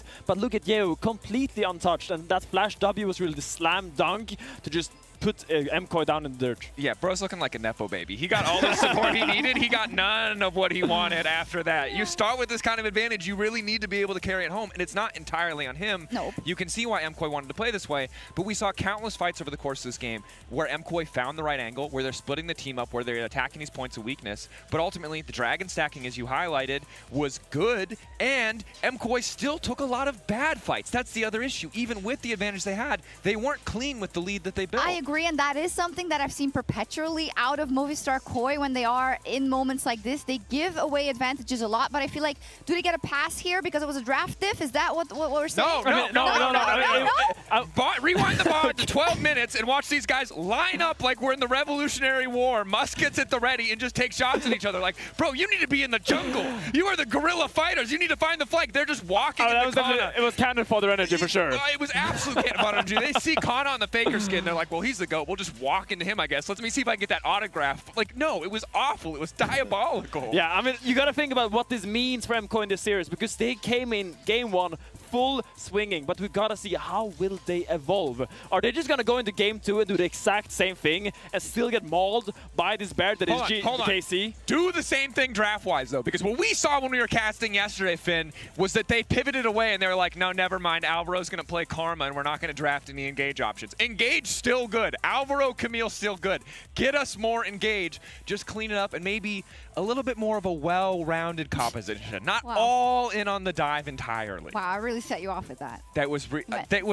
We can't excuse them, but also please never play Karma again. No disrespect to Karma and Fury, the legendary duo.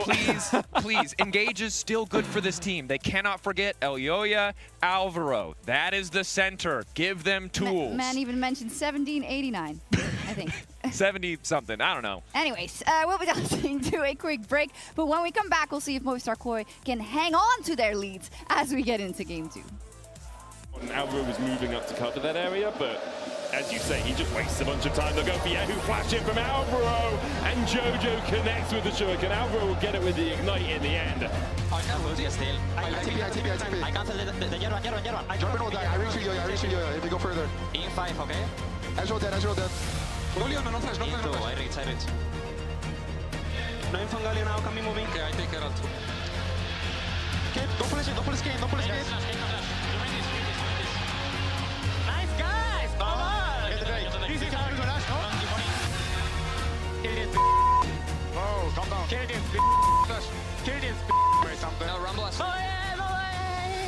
Of course, you want to kill me. Oh, I died. Welcome to the European League of Legends Championship Series.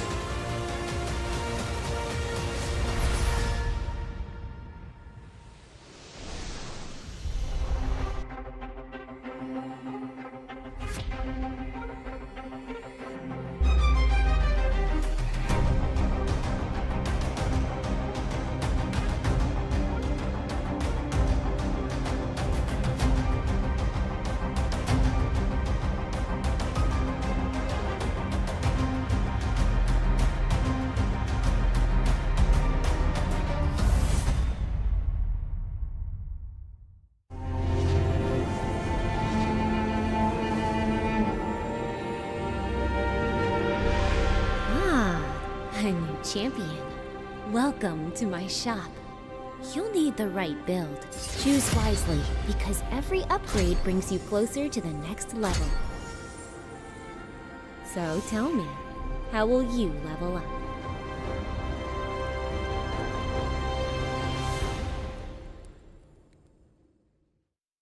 Want to find your fastest server every time? Express like a pro and optimize your connection in one tap. Express in game without ISP throttling. Express and shield yourself from DDoS attacks. Express and choose the VPN trusted by gamers everywhere. Express VPN. Experience gaming the Express way. Fast, stable, competitive.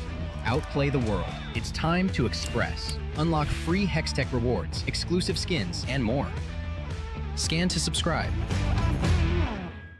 The whole room was howling. Howling? Oh. That's not howling, but that's...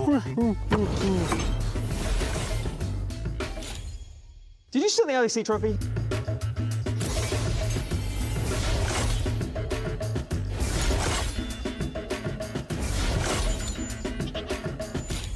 Okay, you can call it.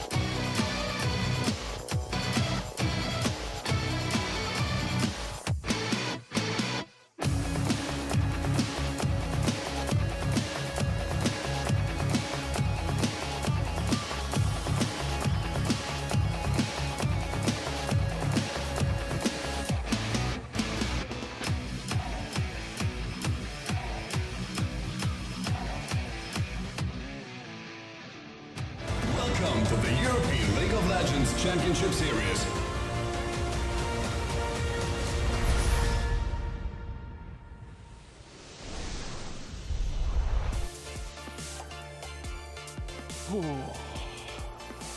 And welcome back to the LEC, or the EULCS, depending on which nomenclature you want to use. We're going by both this weekend. Yeah. KC with a great comeback victory versus MKOI. And we had a little discussion in the break, and we were talking about how you could kind of see it coming from draft. Yeah. The Caitlyn pick seemed very out of place. And as soon as you have that Caitlyn pick there, you don't really have a way to get through these tanks effectively. I feel like MKOI really needed the Kai'Sa, because then you have more explosivity in the early game fights, and Supa has so much more reach to join the backline. I also think MKOI misplayed. Like, they didn't really go for the flanks. They mostly, like, they played front to back with people diving in, but not really finding great avenues. I do think, though, that KC, with how tanky their front line was, it became super easy for them to play and super streamlined. Just don't give them a crazy engage, stack up as 5, run around as a ball, which is always a pretty, I think it's like a classic front to back. It's like a Protoss A move sort of strategy. It's like, hey, you can't get through my Colossi. There's too many of them. They've got a Mountain Soul. Impossible for you to win. We are into draft, and MKOI chose first pick with the first selection. They'll be on red side because KC chose blue side. KC are going to get rid of the Vi and the Lock, which are the same bans as game 1. Jace and Syndra taken away by MKOI. Expect to see an Orianna ban as well. She's very strong at the moment, and Poppy will be the final ban from MKOI. It's a shame we haven't seen any more Lock other than like Caps having a bad game on it. Because I was really curious to see. I mean, obviously every team thinks it's very OP with the fact that they're permabanning it. But I feel like it looks like a very fun champion to see in competitive. Kind of like similar to Sylas. A lot of dashing, a lot of execute. We did see it in the show match. And it had an execute percentage of 27% by the end of that game, I think. Which is pretty OP in that game. Pretty strong. Orianna has made her way through. Lee Sim was the final ban from KC. They don't want Elioya getting his hands on that. So the question is I think it's Orianna first pick. Yeah, you have to feel that, don't you? Yeah. I would be very surprised if Jodo doesn't want to go for it. We'll see what KC wants to play into it, though. They decided to ban the Lee Sin instead of the Orianna. So they must have something planned. The Akali is out, so you don't have that like kill threat. And if they go for just like a standard control mage, then it's going to be the Victor, but this could be towards the bot lane. And then Shen locked in alongside it. Again, Shen could be support, can be flexed towards top. Even jungle Shen, especially into things like Vi, is something we have seen. Obviously, Vi banned away by KC. MKOI now thinking about likely their jungle bot. You kind of need physical damage if you're going to run this Orianna, so Neferi makes sense there because you still want to keep your options open of a mage bot. We saw Super on the Kali yesterday, he had a good time on it, so wouldn't be surprised if he has a few other mages in his arsenal at least. Yeah, Neferi has pretty good ball delivery for Orianna. Still no frontline though for MKOI. They could also just decide to go for support here, go for something like the Rel, go for Nautilus as well, could be, but I don't love the Nautilus because it doesn't provide any ball delivery for Orianna. I mean, Bard is a good pick in terms of supports, and that's what MKOI have gone for. The Bard is... You're still very squishy again here as MKOI, with very little... You have the non-committal engage of the Bard Tempered Fate, but you don't really have much firepower, and it feels like Elioya is going to go in on his own. I'm worried about this first 3 from MKOI. Sion Ornn. I'm feeling a Sion or an Ornn. Sion Ornn for like both of them, you mean? No, one of the two. One of them, okay. One of the two, because it gives you... Because you could go both of them. You could. I feel like... Ooh. Okay, Kiana locked in for Yike. It's something we've seen making the rounds a little bit at the end of Spring Split. It's huge amount of damage. Matches Neferi relatively well as well, because although she can use the Core of the Pack to jump up and like dive across walls, you can follow her, and then Supreme Display of Talent is good at knocking her into the walls, and you can make her use her W to avoid your ultimate, and then she doesn't have as much power in the team fight. Jin the ban from KC. I just like having a tank top. For MKOI. No, I think for sure MKOI need a tank top, and they need some additional engage to make their team comp make sense. I also like that KC are taking away the Jin to take away more. So Jin doesn't really provide engage, but he provides great follow-up, right? It provides more CC for the team, more utility. So that's what KC are looking to target here for themselves. As MKOI, they think this Victor is going towards mid lane, taking away the Sigs themselves. Interesting. I do think KC wants some mobility in their last carry, because you're playing up against the Neferi, you're playing up against the Bard. So if you put this Victor towards bot lane, I would be really surprised if KC go for something like the Anivia or the Ryze that we would maybe see. But I think you want the dash, ideally. Although the Ryze can be so tanky that it can kind of make up for it. That is true. Yeah, low mobility carries into a Bard is not usually the way you want to go. Mel will be the next ban alongside the Jhin. And where are we going to have the final ban from MKOI? I feel like both these AD carries just much prefer playing AD carries than mages. It really, that seems to be where they are just generally as players. I'm not saying they can't play mages at all, but I wouldn't be surprised if we just see 2 AD carries locked in. I could see Lucian for KC. Yeah. I'm not a huge fan of the Lucian we've been seeing. It's been some successful games where the Lucian kind of snowballs and then has some really good fights. I just feel like it can often get pretty outranged. It is nice with some mobility though into the Bard, and you have a lot of pressure with Lucian Shen. So that could be something Kalisz decides to go for. He's definitely thinking about it. Seems to me that this Victor is probably going to go towards the middle lane. I agree with that. A lot of discussion being had here by Kalisz. Kai'Sa. Looking like the Kai'Sa, and it will be locked in. So Kai'Sa also provides a lot of that mobility that we're talking about. Yeah, just not as easy without your ultimate. Yeah. Like Supercharge, you do get the extra movement speed out of it, and it's obviously much better when you upgrade it. But it's not a dash. Also it tougher laning phase. Like Lucian in general has a really good laning phase. Kai'Sa can have a good lane, but if the thing is, MKOI would really want Caitlyn right now. Like Caitlyn Bard in this bot lane would bang really hard, but the fact that they can't play it after last game feels really bad. It's going to be Ambessa for Mirwin though, so we are again lacking that tank. AD carry wise, or bot lane, I guess is what I should say. A lot of discussion being had here by Super. So you can look in an AP champion. You have enough physical damage. Yeah. So what do you want to go? Tristana. Oh. Okay, so it's aggressive. Yeah. It is aggressive here from Super. I mean, Tristana is a nice matchup into the Kai'Sa. It provides a lot of mobility. I really loved Tristana up until they did the patch where they buffed Infinity Edge, and then they nerfed a lot of the crit ratios of a lot of ADCs. They really nerfed Tristana's bomb damage. So after that, she kind of lost that one-shot potential. She still has great DPS. She scales up to have a fantastic range. She has really good mobility, and she can buffer pretty much nearly every CC in the game. As we'll see what they look in last here for top lane. Looks like it's going to be the Gnar for Kana. Very standard here. And I think KC, again, they have stronger front line, an easier comp to execute. While it feels like MKOI, they really need to land that public execution, have a great tempered fate, or to just snowball a lane and blow that wide open. Well, I feel like if the game is equal, then KC has a really easy time just holding onto the space. And once Kana gets that Mega Gnar, he can really pressure the side of MKOI. Yeah, it really feels MKOI have to commit. Yeah. And on the side of KC, you can kind of half commit. You can dash forward with Kiana. It's like, oh, it didn't work. Cool. We'll just walk away.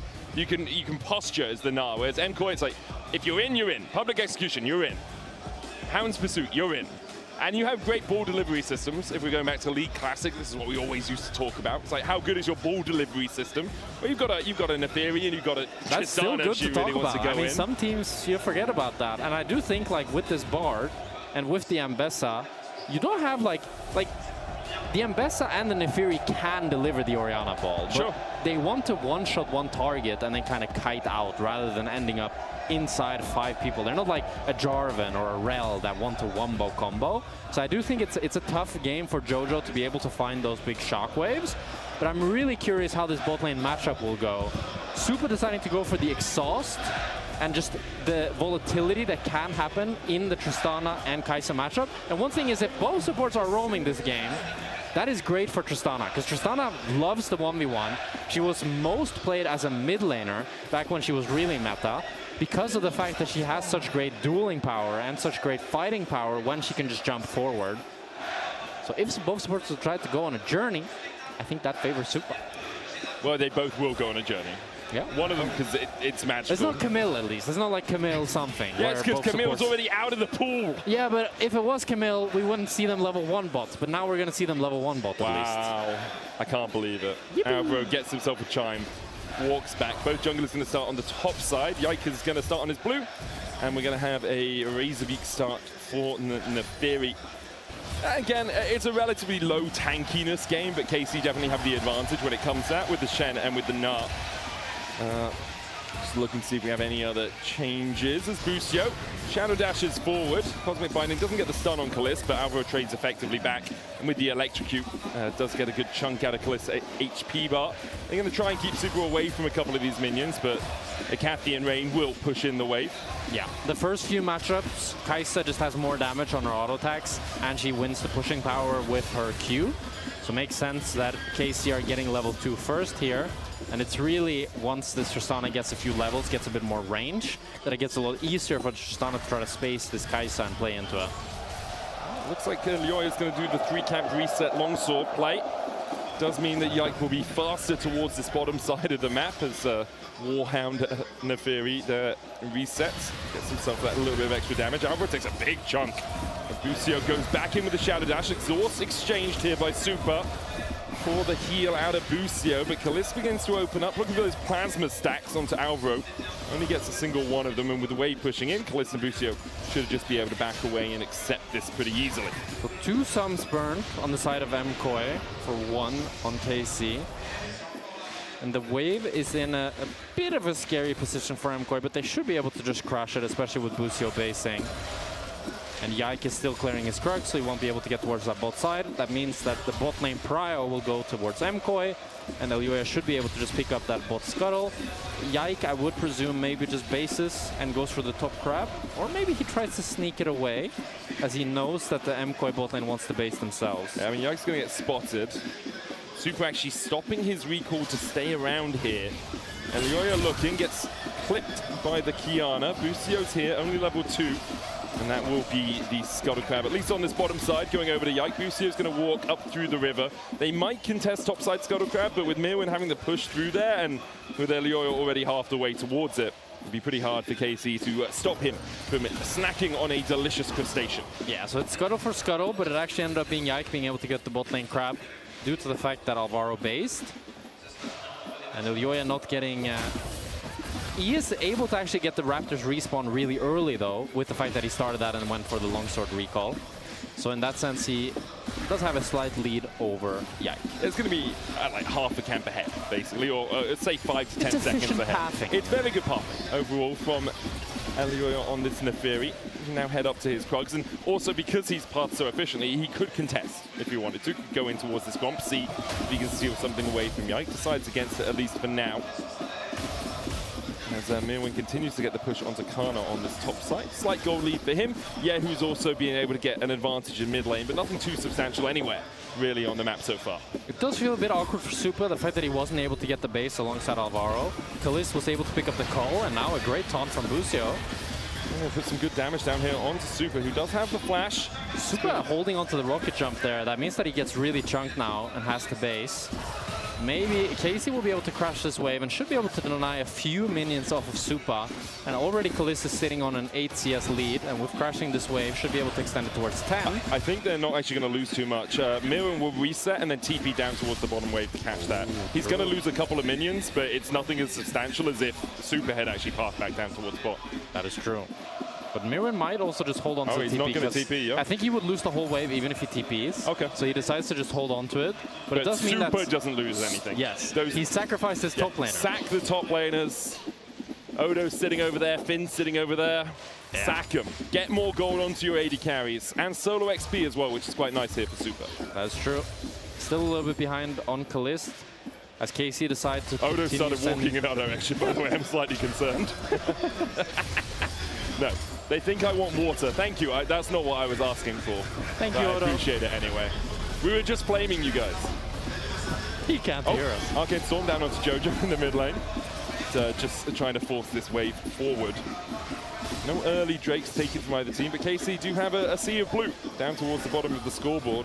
Gold leads in every lane, if not too sizable. Well, you jinxed it. Now they lost 2. I'm sorry. A very calm early game compared to game number 1 here, as both teams are just farming up. Ocean Dragon is up and available, so we could see either team go for that. Jojo is really chunked in this mid lane in case you want to try to fight in this top side. Shadow Dash in from Busio here. The Darkened Dagon's already used. Cosmic Binding will find the stun. Kana moving from top side means that these Razor Beaks easy enough contest for KC. The smite comes out from Yike. He does manage to steal away that respawn. And all of EULCS' hard work and his efficient pathing has evaporated with that invade. Now Yike is going to be able to pick up the level 6 here off of this bot lane scuttle. Oh, this feels like a this feels weird. After a weekend of teams just fighting level 1, 2, 3, 4, 5. A team that just plays normal League of Legends. It's a fight for you. This Kana takes a lot of damage from Super. Tries to flash away. Not close enough to the Mega with the Cosmic Binding. Landing. Super claims first blood. Hushes the crowd here in Paris. Well, I jinxed it. MKOI get first blood here onto Kana. They were able to find him with the portal. And now they finally make good use of the fact that they used this lane swap. Maybe Super can get some plates up here in top lane. Yike is not actually covering, but I think Super just wants to get the base off. If Super has the BF sword, that would feel really, really good for him as he's going towards the Yuntal. Busio doing a good job holding the wave there as well for Kana as he's going to come back up. MKOI get themselves about an 800 gold lead because of that. EULCS has hit his level 6 after being delayed in getting it on that first rotation. So there's the BF sword, big for Super.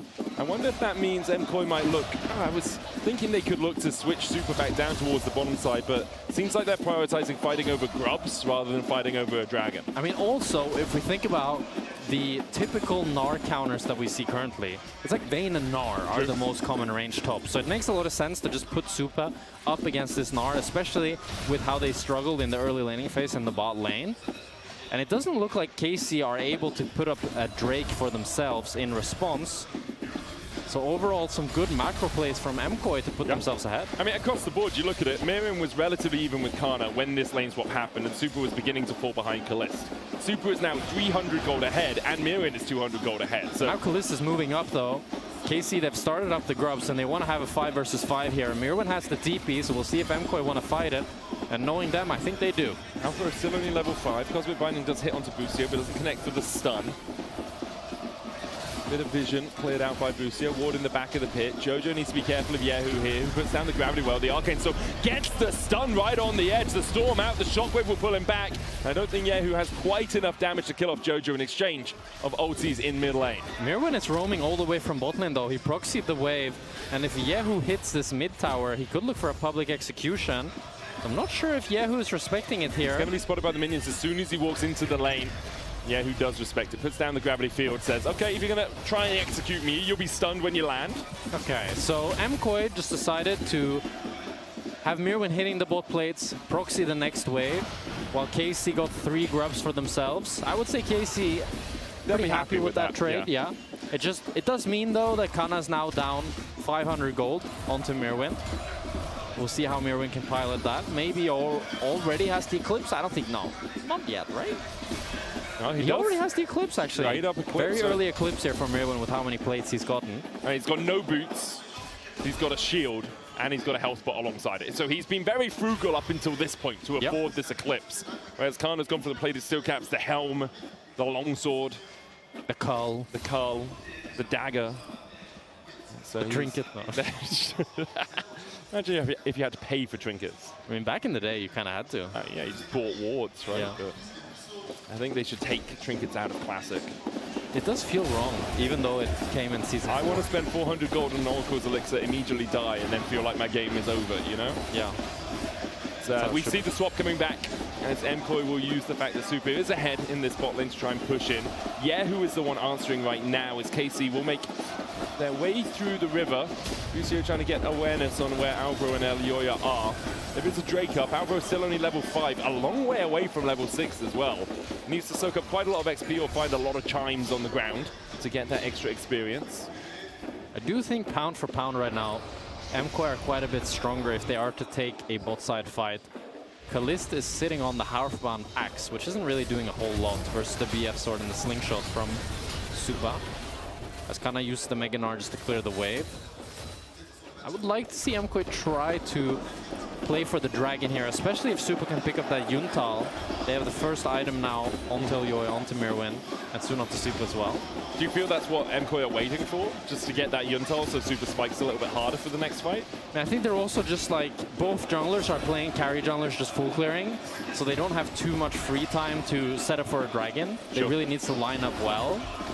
And now, even though Raptors are up for Elyoya, he's decided to stick around on this bot side, which should lead to either a fight or a Dragon start, as Jojo's getting really chunked in mid, though. Big chunk from Yahoo, and that makes it so much harder for MKOI to actually set up for a Drake.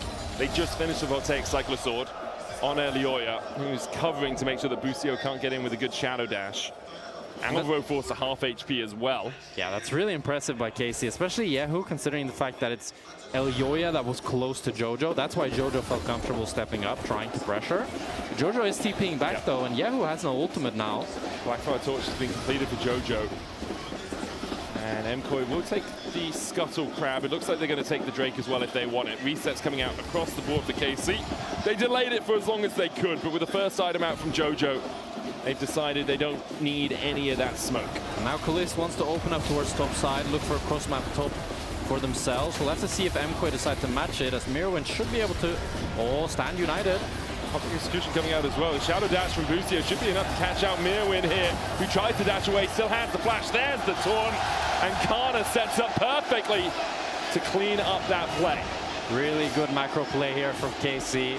They recognize the fact that MKOI are going to go for the Drake. We want to send numbers up towards top. Mirwin doesn't respect for a moment, and then they can use the stand united.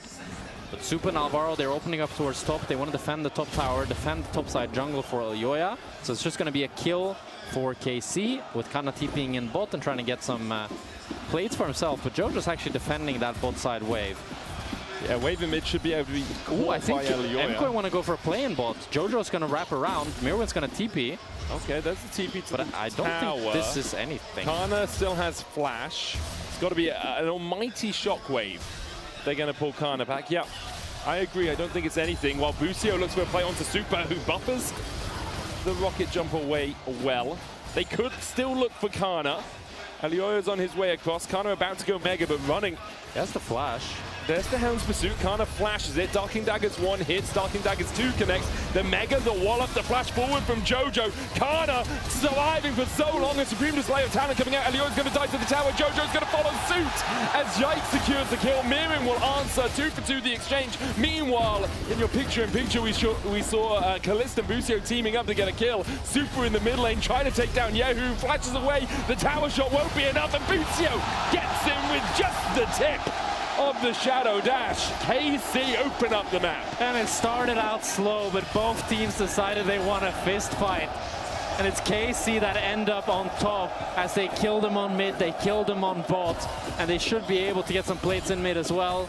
Kalist wants the base instead. He has the item. Mirwin actually stayed around for so long. Yahoo TP. Mirwin has ult as well. Yahoo has no flash. The nerf to the public execution buffer time. Enough there with Yahoo having the siphon power for the extra movement speed. And KC striking back here as we watch this. It starts with them really wanting to get onto Kana, but Kana flashes the shockwave. That's the crucial part of this play. If he gets hit by that, it's an easy play for MKOI. They just one-shot him. But because he buys so much time, Yike can rotate. He can get the supreme display of talent, take down Jojo.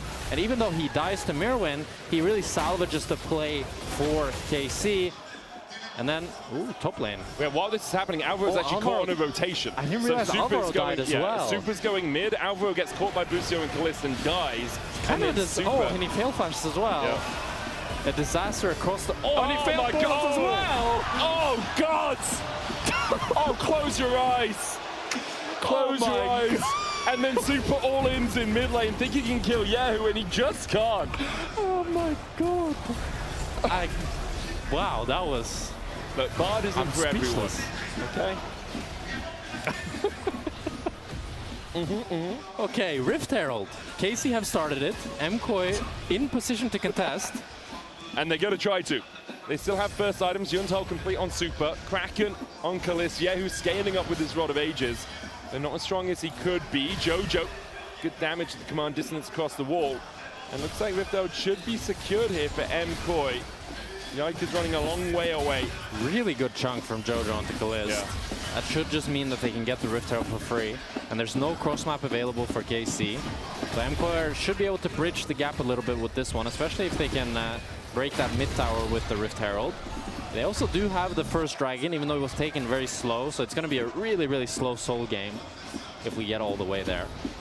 He does have a bot wave, but I don't think they can really use it with anything with Super opening. I mean, I think the side. plan is if Super opens, doesn't spot Yike, He you could catch get him one out shot, on the yeah. move, right? And that's maybe what's Yike happening. goes in, Super spots him, Supreme the same hand. Good buster shot back means Super has time to buffer out the jump. With the Stand United coming in from Busio, would have been an uneven trade. TP coming in from Jojo as they look to answer with a play towards the top side. Yehu trying to survive underneath the tower, has the Arcane Storm. The wave cleared out with the Rift Herald there. Yehu's about to be in a 4v1. He steps forward, Elioa goes in with a Hound's Pursuit, and there's just no escape. There's no way out of that one.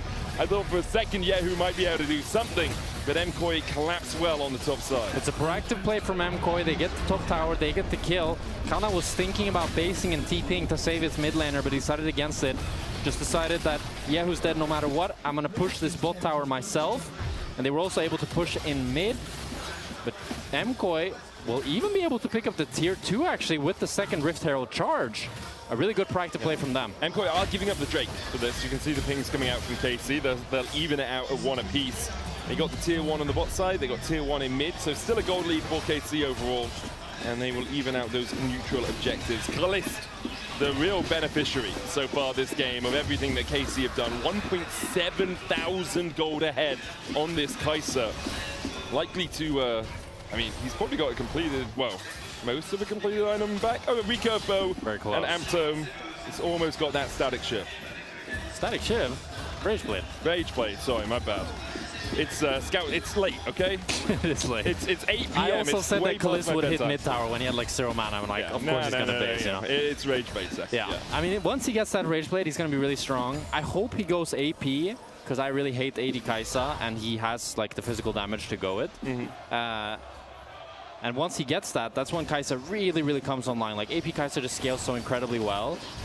Supa, however, no slash of his own in the scaling department. Like a full crit Tristana can do a lot of damage, but with how far behind he is, it's not going to be able to do a whole lot. As MKOI need to back out of their own jungle here. This is not safe anymore. Yeah, giving up their red. Yehu's pushing through top side as well. It's a big wave stack. Should be the tower for them. It's tower for tower. Yeah, there's the exchange. Next objective up in 90 seconds. It's Rift Herald. KC are the ones setting up around it. You can see deep vision that they've placed around that red buff. Kana jumps in, and Elioa dashes out with his Eviscerate. Heal used as well from Alvaro.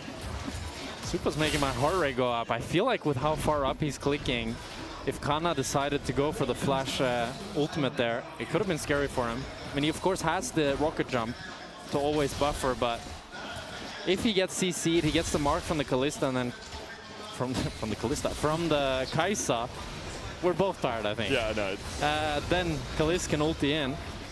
Is now the Rage Blade picked up from Kalist. Yeah, Kalist is basically a full item ahead right now. He's very strong.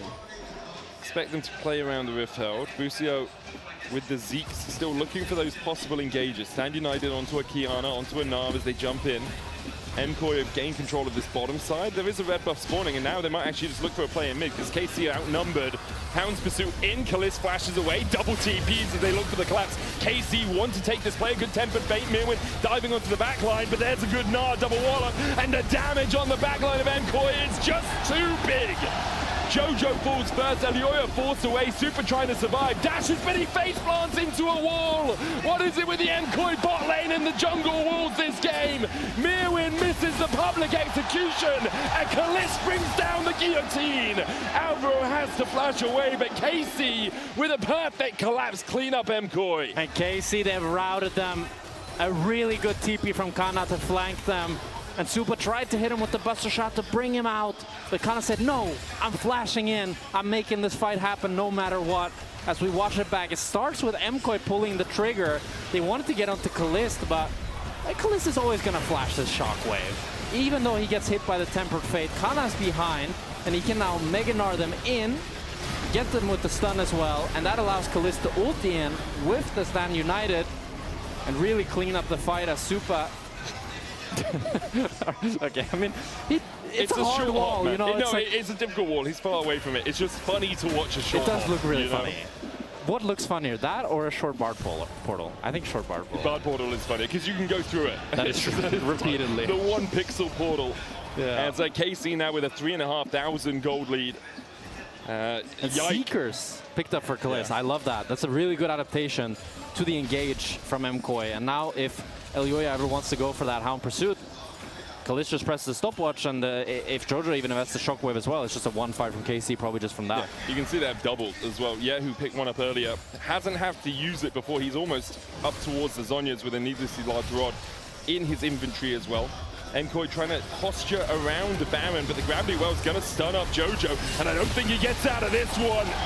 Yike displaying his talent in the Adidas Arena, grabs himself a double, and it's rapturous applause from the KC Massive. And KC with 2 kills. They're thinking about the Nash, and they think they can go for it.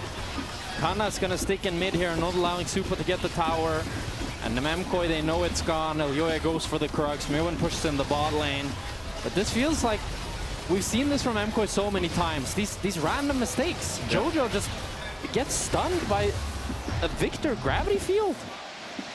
Just like that. I mean, they're just walking through a choke point, and Yehu has been very on point with this Victor. Like 0-1-5, hasn't picked up the kills, but has been so good at placing these gravity fields well. You can see Jojo just he steps back into it, and then Yike just very happily mops them up. Yeah. If you make those mistakes, that is game losing. That is Nash for KC, 2 kills, and they can use this Nash to pick up the tier 2s. And play for Dragon as well. 5,000 gold lead already for KC. Should be able to pick up a lot more with this Nash. I don't think they'll be able to break the inhibitors. Supa picking up the Lord Dominic's regards. Learned from last game. He wants to pick that up earlier, but still, I just don't think MKOI really have the damage for any sort of team fight. They just try to hold. And part of the problem now for MKOI is you're losing vision lines. You can't step further forward into your jungle. And again, we have that same problem we had in game 1 of the series. Who face checks? Oh, is it a Bard or Supa trying to get away from this Hound Pursuit going on to Kalist as well? He's dodged to the side of the Tempered Fate. He manages to extract himself, but Yike doesn't manage to do the same. A huge shutdown. Public Execution does not connect onto Kalist, who supercharges away. EULCS still on the chase. A Magical Journey is going to charge him onto Bucio, who shadow dashes away. Kana trying to get to the Blast Cone. He'll jump for freedom, jump for joy, and manage to escape as well. Meanwhile, Yehu takes a mid tower, but MKOI show they've still got teeth. KC just went way too deep. Kalist thought he could one-shot Supa, but Supa with the flash was able to get away. And Yike was 1,000 gold there, going over for MKOI, shutting down the gold lead a little bit, while also making the Baron power play negative for KC, as now Yehu wants to look until EULCS has to stand united. Stand United comes in, EULCS silenced with the Arcane Storm, tries to eviscerate out, shielded up by Jojo, but Kalist is here to mop up the kill. The final auto enough, Mirwin trying to step forward to steal away the red buff, and he does manage to do so. MKOI won't lose their jungler and their jungle at the same time. The consolation prize, they're getting the red buff. We'll have to see, still 50 seconds left on this Baron Nashor. KC should be able to pressure top, bot, and bot here. As maybe MKOI can look for a play onto Kana, but he should be fine with it. Reading it! Oh, baby! Yike! On fine form here in game 2, now 6-2-1 on this Kiana. Woo! That was so much damage. That was a soul read. That was a soul read. That was a one-shot from Yike and a half onto Supa, and they might be able to break open the inhibitors here as they continue to pressure down 3 lanes. Gonna be tough to get to the inhibs with 10 seconds, well, 13 seconds left on the Baron buff. So let's just step back. Yehu will get some chip damage on this top tower, but I don't think the tier 3s are going to be raised for now. But you were talking about it. You were just building up. It's like, oh, maybe they can find a pick on Takada, and Yike's like, not today. And that's what KC have done really well. Yeah. Their ability to read what their opposition wants to do and be in the right place at the right time. Yeah, MKOI, they've kept looking for plays, and they had some good lane rotations in the early game to pick up the first blood onto Kana. And then I think once the first skirmish bot for them failed and Supa died on mid, that's when the game really ran away from them. And it felt like after that point, it's also KC have the stand united to always generate a numbers advantage. Yike has just been consistently stronger than EULCS in every single skirmish. And same can be said for Yehu and Kana. And Kalist. They've been better. As a team, as 5. Sure. Well, I do think Mirwin has, you know, he's been strong the whole game. Yes. And I do think some credit is due for Mirwin, because he's been the most criticized MKOI player. I've criticized him a lot, and I've been wanting a lot more from him. But in this game and the last, he's been really just solid, solid. Like, and I think you cannot ask for much more than that. Like a top laner on a team when the game is losing and hard to play, if he is solid, that means he's doing really well. And if there is a player to bring it back in this game, it's probably Mirwin, as we see him on Takana now. Jumps onto Kana, Hounds Pursuit out from Elyoya as well, as Kana tries to leave the wall but doesn't get over, flashes away public execution, it's a banana! Beautiful! Oh, magnifique, c'est beau here! On Paris, what a play from KC, as Jojo has to flash away, but Super does not share that same fate. Alvaro chased out by KC. It's a quadra 4 for Carmine Corp as they look to close out the series. KC has shut the door in MKOI's face. Mirwin wanted to try to go for the play on Kana, but they just didn't have the damage. And KC, they're gonna win this series 2-0, showing their supremacy in Paris. And they're not done with it yet. Jojo falls, joins 4 more in the grave, as KC just sweep away the Spanish contingent. KC 2-0. A stellar game from Yike and Kalist. I feel like both of them played so aggressive, so far forward. And Yike with the one shot on Supa, that's one to remember. So this has to feel... I mean, this feels good. This feels good. This was clean. Game 1 from behind, playing to their compositional strengths. Game 2, a couple of hiccups, but still. Your key player of the series, folks, are Yike, Yehu, and Kalist. And I think they all have good statements for it. They all can lay their stake on that prize. The question is who it goes to. I'm not sure. I think probably maybe Yike for game 2. That's the thing. Well, I think how much is it happy. Game 2? Because Kalist game 1 was really solid as well, and his placer was good. Maybe Kalist. I feel like it's always Kalist. It is often Kalist. Yeah. I'll give you that. So I feel like Yike should get his flowers, you know? You don't like medic as a caster? You need flowers to come in? We should give him his medic. Oh, doesn't really... No, it doesn't work the same. Yeah. That's true. It doesn't work. We're actually going to talk to Yike in just a moment's time. I can see Law setting up with him, so it's going to be a good one. We have one more day here in the Adidas Arena in Paris. It's going to start tomorrow. We'll kick off with Vitality versus MKOI, and then the big one, KC versus G2, the 2 undefeated teams this weekend facing up at the end of the day. We'll start at 4:30 p.m. CEST with the game, so join us at 4:15. Because that's when Ready Check will begin. You're doing the whole end of the day, or what's going on? I'm just hitting it now because I know we're waiting for That's fair. to set up. I mean, I think the KC fans can be very happy. Sure. Like they often are. They often are. I mean, they're sometimes unhappy as well. I mean, true. Yeah. Okay. I'm not going to take that away from you, but they were like today, this weekend, they've been very happy, and I think they'll be pretty happy with the next thing because we're going to hand it over to Law, who's standing by with Yike.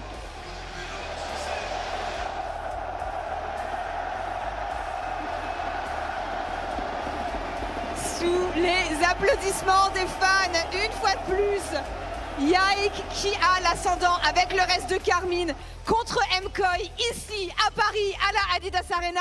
C'est une rivalité, mais ça fait longtemps que la rivalité va dans un sens. Yike, thank you so much. You're gonna like this. I told them that it's a rivalry against MKOI, but it's been a long time since the rivalry has been going one way. What makes it so easy to play against MKOI, especially this year? Yeah, I mean, I think MKOI is not really the same as last year. I think they were stronger last year, and I think we just worked a lot on how we can beat them, right? Like last year they were beating us more times, so it's good from them. But I think this year we're much more different. I think we're much better, and I think I'm happy that we're showing it. MKOI qui était meilleur l'an dernier, KC forcément qui est meilleur cette année. Mais même si Carmine est meilleur cette année, quelque chose qu'il a dit dans une interview récemment, c'est qu'il n'arrive pas à être constamment au-dessus. C'est une équipe top 3, mais c'est une équipe top 3 qui au final a fait runner-up au Winter, au Spring. Et moi j'aimerais bien savoir ce qui leur manque justement pour être enfin les premiers. You said that you're better than MKOI, but I know that you said in an interview recently that you're missing this thing to be consistent. You can be a great team, but you cannot consistently be a great team yet. What do you guys think you're missing so far? Yeah, I think it's just, I think we just think too much, in the games. I think we overthink stuff, and that's what makes it hard for us sometimes. And it's very easy to fix, I think. I think we're slowly fixing it as well, and I think we're improving a lot, so that's good. Ils overthink un petit peu de temps en temps et c'est sur ça qu'ils travaillent justement en ce moment. Le fait que peut-être ils sont un petit peu trop dans leur tête, prendre un petit peu de recul dans les moments importants et j'espère que c'est ce qu'ils arriveront à faire cet été. Moi, il y a quelque chose que j'ai remarqué, je ne sais pas si vous avez vu, c'est Yehu qui est de plus en plus à l'aise pour trash talk.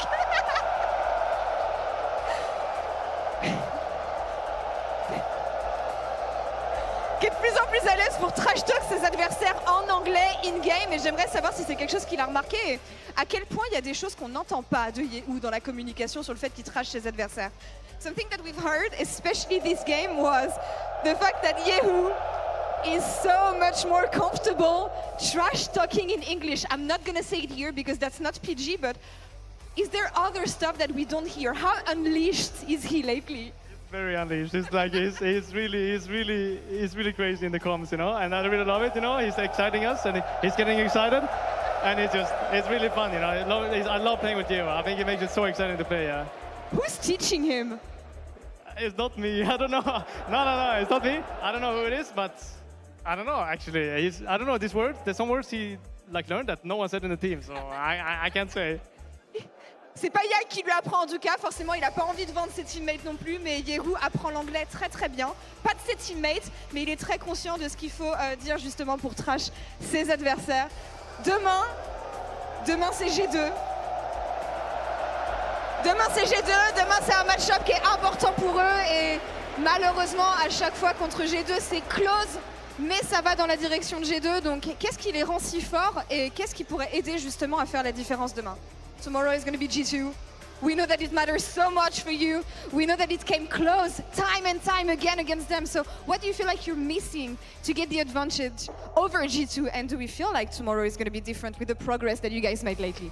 Yeah, I think usually when we play G2, it didn't go so well lately. But I think overall we learned a lot. We looked at all of the games against them. And I think the main thing is just we know how to play the meta more. The champs we want to play, the champs they play, we learned it more and more, and we understand them more. And I think we learn a lot of how they play. So I think this time when we play against them, it's going to be very different. On attend un match différent forcément. Très bonne connaissance de la méta, très bonne connaissance de Carmine, de leur force, de ce qui les rend forts et surtout de ce qu'a rendu G2 fort dernièrement. Avant de le laisser partir, je voudrais qu'il vous passe un message. Donc on va se concerter un petit peu 2 secondes et on revient vers vous rapidement. Do you want to say something? Merci beaucoup, Yevosel. Yaek, merci beaucoup. Thank you so much. Applaudissements pour Yaek encore une fois. On les reverra demain. Et je vais rendre la parole à Kamel pour clore la journée. There he goes. Everyone's teaching everyone bad words, apparently. I don't know if it was bad. We couldn't actually hear it, but he spoke some French. But we're here with Caliste. Congratulations. Thank you. The question was already asked to Yike, but I'd love to hear from your perspective. We have this big rivalry between MKOI and KC, but it feels to me like it has deteriorated a little bit because of you raising your ceiling and them perhaps not evolving with you. Could you pinpoint what you feel like it is in the games against them that's making it easier than before? Honestly, I'm not sure how to say it, but MKOI always has been a really strong map team play team. I think they are really strong at trying to find swaps or overplays, a lot of things numbers advantage and stuff, and they are most of the time really strong on knowing when they know to engage, the lines they want to play on, the camps, all this stuff, and maybe they are lacking a bit of individual talent, maybe compared to KC and G2. Sometimes there's sometimes they're doing the good thing and stuff, but sometimes it is just misplay or they are in the wrong position and stuff. And us for KC, well, we're learning a lot every time we play. We're playing at G2 or this time playing in the MSI or the EULCS, so we're learning a lot. And as we said at the start of the year, this roster has a lot of individual talent, right? Yeah. So we are making sure that we can use this individual talent a lot and also play well on the map, right? So I think, yeah, I think we are just evolving a lot, so I'm pretty happy. You could see it, I think, Yehu is also evolving every time we see him. G2 came out and Perks came out and said that after the international tournaments, they felt like they were maybe getting as much out of scrims particularly, right? How do you feel about that, knowing that you now have all this information that you probably gathered from MSI, from EWC? I mean, when we came back from MSI and EWC, we didn't get scrims also. Yeah. So the good part is that we got the really good scrims from MSI and EWC, right? Even though the schedule was really tight. But obviously it's really tiring and stuff, but you're learning a lot. The most important is just to keep up the mentality, keep up the work, the good mindset and stuff. And I think we've learned a lot from these scrims. I don't know about the other teams, but obviously we feel pretty confident on this patch with all the scrims we did. How is the energy on the team right now? You talk about it being really tiring. Obviously, it's just been going to all these international events. Now, your next 2 weeks, you don't have the hardest schedule. Tomorrow, obviously, G2, pretty tough opponent. You're playing Na'Vi, Team Heretics, Team 2, Fnatic week 3. But how do you stay composed? How do you stay, energized to keep playing these games? Because we're going to go from this massive arena, 3 venues in a row where there's a bunch of KC fans, even in Korea, to the LEC arena, which by comparison isn't going to give you that same injection of energy, right? There's just not enough bodies. So how do you keep that energy level up? How do you keep that level of performance up, even as you guys are probably feeling it after going to so many consecutive tournaments? I mean, obviously, as I said, it's really tiring, but we know that it's not gonna happen like for the full year, right? It's only like kind of this month, well, those 2 months that are like really explosive. There's a lot of games to play with, like the LEC Spring Playoff, the MSI, the OWC. We went to finals also, so there was a lot of games. Now the road show. So we know that it will be real tiring, but it just like, as I said, we have to keep the mental, the mindset, just play as good as we can, learn as much as we can, because we will be able to rest a bit more in the later weeks, coming back to Berlin, playing like 1 game a week and stuff. It will be way less tiring than this. But obviously, we're just living the moment. There's things that you don't like or like you're tired and stuff, but we are not pushing too much. We are trying to gather our energy as much as we can for the official matches and make sure we play good on the official matches. We have good form. We rest pretty well with the conditions that we have. And yeah, we will rest later. Yeah, you will rest later. It is honestly, the best teams in the world struggle with this. That I think is such a unique kind of thing that you only get when you are doing well. You're going to all these tournaments. Now, there is, of course, a lot of context in terms of how the bot lane is progressing. We were talking to Lebrav yesterday, and he said that it's become a little bit more difficult from a bot lane perspective, because when you used to have a limited number of choices you had to make, let's say in the early game, now there are so many more, including, of course, like the picks, including the directions you can go in the early game. Can you tell me your perspective about that and how it's evolving as someone who loves to play the pure AD carries? Yeah, I mean, as a bot laner, I mean, I think the changes are mostly for support. I think the support went literally from the opposite, right? They went from enchanters to like spamming bot, playing Drake, do not move at any cost, and if you're going mid, then you're banned from the bot lane, you know? And now it's like, if you're going bot, then you're banned from bot lane, you know? So it's like, there's a lot of choices supports can do. They have a lot of power in the early game, and it's really hard to adapt, obviously, when you're going from like Seraphine, Karma, and all the stuff to Camille, Shen, Bard, and roaming around. It's obviously pretty hard. But I think as an AD carry, it's mostly playing your 1v1, making sure you are always in good conditions to help your team. You're playing well your tempo, and you're mostly following like the game flow around objectives. And stuff. I think, for example, the most important timing as an AD carry nowadays are like drops timing. If you have TP, tempo, all this stuff, which wave do you want to play or not? And how do you want to make sure you can just help your team in the early game? Because anyways, there's strong AD carries in early game that you can like play to kill and solo kill and other stuff, but most of the time in this meta it can't really happen. So you're just playing to make sure you have good tempo, and you will carry later on the mid to late game, because most of the champs are really good scaling, right? So yeah, mostly you're just a setup for your team in the early game, and then in the mid to late game you can start carrying depending on the champs. Tempo, tempo, tempo. It's always the same in Modern League. Of course, our Kia player of the series was Yike. Wow, his Kiana was pretty insane. That one moment where he just went into 2 people and just assassinated them. Good stuff, right, Didi? I mean, ultimately, this was a really disgusting Kiana performance. This is kind of what you dream of. I feel like every team gets a little nervous when their jungler locks in Kiana, because you're like, oh, are you going to have that 0-3 game, random hubris getting built like we saw at MSI, or are you going to have that big, fantastic highlight moment? Yike was really pulling through, and MKOI really felt dizzy in that final game. It didn't really feel like they were able to perform at the level they wanted. Lots of individual fumbles, kind of to the point that you were making, right? Which is never what you want to hear when you're talking talking about a top team is the individual components aren't really stepping up. Absolutely. Tomorrow you're going up versus G2 in here. I honestly cannot wait. Like, this is my first time at a KC Roadtrip. You're used to it, but it's insane. Tell me a little bit about how much you're looking forward to that match tomorrow versus G2. Yeah, I mean, first, it's really insane to play at the KC Roadtrip. It's always really insane. I'm always really happy. Like, all the fans are really crazy. They're making a lot of noise and they're supporting us a lot. So it's always really fun to play there. I think even for the other teams coming here, even though they're like in enemy territory, right, it's pretty fun. Against G2, I'm really excited to play them again. I think we didn't play them at MSI in the Dulce, right? So it's been a long time. There's been this meta shift. I think the last time we played them was in the final, so it was still a lot of mages, like Seraphine, Ashrafin, Ezreal, all this stuff. So now it's a really different style, and it looks like they're kind of more struggling on this style. But they are obviously still G2. They are really good. They have really good individuals. They have really good plans. So I'm really excited for tomorrow's game. I think it's gonna be a good game, and yeah, really happy to play them again. And I'm honestly just hoping that we might get like 1 or 2 honest 2v2 bots, because like I appreciate that supports get to roam. I appreciate that they're level 2 at like 8 minutes into the game. But for this specific 2v2 for you guys against Hans and Labrov, I would love at least one game where there's a little bit of laning happening. Or I would love for you to at least go for 1v1 kills on each other, because that was also pretty hype in the game 1 of this series.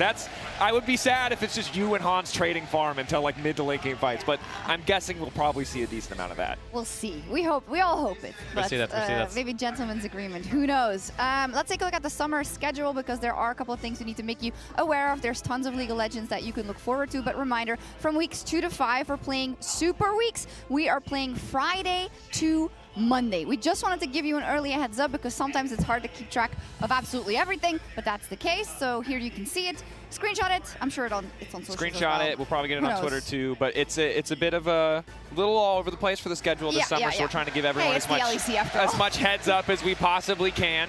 And then finals in Nice. And the run up to Nice. Awesome. Well, thank you so much everybody for watching. Congratulations, Kalist. Maybe to 3-0 tomorrow. That would be very nice for your road trip. We'll be looking forward to it. Good night and see you all tomorrow. Hello guys, this is your captain speaking. Today we have 0 bans. We are doing random fucking bans and just drafting. Can you heal Victor, guys? Look guys, just kill Rennig. No, we're killing Rennig. Go to them. I'm moving. How's it looking, guys? How about some comms? Yep. Nice combo. And with the plate, steal Caps as Caps rushes forward and Fiesta feels it. Nice Caps. Good job, Caps. Good job, Caps. Thank you. He's not doing no? No. Oh, I'll go. Yeah, looks good. Yeah, nice. Good job. What the f do you do this, Caps? Ari is scary, man. Ari is very scary, I agree. Oh, I ulted flash look. Oh, it did no damage actually. What the? How did you get it? With the Leandris. My god, bro. Nice comeback, Caps. Nice comeback. But as you say, he just wastes a bunch of time. They'll go for Yahoo flash in from Alvaro, and Jojo connects with the Shuriken. Alvaro will get it with the Ignite in the end. I can't hold it still. I can't tell the Yerban. Drop an ult, I reach you, if you go further. In 5, okay? Ezreal dead. Go Leon, no flash. I reach. No info on Galio now, coming moving. Okay, I take care of it. Okay, don't pull his game. You made this. Nice guys! Come on! Okay, double flash. Don't flash in ult. Don't play ult. What the hell? What is guy trolling? Hey guys, don't flash by the way. Oh no. What the hell? What the hell? One more. Yeah, one more. La. One die is fine. One die, not bad. Yeah, one die, not bad. It's all good. Well, they got the biggest shutdown, guys. It's fine. It is between a better. Hey, MKOI never win us. Yeah! Never win. Yeah, guys. Okay, good job. Come on.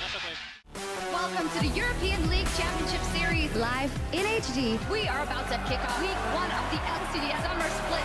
And now it gets even more intense as they battle it out for a shot at fame, fortune, and esports immortality.